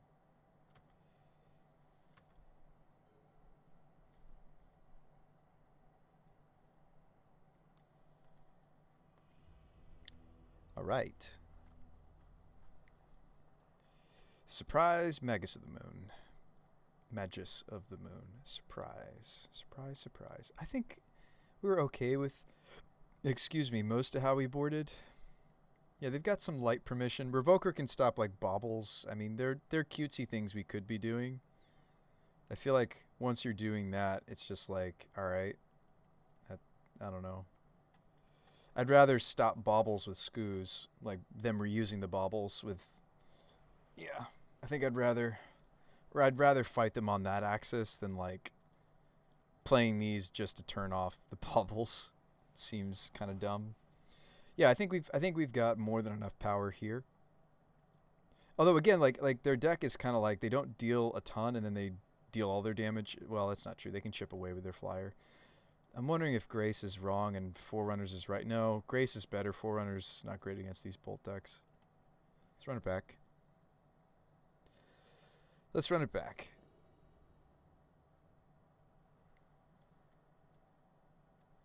This opener is not great. Opponent decides to keep 7. They do begin with 7. Yeah, I mean, this opener isn't great for a multitude of reasons.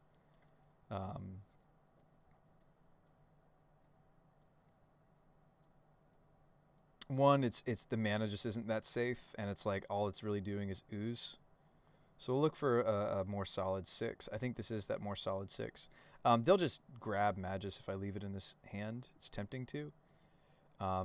This is a hand where it's almost tempting to just put the Eldritch on the bottom. They have shown us permission. This has been good.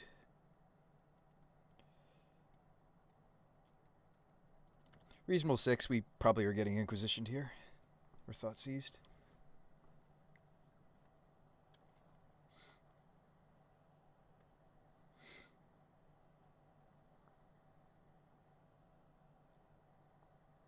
Might want to lead out Giver of Runes.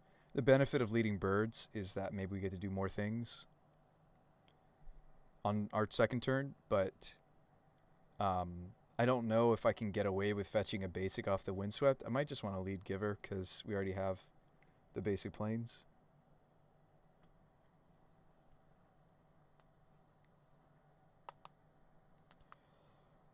Excuse me. Oh, excuse me, chat. Opponent might make that decision for us and grab the birds or grab the Giver. Very possible.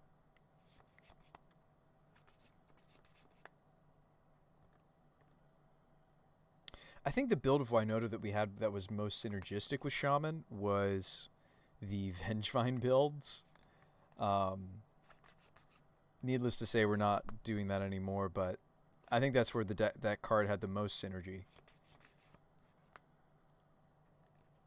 This deck is just so desperate for tutors, and it's a tutor that also triggers Winota. I think we're fine with it. We just need to be careful when we use it, strategic with it.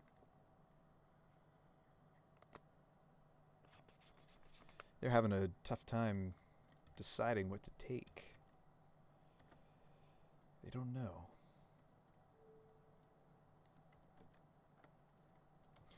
So they take Moon. Well, if I'm going to Spyro on time, I do need a Birds. And I would need a Birds actually off of... And this makes it easier, right? Because we boarded out our Knights. I can get the Stomping Ground. Stomping Ground also best complements the... So yeah, I mean, this is like asking for it, right? I'm asking to be bolted or pushed.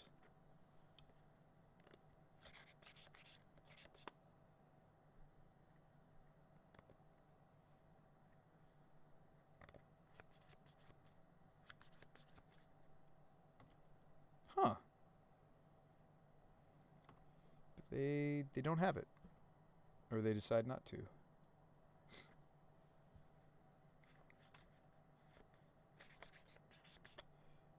They look at the top of my library.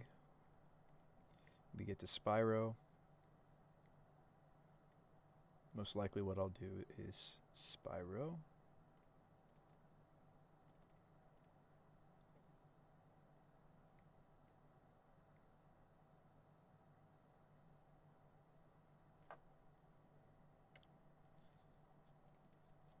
Gonna keep a shaman.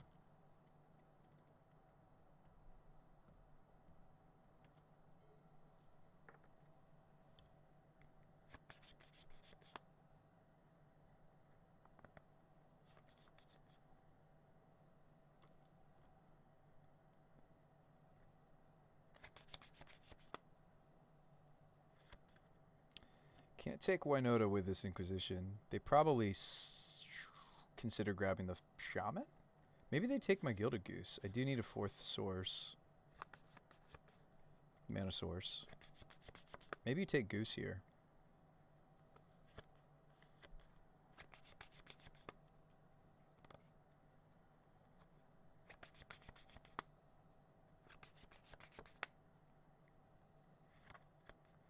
Hopefully this list has been entertaining to you guys. I've been enjoying it myself. Yeah.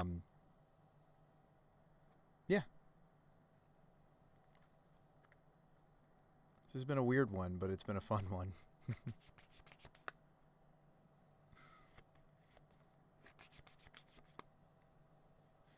Like, anyway this league shakes out, I've been having fun. So that's the sign of a not necessarily a good deck, but certainly a fun deck. Alright, so I think we have to roll the odds and just hope for the 4th mana source off the top.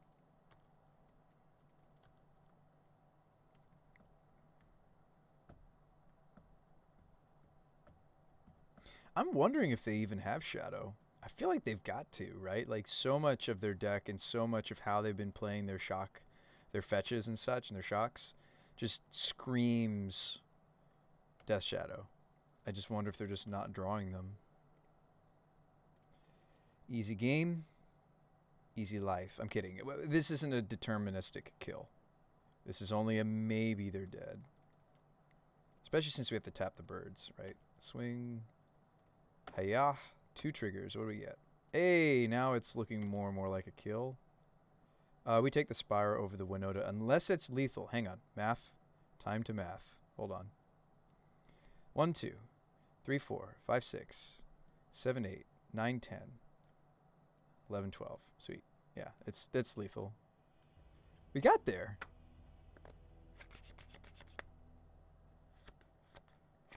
You guys want to open a chest with me? Why don't we open this chest? We did it. Thanks for all your support, folks. And yeah, we did the thing. We 3-2'd.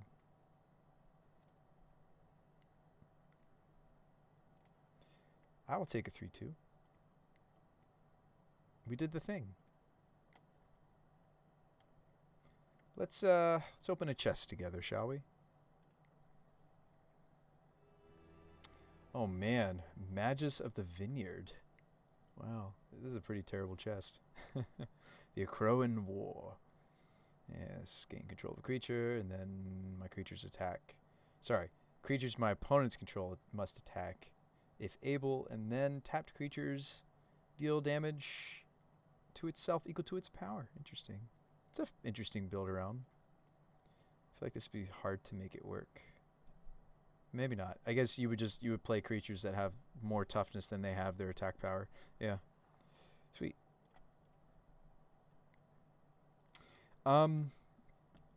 It is past midnight, so nice to see that we have enough points to fire up another league. Yeah, instead of Mark of Asylum, let's stick with Skite. I think like Skite, Burrington, Favor, Abolisher, the silence from the Rangers, the Ranger Knight captains, the protection from Givers. I think those are the protections that I want to go with. Banisher Priest, I'm not all that hot on anymore. I feel like this is just filler. And yes, there are spots where this is really important, but I'm so sad that it doesn't do as effectively as Apparition. We're literally just running it because it happens to be a human. I think I don't want it, actually. I'd rather be playing something spicy like Fiery Justice, you know? Fiery Justice, of course, is pretty sweet against these shadow decks. I do just like this card. If you guys aren't familiar with this card, it's like a Naya player's dream. So this is red, green, white, sorcery. Fiery Justice deals 5 damage divided as I choose among any number of targets. Yes, this includes planeswalkers, players. target opponent gains 5 life. So funny enough, this can 2-for-1 quite easily against the shadow decks because gaining 5 life is a lot of life. You know, losing 5 +5/+5 on their shadows. This also can sometimes, but usually not, but can work against the 2-drop shadow equivalent, whatever the name of that card is. So I've liked this card in our sideboard from time to time. I don't know. That was kind of a decision we made tonight, wasn't it? That the control matchups just aren't really feasible, and those are going to be more and more popular, especially with Counterspell on the horizon. See what I did there? Counterspell on the horizon. I'd be down to like Goldfish a little bit though, just so you guys can see. Did you guys know that you can Goldfish on Magic Online? I feel like that's something that folks might not know about. This opener looks awkward. There's no green. No green source. Keep, and let's tuck the Ranger.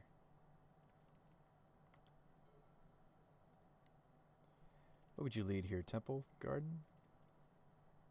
It's kind of a slow start for us. Kind of hoping to... I might play Goose instead of Shaman. Then, during their end step, we'll go grab... What do we grab? We already have white, so I guess green, because this isn't necessarily a stable green source for us. Do you play Spyro, or do you... Well, this would be dependent on what our opponent's up to. I'd rather kind of... I'd kind of like to be greedy and get the Arbor on the table and Spyro. Spyro away, a Shaman, and an Evolution. Next turn, we can play this Embereth. So we're going to evolve the Spyro. Go get the Winota. Do you play birds or do you just attack? I feel like we might just rather attack and get the trigger. It's going to be 4 triggers. There's some choices to make. So 4 runners is pretty beefy here already. Yeah, that's what I take. It's a 6/3. 7/3. A 7/3 that we can just have it push its damage through. Double strike, and are they just dead? I think they're just dead. Let's attack with the Winota as well. Although the Ranger was close to the same amount of damage. We should have just taken Ranger actually. So this would push through. Yeah, we just killed them turn 4. This would push through quite a bit of damage. So we had the Wild Bonder plus the Forerunners plus the Blade of Story. We kind of had Magical Christmas Land there. Kind of had all the things. Submit. This is a mulligan. This is maybe a mulligan. A hand like this, I would lead Giver, not Birds, probably. Which is awkward because that means Temple Garden. Whoops, yes, I do want to pay. I almost misclicked there. Oh yeah, this hand would have a lot of trouble, right? If we couldn't protect this Birds. Yeah, this maybe should have mulliganed down to 5. Goose. Like right here, we're finally playing the Spyro. I might even just play Winota. No, that's not true. We'll Spyro. We'll Spyro first. Spyro like this. Oops, I meant to actually ditch that. No, it's fine. We drew another Winota. That's not how I meant to... I didn't mean to ditch I meant to ditch the Evolution, actually. That kind of worked out for us, because honestly, if we want the extra attack, we should Evo the Spyro to get the Winota. Attack. And you would maybe keep Giver back. It depends on the matchup. A lot of the time, you have to keep Giver back there. But let's just say we don't have to. Forerunners, yep. Blade Historian, yep. Proud. Wow, we're seeing it again. We're seeing that combination again. Let's grab the Heron's Grace. which is funny. So when you're testing against yourself, when you're gold fishing, we actually won't kill ourselves here because we're painting the creatures with lifelink. It's just kind of funny. But we can do the math and see if it would kill them. I think it certainly would. Grab the loyalist. So, I mean, we're looking at 6. I mean, the Forerunners alone, if this wasn't answered, this is 24 damage. I feel like this card is really missed in this deck. It kind of gives us a similar power level to the Geist Honored Monk with the abilities that we want as we're testing this trample build of, like, you know, Wild Bonder and Legion Loyalist. So they would be dead here. But you'll see that we actually don't die. We shouldn't die because we just gain the life back, see?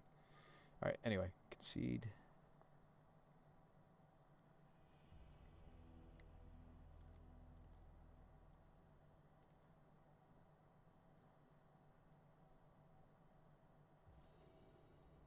This opener looks great. Where have you been all my life? Birds, go.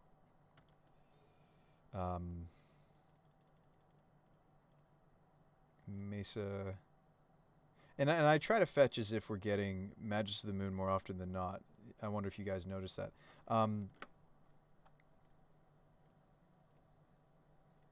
Goose. Now, what is this hand missing? This hand is missing an avenue to Winota, though.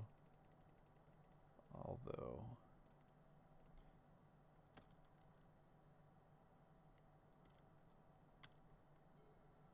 There's a Spyro.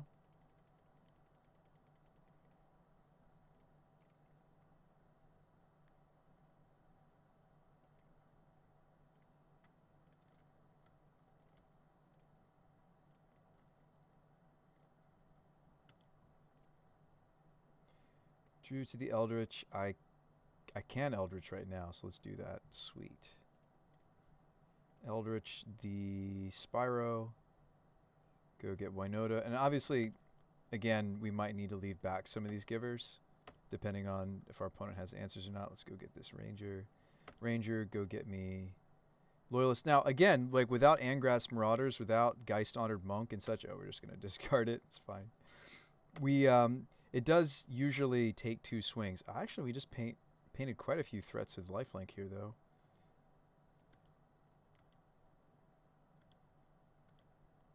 We only go to 12 because a lot of the damage we just dealt was life-linked.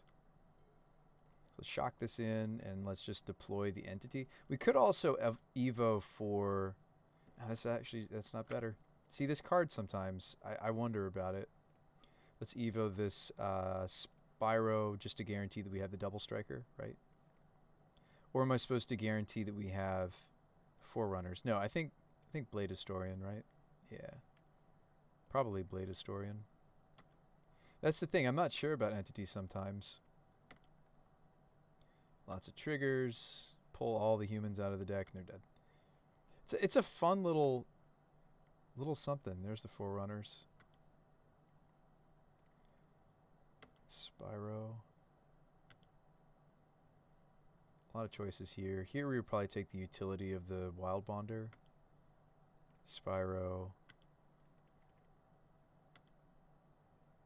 Whiff, that happens. Even with 18 I said heroes. Even with the 18 human build that we're on, you'll still whiff from time to time. They'd be very dead there. So yeah, again, the objective of the deck is that everything we're playing is a lot less mana than like the Angrass Marauders builds, even the Geist Honored Monks builds. This hand is bad against the quicker decks in the format. This is not much better.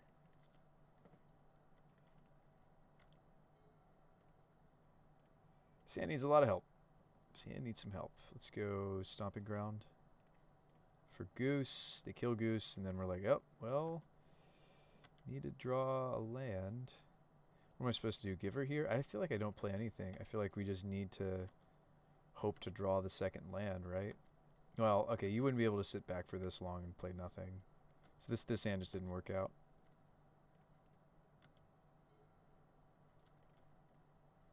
So let's go ahead and concede that. That hand just didn't work. I should have mulliganed to 5. This deck doesn't really keep one landers even with the dorks, especially like Goose because you can't reuse it. It's different if it's Bird and we know they're an opponent that doesn't really run a lot of removal. This we could keep, right? Yeah. Whoops, I meant to lead Bird. Well, maybe not. It's my only Bird. Let's lead Giver. Shock this in, play Giver Bird.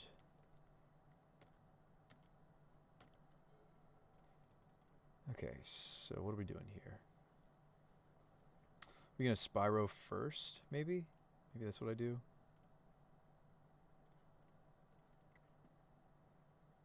Like Eldritch and extra Giver away. Kind of set up. Pitch these. During their end step, fetch this, go get another duel. Doesn't really matter which one. And then we Eldritch. Spyro. Let's be reasonable. We wouldn't attack with the Giver. Let's just do the 3 triggers. So we get Herons. That's kind of weak here. And in my gold fishing, it's the weakest target because it gains us life. Let's go get the Loyalist, I think. Maybe you silence them. A lot of the time you'll silence the opponent with the Ranger when it comes off of Winota just to finish off the game.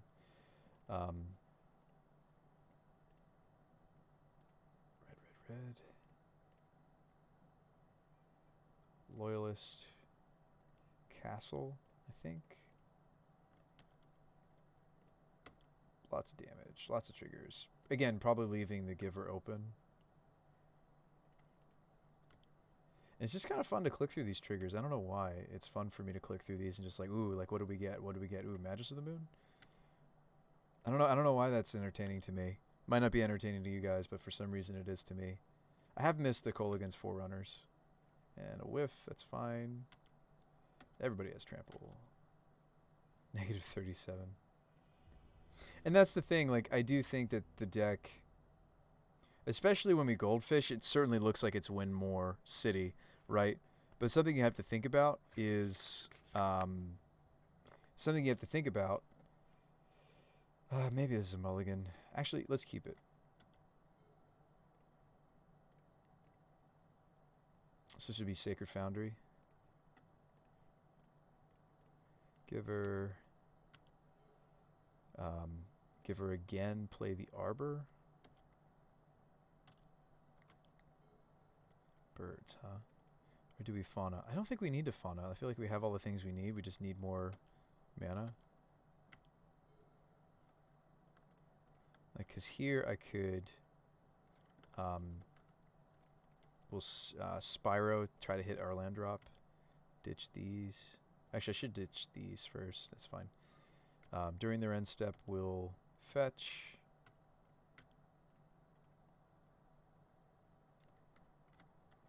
Go get Stomping. Alright, do we play Winota this way? Yeah. Leave back at least one Giver. We would always consider leaving back one, right? At least it's a whiff.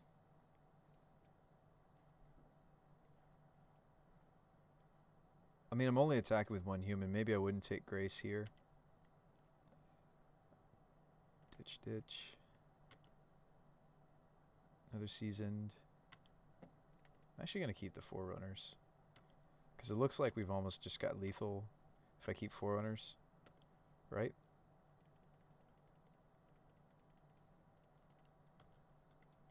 Looks like it, doesn't it?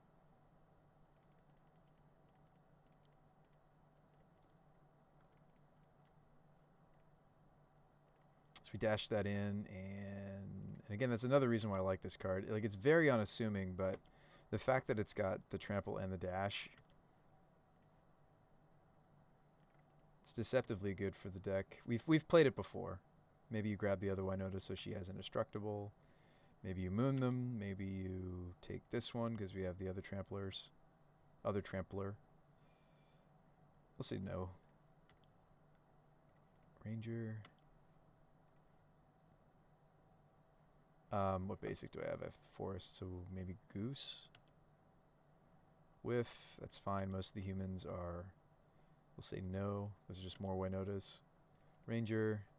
And that's the thing with, like, as we shuffle, we kind of mess up the ability to dig. We've had some instances where we needed exactly a certain human, and we actually decided not to search with Ranger. That does come up because you're digging.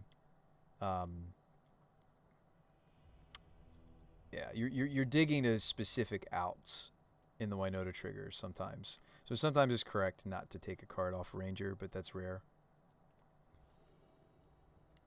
This opener seems fine. We could name Cleric on Cavern. I'm actually really sad I kept this, actually. We could also even name Shaman. Both of these are Shamans. I shouldn't have actually kept this now. I'm looking at this hand because it doesn't want to give her. Let's just go Forest and say go. Okay, so we drew Canopy. So that lets me, whoops, play the giver that way. That's, yeah, this just was an awkward opener. Birds. Bird is the word, because you really want to name human here. Still going to play Shaman instead of Skoos. I could go get Winota. I could even play her this turn. I think I'd still just rather Spyro. This deck just always would rather Spyro just to set up. It's usually better. We'll ditch the Apparition and the Skoos. They're kind of matchup specific bullets that we search out. We can play this other birds, and during their end step we can go... I would maybe attack there with the Fauna Shaman if it was free. Go get the Arbor.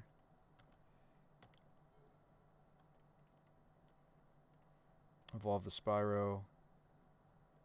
Get the Winota. And I don't know if you would play the Wild Bonder, because that would take up a lot of my triggers to do. Maybe I'll just play this tap since we might draw some more Spyros. Attack, leaving back the Giver.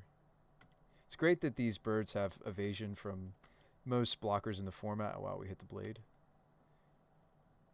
Season, so yeah. Winota, yeah, we'll give her essentially haste and indestructible.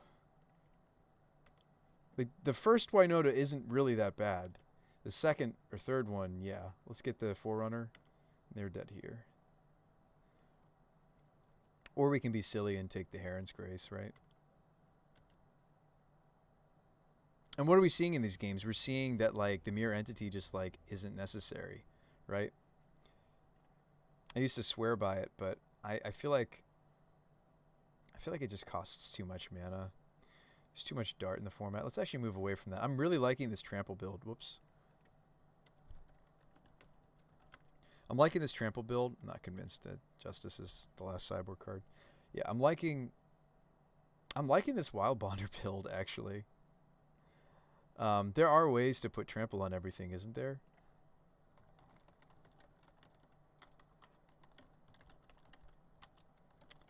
I think the problem is the way that we do it, though, is it would make the favor a little bit less effective. I think it's that 5-drop, right? Quantity 0.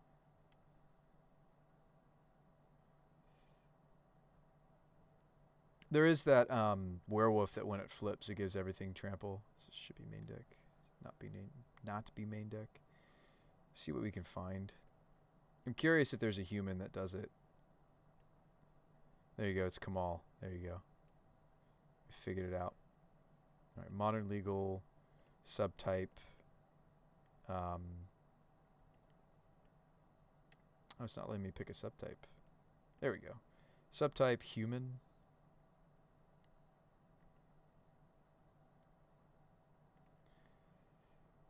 And what are we looking for? We're looking for, yeah, humans that do something.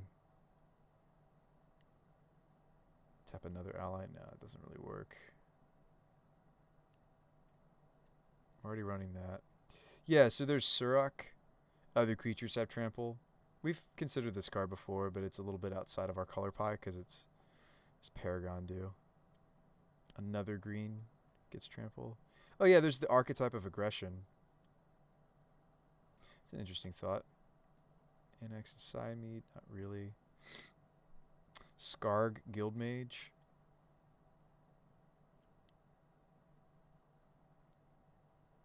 You know what? As unassuming as this card looks, I almost like it more than the archetype. Sure, we have to pay a green and a red for this, but the target land you control becomes a creature is actually relevant for triggering Winota. Actually, I don't hate this idea. Like, usually, like, guild mages are not modern playable, but, like, we could certainly test it. Instigator Gang on the front side is solid. We've played this card before because it gives us a damage anthem. Attacking creatures you control get +1/+0. Even making our, like, birds and such deal damage. The flip side is what I'm more interested in this potential, like, trample build. The problem is you don't tend to flip it. Maul Splicer only gives trample to your golems. It's also a lot of mana, and I'm trying to avoid doing that. So I think our choice is between something weird like Archetype or Skarg. I almost would rather just run the Guild Mage, as weird as this thing looks. If we really want if we want more pieces to the trample package, more synergy for the trample package. Because, I mean, without Loyalist, I don't really have a way for us to paint the whole team with trample, and that's kind of what Wild Bonder wants the deck to have, really, is for us to be able to give the whole team trample. So I might test something weird like this. Let me look at our numbers. Actually, that doesn't change our numbers at all, because this is potentially replacing the because I think it was just, I don't know, like, this is also a lot of mana, so it just does different things.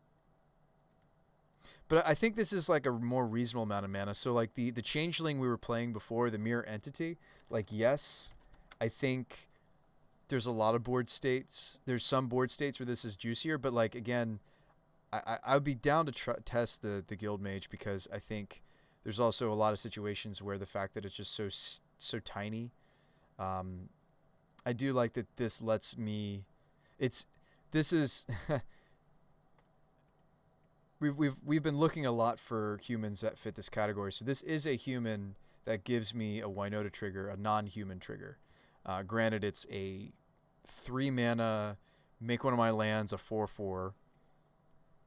And we have to, it doesn't even say haste, so I have to do it on a non-summoning sick land.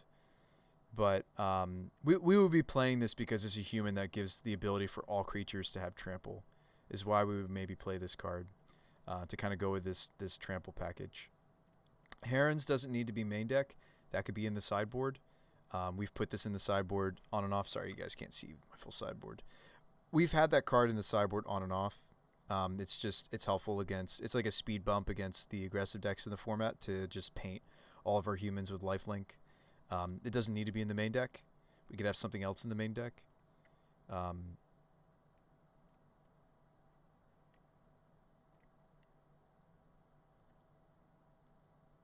We've main deck Spellskite before.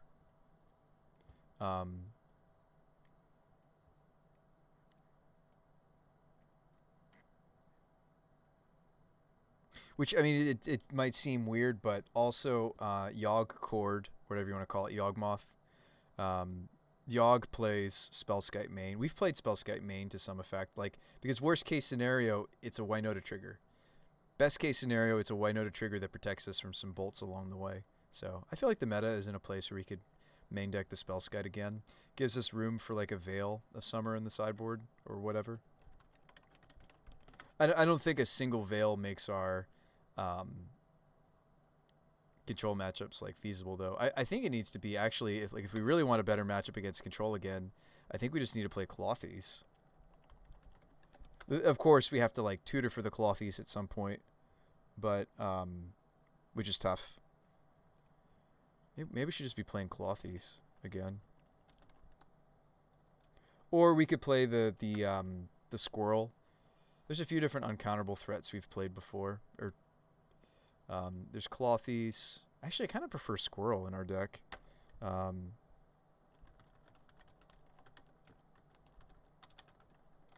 maybe we play Squirrel. We've played Squirrel out of the board too. Squirrel is not specific to just, like, control. Yeah, Toski is also useful against, like, just any other, like, mid-rangey kind of deck. Maybe we'll play Toski again. I do like it more so out of the sideboard than main.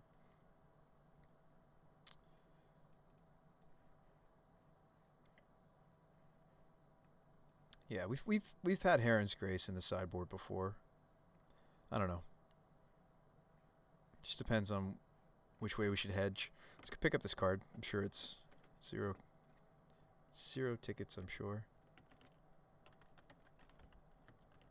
Guys, we've done it. We've gone deep enough in Modern's library of cards to consider playing Scar Guildmage. We are just playing it because it's a human that says creatures you control gain trample. I didn't like any other choices. There were a couple other humans that might fit the bill.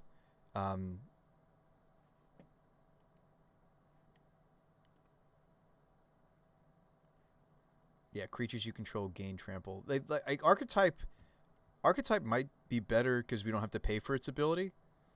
But I feel like the fact that Guildmage lets us make... I think I'd rather have the card that synergizes better with Winota.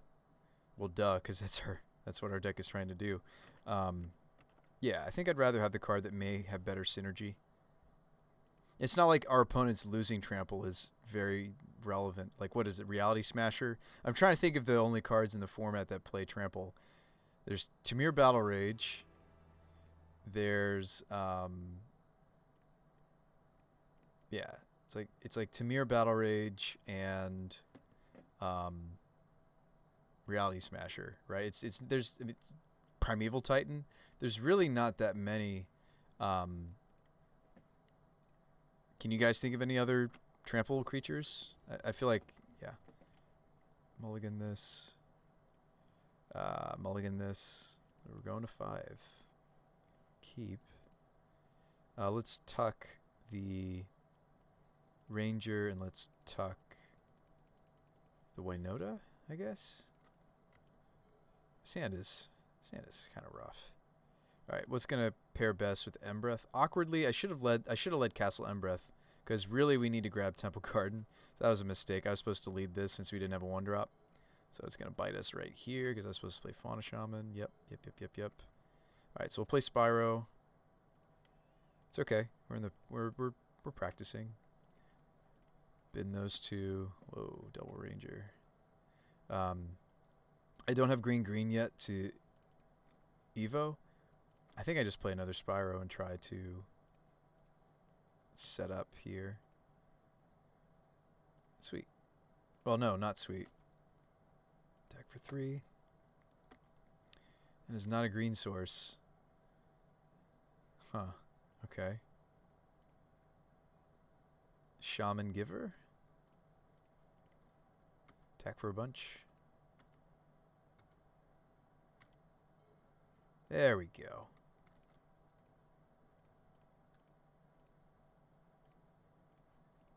Alright, so we'd evolve one of the PZs.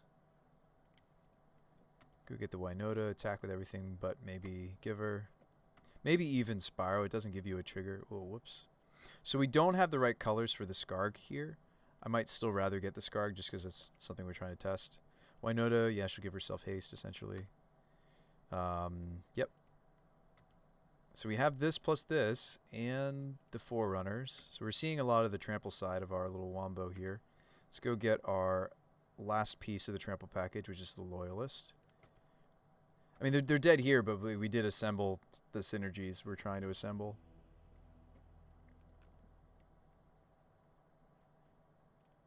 Like, this definitely is a deck where it's the sum of the parts. It's not the individual pieces, which I think makes it kind of a unique deck. Also very vulnerable to decks that have enough removal, right? So, yeah, you know, you're kind of playing into that no matter how you spin it. Guess we'll shock here, play the Fauna, maybe protect it. What will we do here? We already have Winotas in hand, which makes me think I just want to play Ranger. Ooh, I should have used the Windswept. That's a little painful, what I just did. I was thinking this needs to be Arbor at some point. It was, I guess, my line of thinking. Let's get the Loyalist. Maybe attack, maybe not. So we can play the Winota here. And if we need to play through permission, this is where you would sacrifice the Ranger before we cast it, of course. Play that. Attack. Keep this back. Get one. Magus or Seasoned. Let's go with Seasoned. Let's keep our synergy cards. Do like that this has haste. Like, this is what I really want to play here. Like, I really want to play this and then evolve the Spyro into the Double Striker, probably. Swinging again, we're in a spot where both the Changeling and by extension also the Guild Mage are both ineffective. But I think it's easier for us to leave open. Is this already attacking? It doesn't have indestructible though. It's tough, right? It's hard for us to have any open mana, like the turn that we go for it. Difficult. Another Ranger. Okay. But they're very dead here. Most likely. So we have Trample. We didn't, and we have Double Strike. Okay. Because we grabbed the, yeah, we have the Blade Historian down here.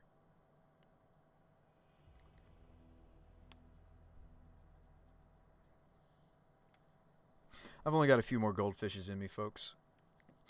But yeah, I think Spellskite, and it's also good to lower the curve because like I'm really not running nearly as many 2-drops as this deck normally does. Deck usually runs 8 2-drops. Now that we're running Skarg, Ooze, Spellskite, we're starting to bring the curve down where it really should be. I'll keep this and we'll give it a try. Nice. So we drew the canopy. That's good. That's good, isn't it? Yeah. I think we'll do it this way. Drew a Loyalist. Don't really need to cast it, but we could. It would hurt to do so, though. I don't know if I care to. It would depend on what my opponent's up to. Here, I'd probably just fix us into Stomping Ground. Pool, Peasy. Tuck these. Well, that's me asking for a 4th land. Maybe we'll just tuck 1 and a bird.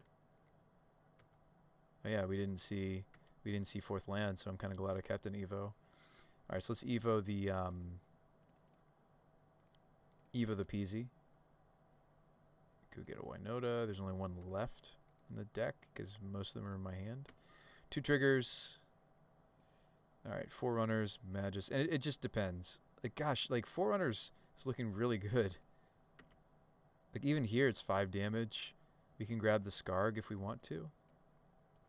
We're trying to test if we can assemble some of the trample synergies, right? So we'll take the Skarg, even though I think it's more correct to take the Peasy.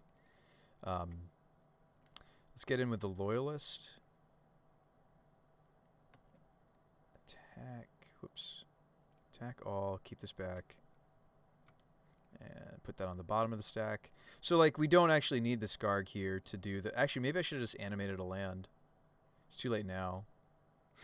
We've already declared attackers. I forgot. Yeah, we're painting the team with trample from the Loyalist. So I don't really need the Skarg to activate here. That's a whiff. Happens. Spyro. Sure. Ditch these. Yeah, so we should have... I had enough mana to animate, like, the forest. Oh, this is Summoning Sick. Newly controlled. So we have, like, animated, like, the Horizon Canopy or something. Oh, that's not true. I would have had to have chosen between animating and playing the Loyalist. It was clearly better to play the Loyalist. So yeah, I don't know about this Guild Mage. Like it's nice to have the trample inside of the human package and not have to like go through hoops to go like Ranger, go tutor for Loyalist, play Loyalist. Yeah, I'm not convinced about this Guild Mage already. I mean, maybe I'm just saying that because we had the Loyalist, we would have needed to activate.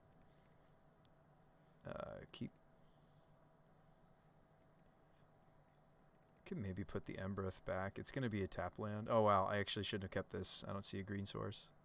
That was a Punterino. Deck was kind to us.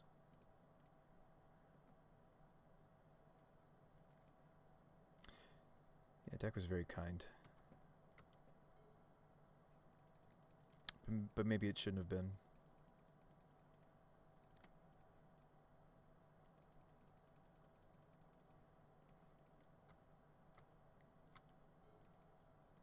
Give her Spyro. Is that what we're doing?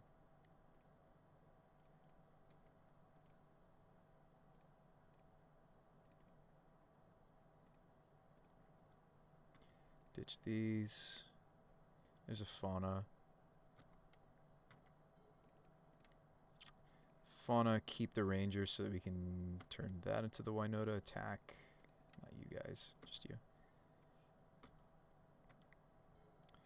Or we draw the evolution. Yeah, that's better, I think. It's faster. That's what we're gonna do. Get the Winota. Attacks.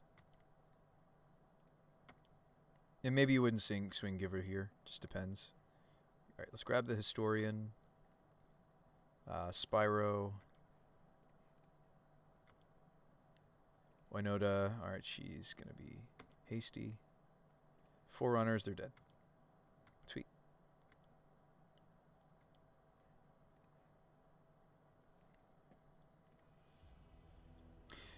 I mean, you guys are kind of seeing, like, against, yeah, I don't know, like, it's like what in the format lets us just linear out like this? It's basically like a goldfish, right? It's pretty much, I'll look for a better 6, I think. 6 is a little better. Tuck the apparition, I suppose. Yeah, what are the decks in the format that let us linear out like this? So we could Eldritch into Spyro here. Just tempting me. I feel like I should do that play more often than I do.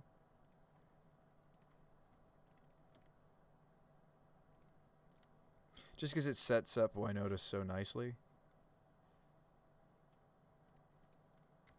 But like maybe I'm wrong because it's like, okay, well in order to do that Brew Spy you have to like let go of these, and it's like, okay. Maybe that wasn't as good of a line. Now that I see how that played out. Yeah, we're taking a lot of shock damage to do this line. Ditch these. Attacks. I don't know, I stand by it. Pyro is the best card in the deck. Period. Alright. Winota. This is turn 3. It says turn 3. Oh, it's actually turn 4.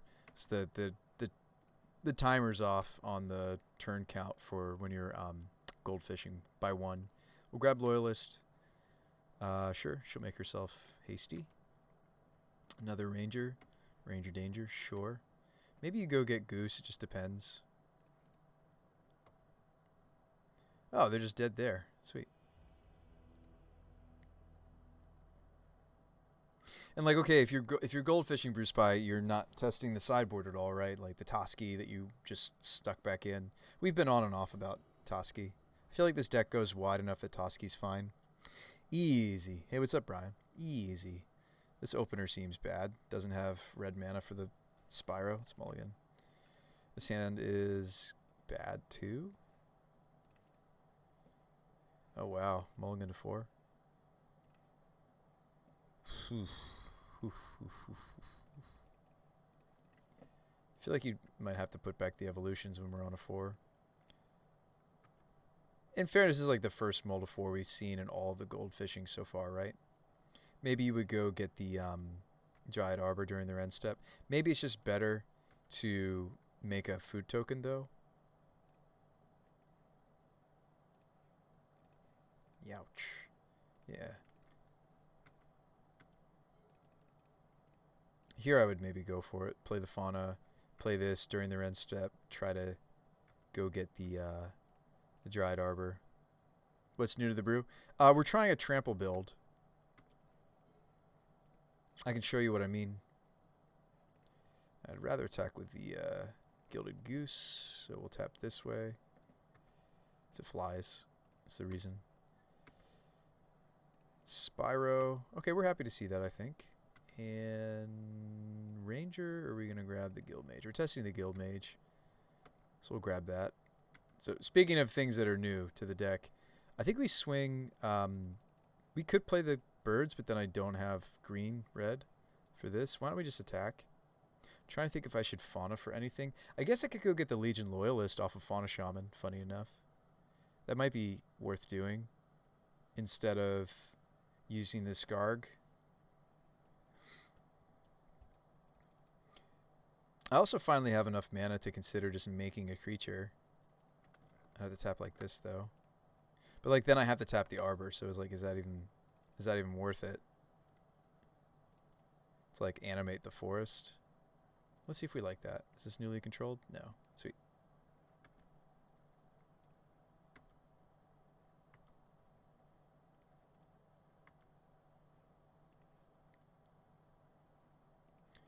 Get our Loyalist. Ranger, go get a whatever. Doesn't matter. Give her. Ooh, a whiff. I feel like we whiff so much less now, though, with the -10. I feel like we whiff a lot less with the density of humans we have now. So the things I'm trying, Brian, I'm trying out something called Proud Wild Bonder, kind of an unassuming human to play. And I've squeezed in a few secret, they're not secrets. I've squeezed in a few things that either paint our team with trample or are just very effective trampling creatures. We've actually played this one before, Brian. Kolaghan's Forerunners. I was playing this pretty early on into the deck, and then I went away from it, and I've come back to it. And I'm actually just trying to see if there's more we can do with trampling. So this thing just gets huge, and all of the modes on this card are actually relevant, I've found. Obviously, it's low toughness, so similar to the Changeling, the mirror. What is it? The mirror entity. It's also a little bit weak in the format, but just like mirror entity, when it gets pulled out of the deck with Winota, it's going to be indestructible, right? Still can be pathed, etc. But this is going to be power equal to the number of creatures we control. Trample, and the fact that it has dash, when we're kind of going off, I can just get it onto the battlefield, which is kind of nice. All of our humans don't have haste. It's the only one that's going to have haste, which is kind of nice. But yeah, so the trample package is the Forerunners, the Wild Bonder. You've seen both of these. The Loyalist, this is searchable off of Ranger. When we attack with it and 2 other creatures, we're going to paint our team with First Strike and Trample. The Trample is the most important part of Legion. The most important parts of Legion is that it itself has haste, so we can use it immediately and get a trigger off of this. I mean, obviously during our next combat, not the combat that we search for it, but the next combat. But the most important parts are especially the trample, especially with this weird Wild Bonder. This is almost like another Lord for our deck. This kind of gives us the ability to be unblockable against decks that are doing some relevant blocking. You'll notice that I moved Herons to the sideboard and I added Toski back. Other little adjustments, not many. Revoker's back. Magus of the Moat is still here. I think we've got enough flyers to pull this off. We're playing a bird Gilded Goose build. Wild Bonder, spicy, very spicy. Since the last league, we had since our last successful league with this card, I've actually been pretty high on the card. We're trying out Guildmage also to paint the team with trample. It's the card I'm least thinking we're gonna keep, but trying to keep on theme here and see how many of that we need. Cards that synergize with the trample. All right, let's filter this into red. Pyro, like per usual. It's the best card in our deck. Ditch these. Keep the tutor. Do the thing. Turn 2. Do the thing on turn 2, shall we? It's just turn 3, excuse me. Our deck's not that busted.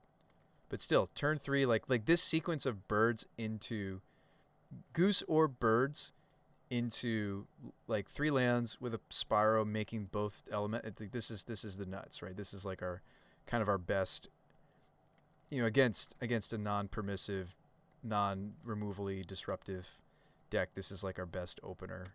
And it might be correct to play the goose. Might be correct to play the Loyalist instead of attack with birds. Now that come to think of it, I didn't realize we had the Loyalist. All right, there's the Forerunners. I should have played the Loyalist. The First Strike could have been really relevant here. I didn't realize we had the Loyalist. My bad. Would have been better than attacking with bird, I think. Did we already have our land drop? Yeah, we did. So you could grab Goose. You could grab Giver. It doesn't really matter. Winota, she'll give herself haste, essentially, and they're dead. No, they're not dead. They're at 4. Close to dead.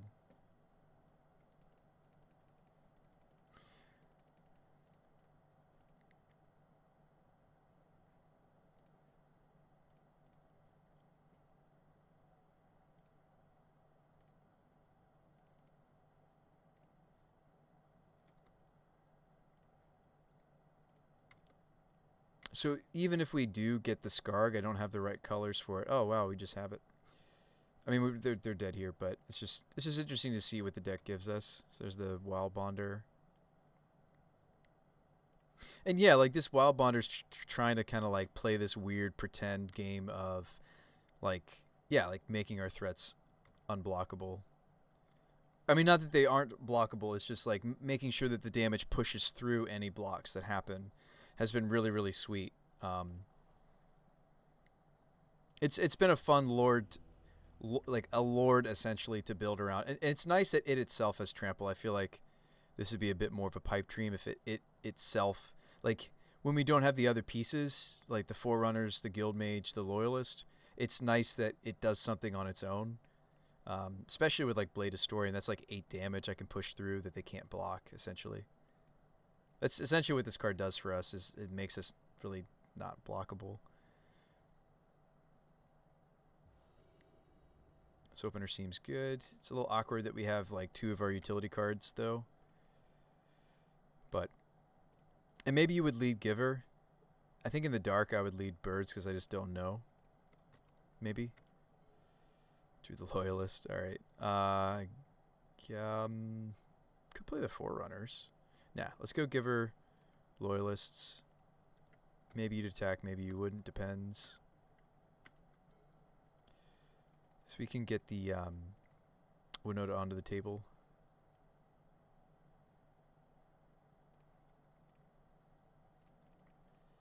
And we probably would leave Giver back to protect something, so we're just swing the Loyalist, I think. It certainly depends on the board state, but Spyro away these things.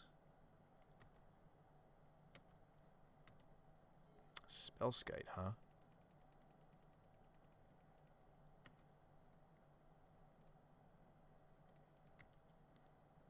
Put that on the bottom of the stack. There's the Blade Historian, so we're upgrading from first strike to double strike. Seems good. There's the Guild Mage. Let's grab that to give our team trample. Oh, we already have trample though from the Loyalist, so never mind. I think that's... What was our choice between this or a Pirate? We should have taken the PZ actually. I think we already played our land, so I shouldn't have taken the Arbor actually. Spyro. Ditch these, make tokens. Yeah, so we're gaining the give our whole team trample from that. I don't know, maybe we do something weird like animate a land to block with. I have no idea. So we already have trample from here.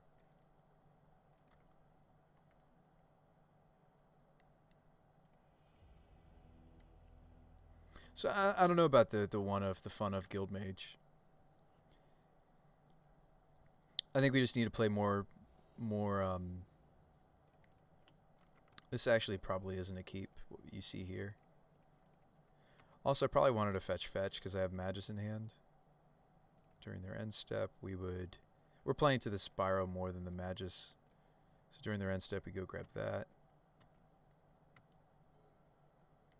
Drew a Winota. Grab another red source. Spyro away these. They're bullets. They're not really what I'm testing right now.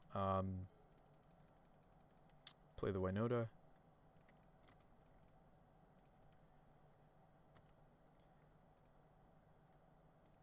And you can hang back on the Pyromancer too if we need to make some more blocks. Just depends.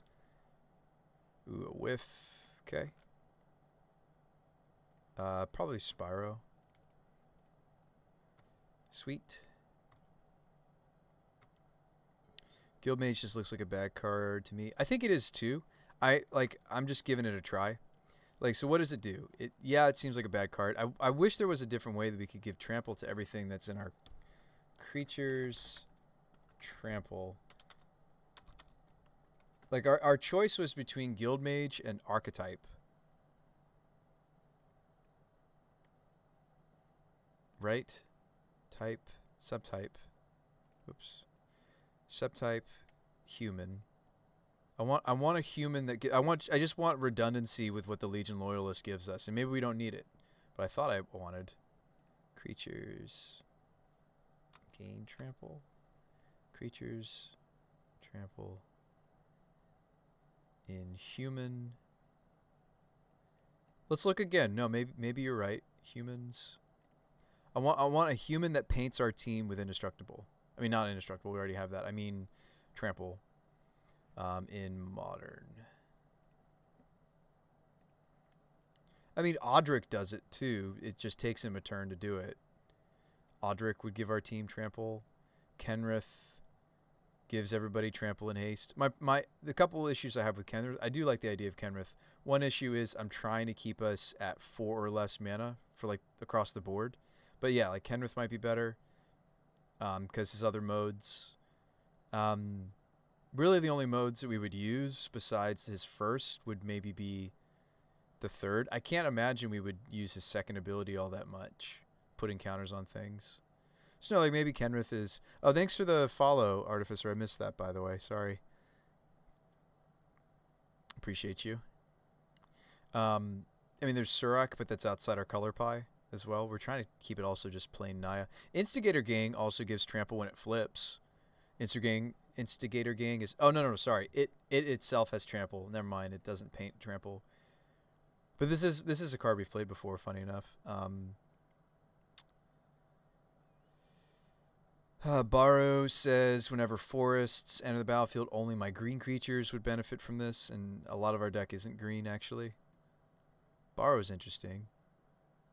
Just play a playset of Barrows, right? You know what's funny is I actually have thought about this card before. Hang on, let me just show you the meme. So, like, yes, this is a meme, but it's like, it's fascinating because this has some of the synergy we want to see in a Winota deck. Like, but the problem is okay, you're already at 5 mana Brewsday. You're playing a 5 mana 4/4 that doesn't do anything else unless I have other copies of Borrow in my hand, right? And it's gonna make what, like 4/4, 5/5 at best, worms. I don't know. This is a fascinating card. I've thought about this card before for this archetype. I think it's just too meme. I mean, we're already playing a living meme, but yeah, Borrow is interesting. It's too bad that it's not just creatures you control gain trample. It's too bad that it's green creatures you control gain trample. I think it's too specific. Yeah, maybe Kenrith is where we want to be. Conclave, Guildmage does it for a mana less. Does it? Is that the better card?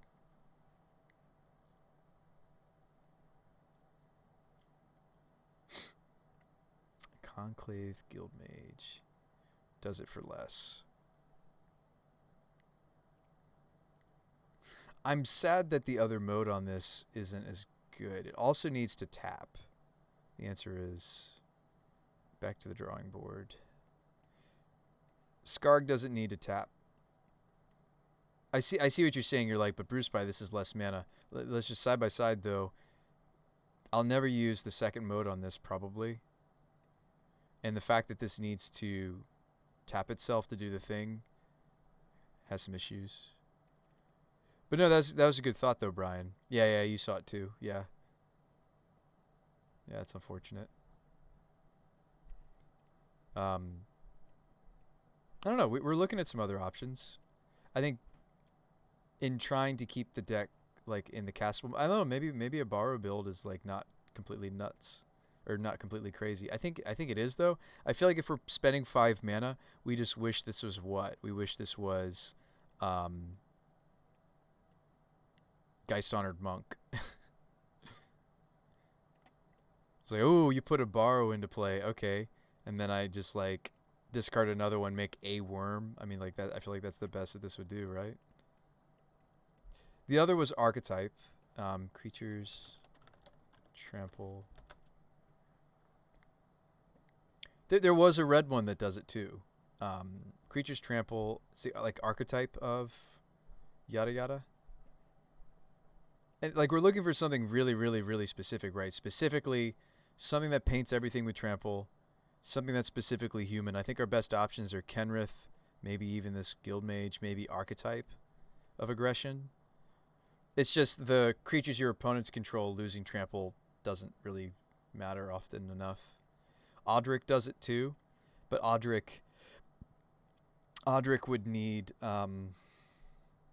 like so something that's kind of subtle that Audric Lunarch Marshal does for our archetype. It's delayed a turn, right? In the same way that Kenrith might be delayed a turn, right? In the same way that the guild mage might even be delayed a turn, right? Because we might not have the mana to pay for the trample.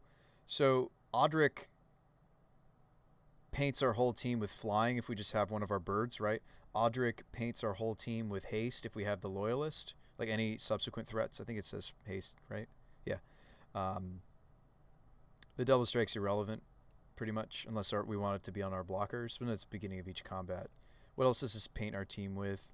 If we have the Wild Bonder, it's going to paint our team with trample, or forerunners. Yeah, I mean, it might be relevant. It might be good for us to look at the deck and be like, okay, where are we painting these extra abilities? Does it work with Toski for indestructible, right? It is. Like, it would work with Toski. It would work with Heron's Grace. We would have lifelink multiple times. I mean, like, we've thought about playing Audric before. We've even thought about the other Audric, the one that lets us choose how our opponents block, right? The real issue with Audric is if we pull it out of the library with Winota, we don't benefit from it the first turn it's out. But this still might be better than some of these other options. Like, I'm wondering because Kenrith, what can Kenrith do? Kenrith gives us tramples and haste. It's a little bit more mana than I want to be spending though. It's essentially like if I have it in hand, it's 6 mana to do that. Yeah. There's a lot of abilities that Audric paints our team with, and that's kind of what we're looking for in this trample build, right? Is we want to paint the whole team. So let's kind of look at the number of abilities it's going to place onto our other creatures. So loyalist and birds and goose, right? That's it. So it's these. In the main deck. Is that all that many? Not really, right? So already it's kind of like, oh, is that all it's doing? It's only going to... I mean, like giving our team flying, like we've been looking for lots of different ways to give the whole team flying, right? Audric has a lot of synergy with our Magus of the Moat sideboard plan. Now, out of the board, what other synergy does this card potentially have, right? Let me switch screens. So out of the board, he has synergy for Cleric for flying, Heron's Grace for lifelink, has synergy for Magus of the Moat because he paints flying. We'll put this in the pile. Ferocidon, he does give menace, so he has synergy for the Ferocidon. I mean, it's like, okay, Bruce By, like, yes, the card has synergy for any and every single card that you're playing that has an ability on it. We get it. Yeah, that's what I'm getting at. Is it also has synergy for the Linvala. So there's and the Toski, indestructible. So overall, Audric would have synergy for these 15 cards, right? That's a lot of synergy. So I almost wonder if instead of memeing around with like these like art, like Skarg, Guildmage and stuff, why don't we just play an Audric?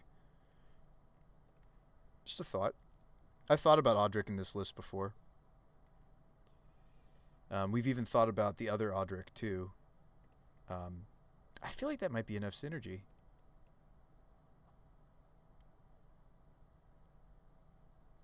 I like this card just for the flying. I like this card just because it has synergy with our 6 mana dorks, just to give my team flying. It's a Candyland card, but I like it.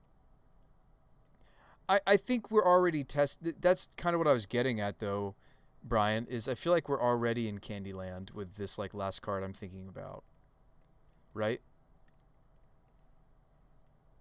I was looking for more synergy for the Candyland that is my sideboard Magus of the Moat plan.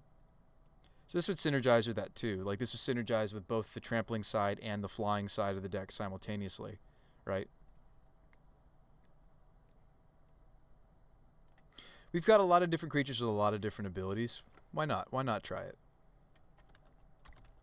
Maybe that's better than we were considering the other Audric. Now the problem with both of the Audrics is they have the unfortunate when you attack thing going on. I mean, there's the Celebrant card we played too. Like, there's a couple of humans that I really would love to play. Celebrant being the other one. Like, these are just like potentially really strong humans for the archetype. Combat Celebrant, of course. When we exert it, we get to do a second combat. It's huge to take a second combat as a Winota deck. But again, it's like, well, Brewsday, aren't you in Candyland? Yeah, I think you start to drop off into Candyland.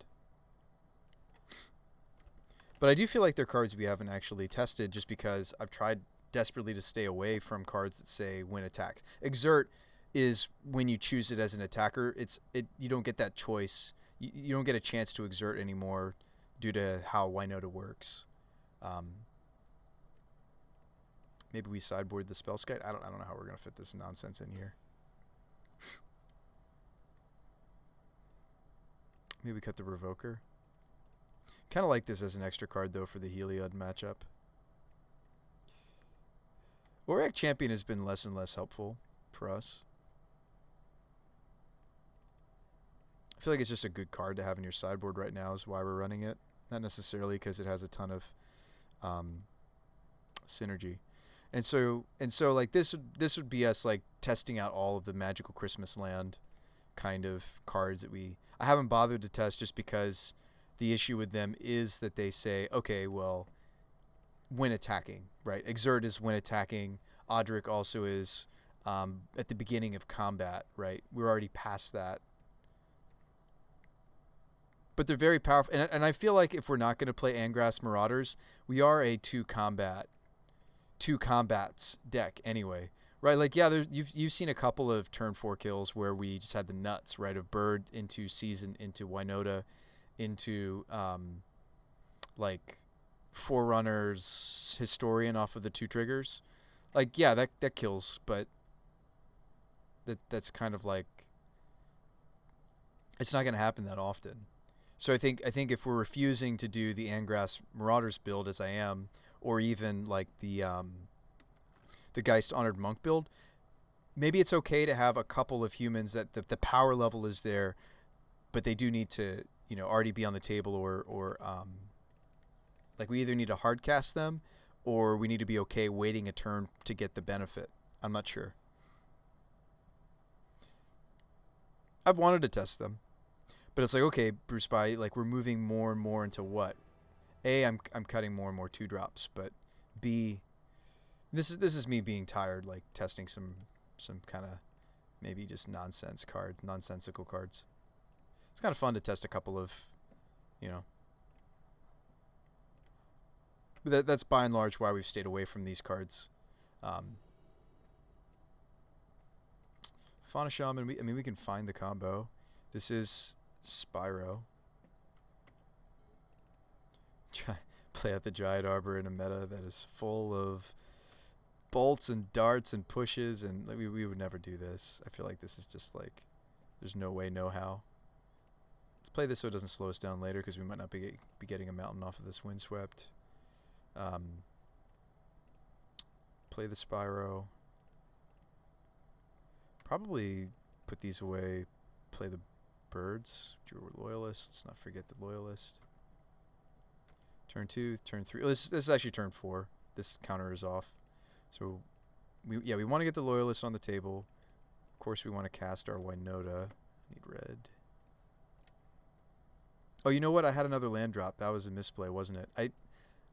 My bad, folks. I had the ability to leave open a birds and swing with the birds. Whoops. I didn't realize that I had a land drop. That stinks. I get one less trigger. Swing. Put that on the bottom. So there's the Celebrant. Let's go ahead and grab it and see if the extra attack is super sweet. I mean, at least it's a 4-power creature. I do like that this has a high attack power on it, attached to it. Like high attack power humans are actually kind of a premium for us. Are they dead here actually? Yeah, they're dead here. Like eight damage came from this element, but it's like, okay, Bruce by demonstrating the win more, right, of the card. We didn't use it for its intended purpose.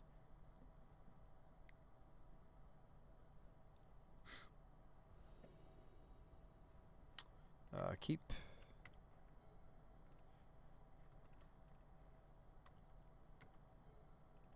What do we do here? Play the...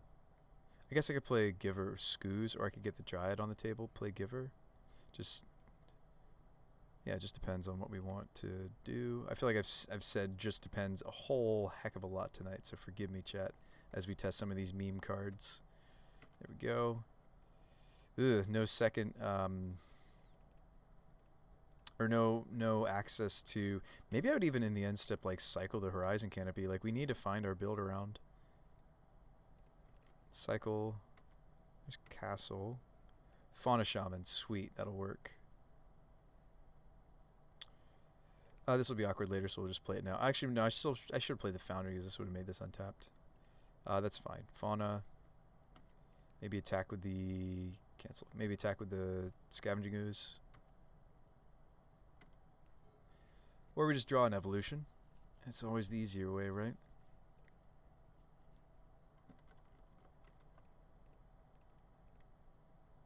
I guess we could evolve the Scoos. It doesn't matter too much.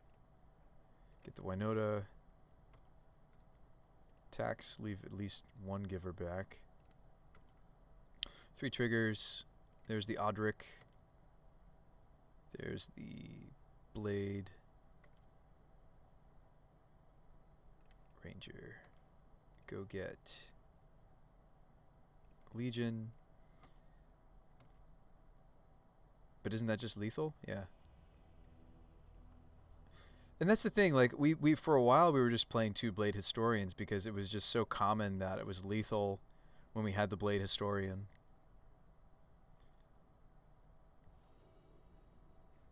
Yeah, I feel like that's what I want to do. Hang on. Let's go back to the drawing board. Let's go back to double Historian build. I still want to try out like the pieces of the trample package that we felt good about. Maybe I'll main deck the Skite still. What did I cut? The Revoker? No, I cut the shoot, what did I cut from our sideboard? Do you guys remember?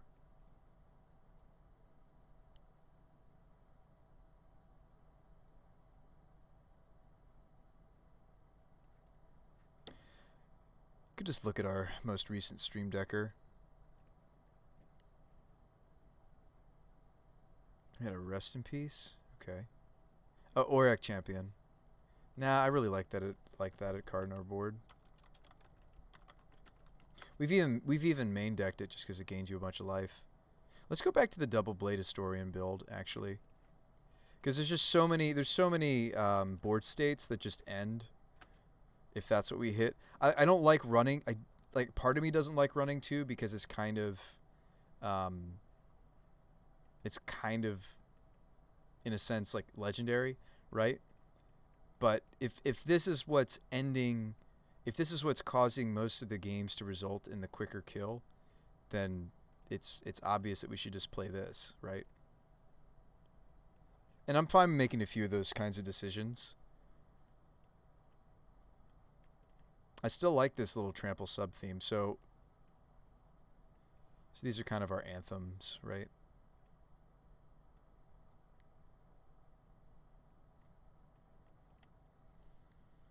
Yeah, I think that feels good.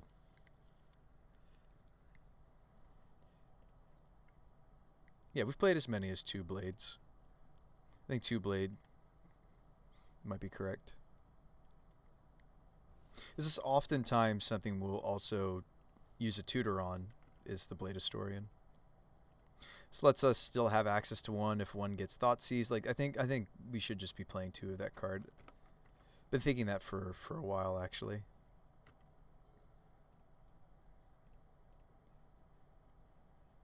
Sand almost would be fine with the planes, right?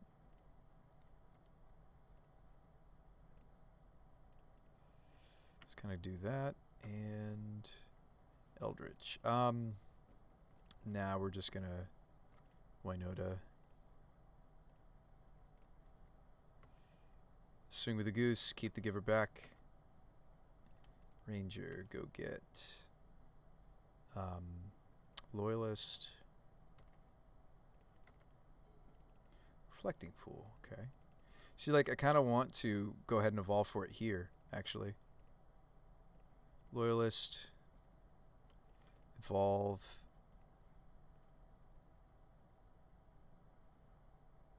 Or do you get the, well, he doesn't have haste. Unless he was in my hand already. So I was considering the Forerunners. No, let's get a Blade Historian. Swing everybody but the giver. See what we get. Seasoned or some Winotas. Take the seasoned. And this should be lethal. Ranger. Maybe I won't search on this. I'm going to say no. Because I kind of want to see another 6 cards deep. Ah, we didn't hit it. I was hoping to hit the guy that makes our tramplers essentially unblockable, that we can direct the damage directly. That's kind of what I was hoping to hit. I guess I will take a Winota since she'll have indestructible if we do. But they still should be dead here, right? Yeah, I think the Blade Historian is just too important to this, what we're trying to do. Because, like, that's what you're hoping the Angrass Marauders to do, right? Is to double your damage output. But, like, attacking creatures have double strike. I think this is actually what the historical, wow. Oh, gosh, what is the name of that format? It's not coming to me.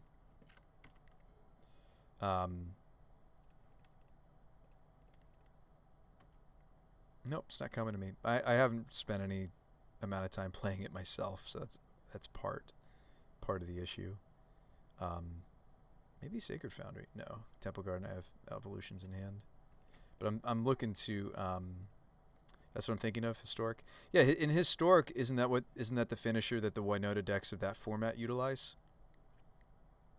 Historic's not a real format. Yeah, well, I guess not. I don't really want to have to hardcast this card, though, do I? I'm also kind of tight on... This is turn 3, actually. Yeah, I can evolve for the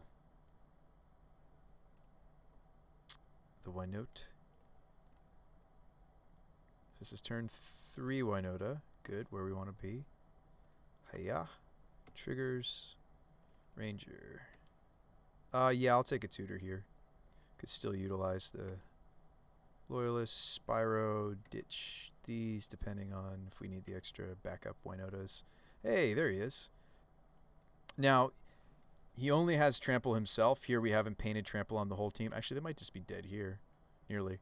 But now we paint the whole team with Trample. I think the deck works just fine with just Loyalist Bonder, and honestly, I don't think. And this is an observation I was kind of making earlier. I don't think the deck needs more than just Loyalist to paint the team with Trample. I think, yeah. Like, we're just running a little bit of a package to go over the top of, like, your Eldrazi-Trons, etc., right? Or to go faster than some of the decks in the format, right? That's really what this package of 5 or so cards is about. Anywho.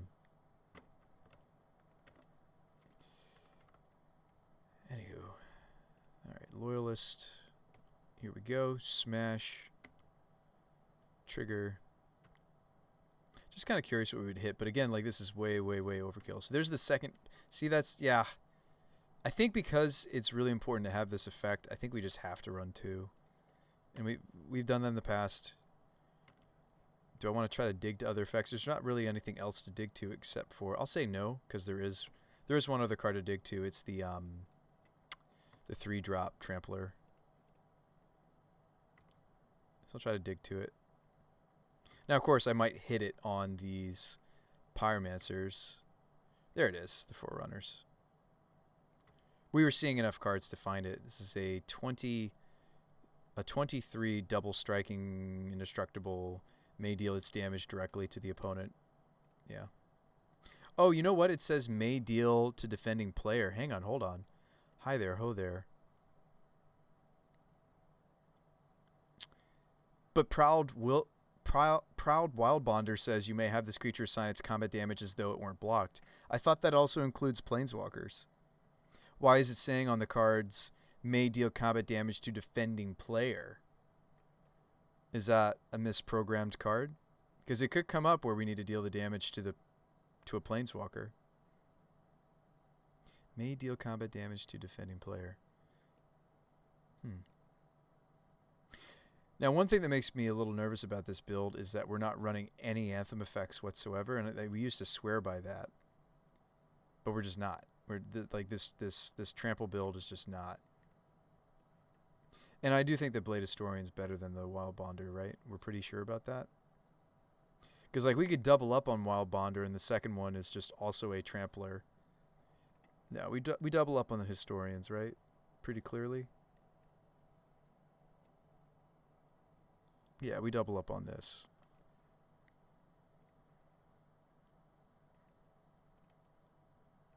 Well, I'll keep running this split of 3. I mean, we've been playing Loyalist without any sort of like weird synergy for a while. So it curves.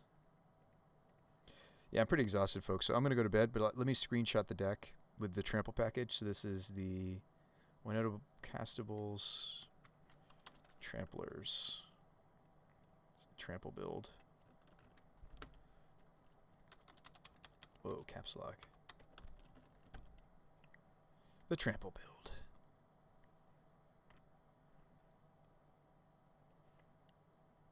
Can you believe that we've been jamming on this deck for 3 weeks now? This may be the most love I've given a deck ever since, like, maybe even Robopod. I feel like this is the longest I've stayed on one archetype to try to, like, make it do the thing. That's good.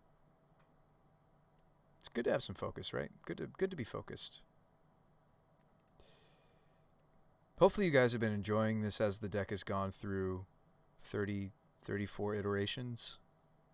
That can't be right. No. Subtract. I start at 1.0. Excuse me. 24 iterations, right? 1.1, 1.2, 1.3, 1. Yeah, I feel like I was mismathing that. But right? If we're starting at 1.0, yes. So about 20 something iterations. I think 2 Blade Historian is correct. It's just too good to pass up. Yes, it's a little tough on our mana. Well, not really. We're playing the filter lands. Like we can even filter the forest and the plains are fine with Historian. It's the Arbor and the 2 forests that need the Firelit to filter into the Historian. But I think even then, I think it's fine. We're playing birds. We're playing Gilded Geese. We're playing Mages of the Moon. Kind of also filters into that card. Well, hopefully you guys have been enjoying the deck. I've been enjoying your company and your thoughts, folks, as we play. I've been enjoying the conversation, the back and forth. Can Modern really have a Naya-colored deck? I think the answer is perhaps yes.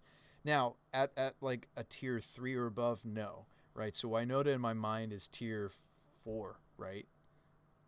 Right. This is like you have to go into something like MTG Goldfish and click other and like start to like sift through. Actually, it'd be interesting to see if other people are starting to catch on to what we're doing, because we've been jamming this for 3 weeks, right? Maybe we've been doing it long enough that other players are starting to, maybe other Winota players, I should say, are starting to do it. Let's just search for Winota. Like, that would be really cool if we're literally sending this off into a different style. Modern filter, yeah. So this is the Yorion build. This is a 5-0, nice. It's like Stoneblade, you know. What do you would expect out of like a and of course their finisher is Geist Honored. I agree. If you're going to be on like the Aether Vial style of Winota, I really like Geist Honored as the finisher. Yeah, this looks sweet. Anything super spicy? Not really. Just a bunch of moons out of the board. Like it.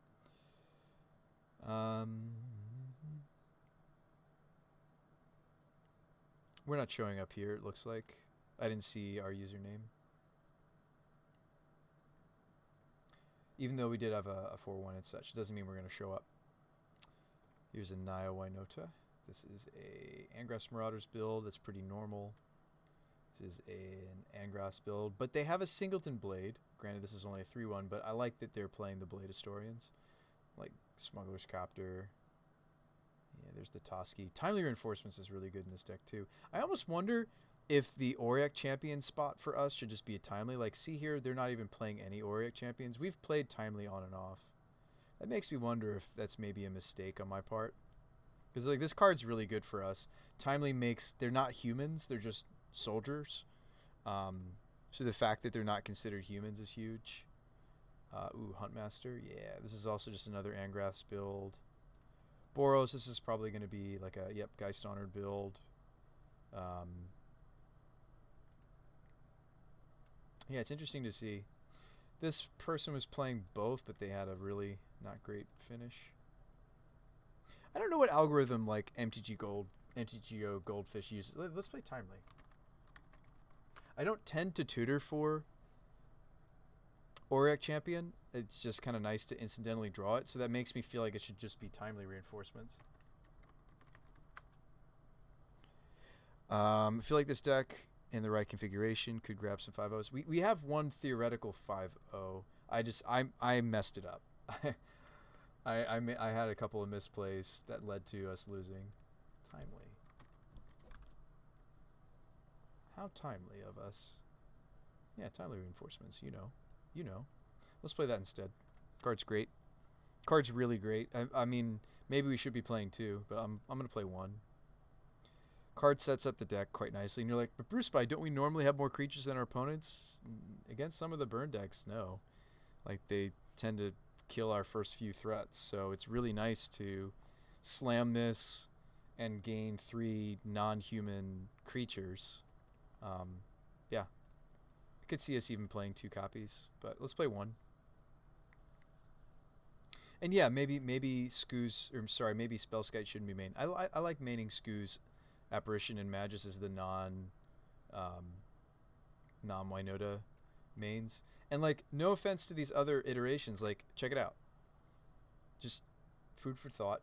This is not me saying, ooh, we're better or anything, right? Like, the deck's trying to do what the deck's trying to do, right? So some of these builds, I don't want to use this one as an example. Let's use this 5-0 as an example. Well, that name, it's terrible. Hence why I scrolled away from it. So this is a Strangleroot Geist build. Strangleroot Geist is good in the Eldritch Evolution builds. So I will say one of the weaknesses of I've played builds of this deck that just play the 8 tutors, or sorry, the 8 copies of Winota, right? So this version of the deck has 4 Winota, and it has 4 Evolution, and when you don't draw one of those 8 cards, or it gets Thoughtseize, Inquisitioned in the case of Eldritch, or it gets countered, whatever, I feel like this build could even be getting away with some number of Cavern of Souls. Anyway, when you don't hit those 8, this deck is terrible. And I say that lovingly. I've been playing this deck for 3 weeks, right, or so. Like, when you don't see the build-around card, the deck is terrible. So I feel like this deck has a lot more similarity to... and I've made this comparison on stream before. I feel like the deck is a lot more similar to Yorion, or Yawgmoth. In that, and not that we're a cord deck, we've tried, not that we are, it didn't really work. But, like, the deck just needs to see its build around for it to succeed. Like, the deck operates at 2 very different speeds, right? It operates at, we're winning or we're not winning, right? Rankle's really fascinating. Anyway.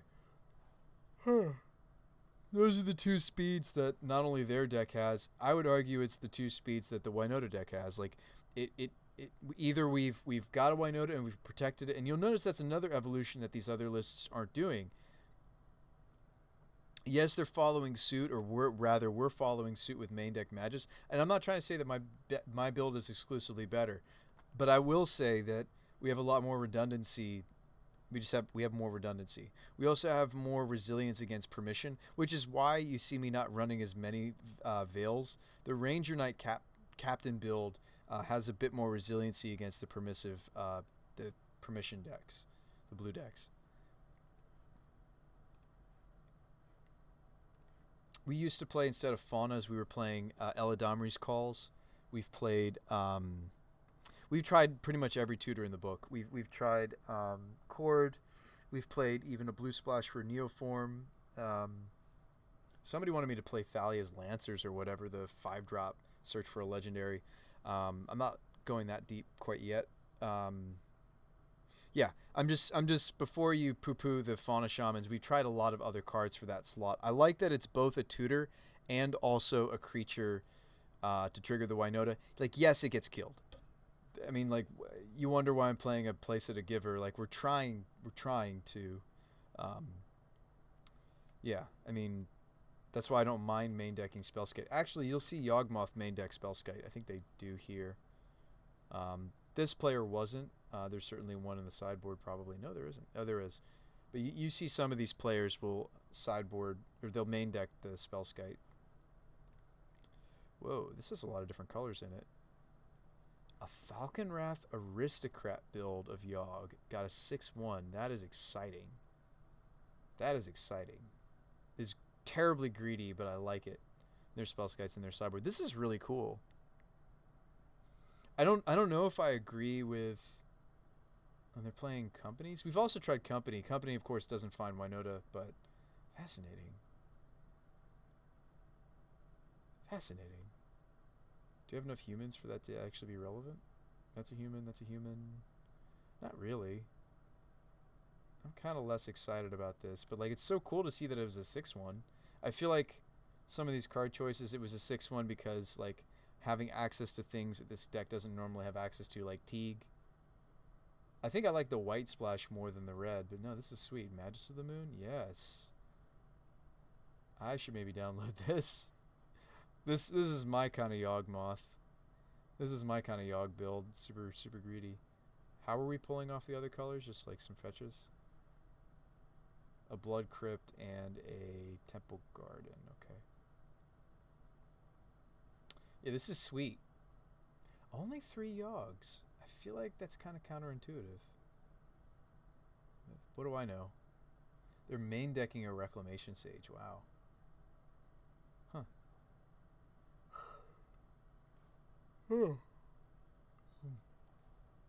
Well, we're main decking a Skyclave, so I think it's fine.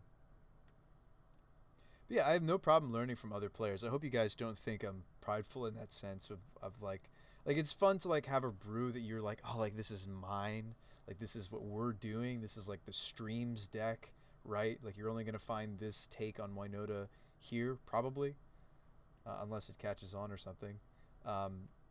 Like that's cool and all, but that's not why I do it. I do it because I like iterating on decks. I like streaming for you guys. I'm doing it because of my love for the game. Yeah. So you do sometimes see though these main deck Spellskite. There's a main deck Revoker in this one, huh? But yeah, 4 Chord, 4 Evolution, 4 Yogg. That's pretty normal. I feel like I wish I saw more tutors, you know? Like, sure, you've got Seasoned Pyromancer to see more cards. You've got Copter to see more cards. I just don't know. I just feel like the deck does want more tutors. This is a Geist Honored Monk build. Interesting. Main decking the Ferocidon. Brushfire Elemental? What? I mean, I've looked at all these lists already, so I guess I shouldn't be surprised. Only 3 evolutions. Huh. I mean, the can't be blocked part is kind of neat. But I wish there were more cards that were... Here, I'll show you a card that comes to mind. It's not... the problem is that it's... Revolt. There's I feel like there's another take on this deck that's... I've also seen some people do stuff with... oh, hang on. I'll show you what I'm getting at. Herbalist is a human, right? Yeah, unfortunately. We actually wish it wasn't. I thought that one of the creatures that makes more mana wasn't a... Just curious if we could get onto the table more quickly. But there's stuff you could do with like Renegade and Safi. Like there are some little weird things we could consider. Safi also lets us bring back the Winota if they have, as long as it's not Path. If you guys remember this card from back in the day, Safi, Eric's daughter. They actually redid the art on her. I don't know if I don't know.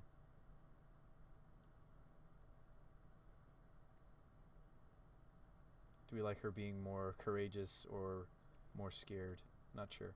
Anyway, I kind of like the new frame that they created for legendaries, if anything. So there's some weird stuff we could do with Safi. Just a thought. It's another way we could be protecting our threats. Instead of playing givers, we could do stuff with this. Safi plus a renegade plus an initial revolt. Actually, she gives it the revolt. So you can do loops with these. This was something else I was considering today, doing some sort of like weird Safi rallier, and then something that benefits as we this would be like an Auriac build. The problem is it doesn't kill them, right? So you need to start playing something weird like Porphyros, or ideally it would also be human. I don't think there are many humans. There is the whenever a human enters a battlefield, deal damage, right? Or like Thalia's lieutenant or something. I don't know. You play something kind of weird. But yeah, you could do some sort of, you could try like a, here, I'll show you what I mean. Let's open a new copy before I ruin this trample build, because I do kind of like this trample build.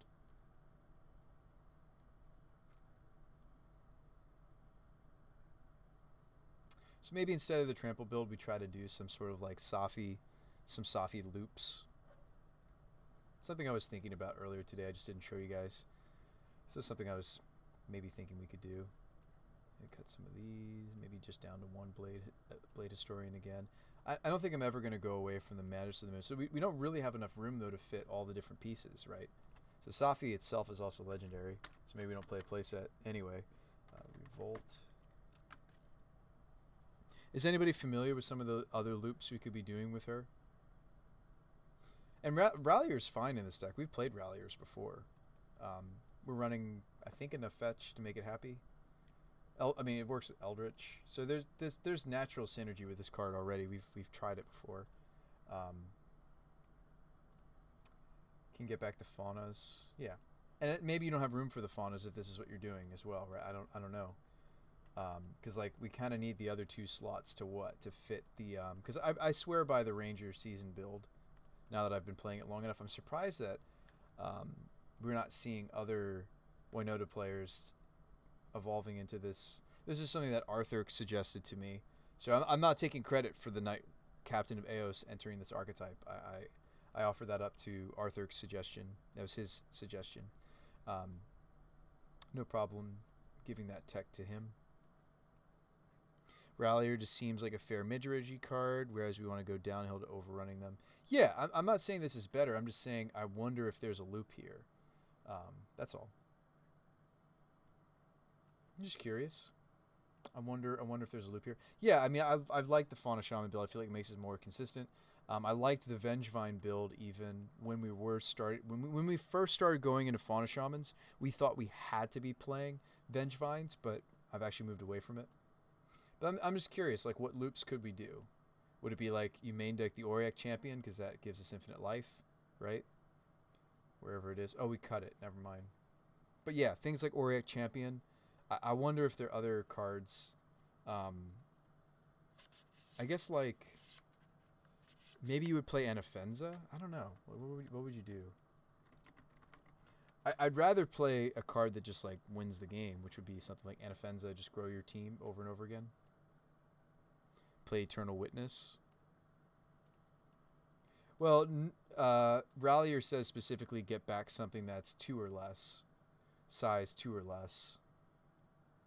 So I kind of would want, yeah. We would have to play test this. I have no idea if I could make this work, and like we have fewer. I feel like I don't want to give up the Fauna Shamans as tutors. Like, I guess maybe we wouldn't need the Blade Historian anymore if we're just trying to go infinitely sized. So maybe like the Trample build goes away. The Trample Double Strike build even. Because we just don't have room for it, huh? Okay, fascinating. I'm just trying to see where this take on the deck would go. Move those over. Definitely still want a Magus of the Moon. So yeah, maybe we play 3 Safis, because the and then what else does what Anafenza does? Whenever creatures enter, so bolster. Well, we need to search up humans that say whenever. Whenever creature enter as humans. Ideally size 2 or less. I mean, that's very specific. That's very specific. I feel like we could create like infinite life loops. I don't know if we're going to be able to this is fascinating, right? Whenever creature enters in subtype human. We've had infinite in this deck before. We've also played like Vizier combo in this deck before. Human.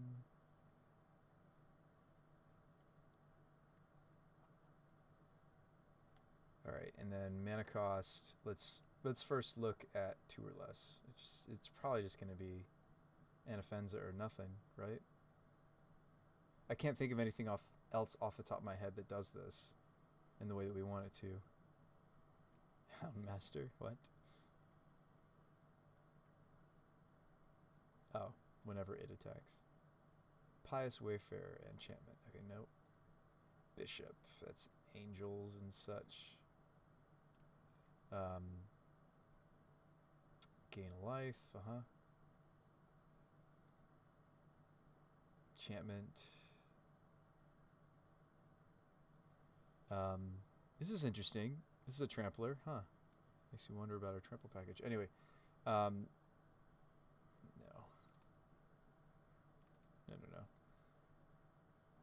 Yeah, so gaining life, that's the impassioned. Of course, there's Auric Champion to think about. Anointer Priest, this is creature tokens. Also just life.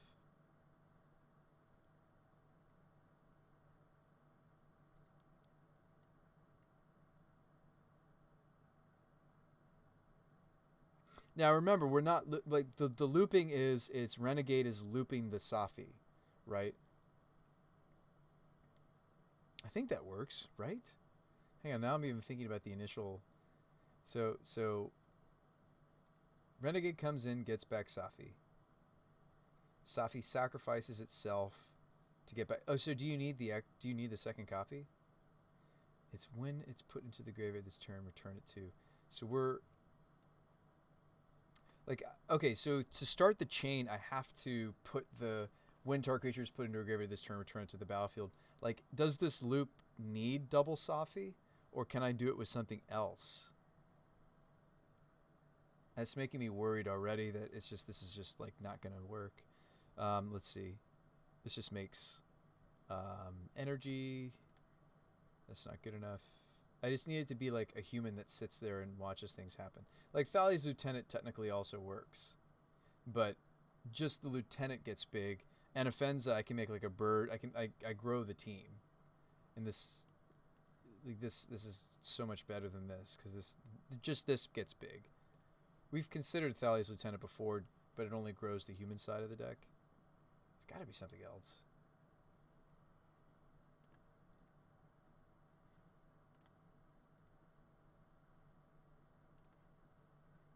Maybe there's nothing at this size. I mean, I guess we could play something that's bigger than size 2. I was hoping to see if it was in. All right, so let's look at 3s. We gain a bunch of life. That's doable. All right, so at 3s, what are we seeing at 3s? And let's just look at the 3s because we've already looked at 2s. Oh yeah, Champion gets bigger and bigger, doesn't it? Whenever another, yeah. But I still feel like that's not. Anafenza is just so much. It's just so much better. This is in blue, and that's enchantment.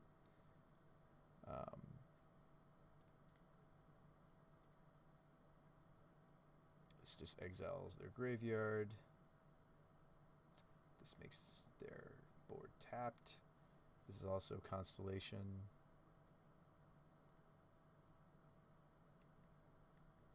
Nope. Lantern Scout is the lifelink, which we've considered playing Lantern Scout instead of Heron's Grace before, for a while. All right, Pious Evangel is maybe actually what we want, strangely enough, because on the back side, on the flip side, let me show you this card. Actually, that's maybe what we want, as weird as this card looks. So on the front side, it's unassumingly, it's really not that great. It's literally just gain life when creatures enter.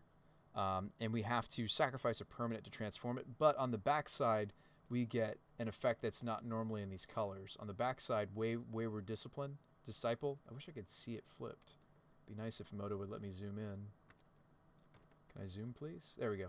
So whenever Wayward Disciple or another creature you control dies, target opponent loses one, you gain one. So the flip side of the card, it's nice that it's a 2/4. It's got the extra toughness.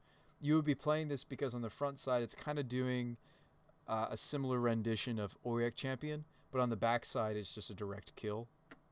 So weirdly enough, that would actually be probably what I want as the other slot. Just because it gives us a way to kill under Ensnaring Bridge.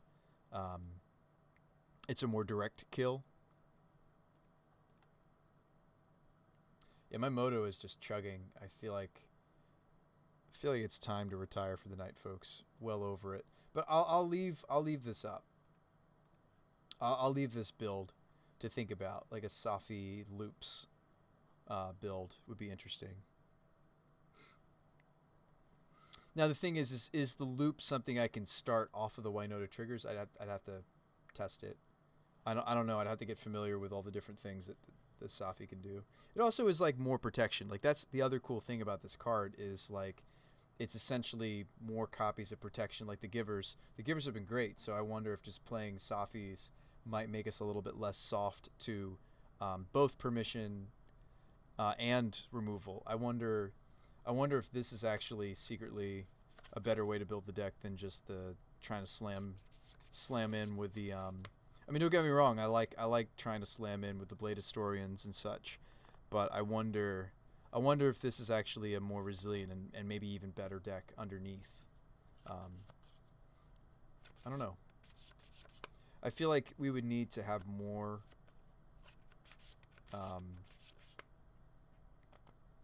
Yeah, I mean this takes up a lot of room, this package. Yeah, my Moto is like completely frozen.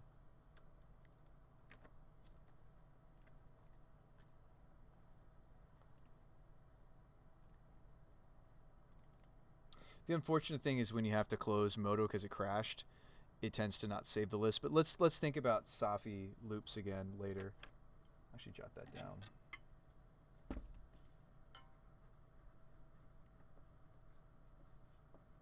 That is a combo that's potentially, all the way in Nothing But Humans that we haven't thought about before. That's also in our colors, right? The full combo is in Humans. So yeah, let's save that for next stream.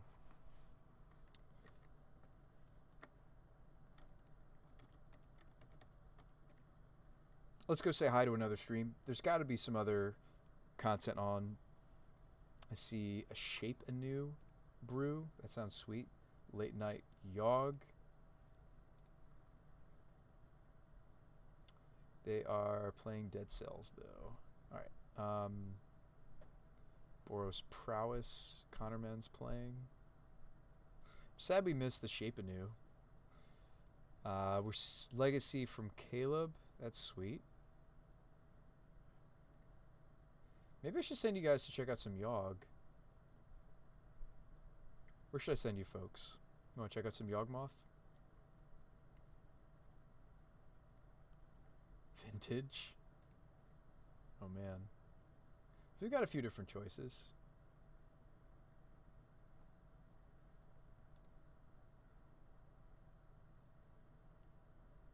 Oh! It's Boss the Ross. Ross the Boss Man. Yeah. Tom Ross rocking some Yogg combo. I'm going to send you his way. Not specifically because it's Tom Ross, but mostly because he's playing Yogg, but also because it's Tom Ross. Go say hi for me, folks.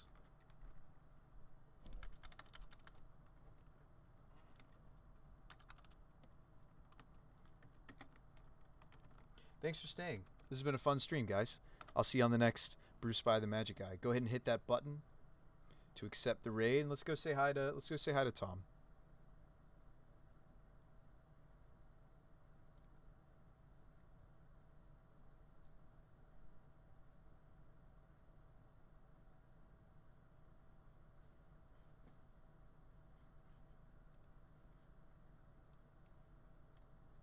Bruce by the Magic God with a raid of 15. Appreciate you, brother. Everybody showing up for Bruce Rock stream. I'm Tom Ross. I'm playing some Yawgmoth in Modern. I'm in the league. Currently 1-0. 1-1 in this. Or 1-0 in this. I think I'm about to lose this one. I think I'm about to be 1-0. 1-1 or whatever. Yeah, dude. Hope you had a good stream, bro. Appreciate you coming through right there.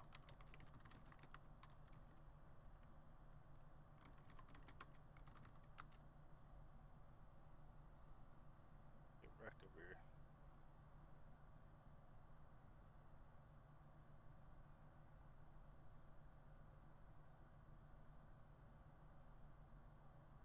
Alright.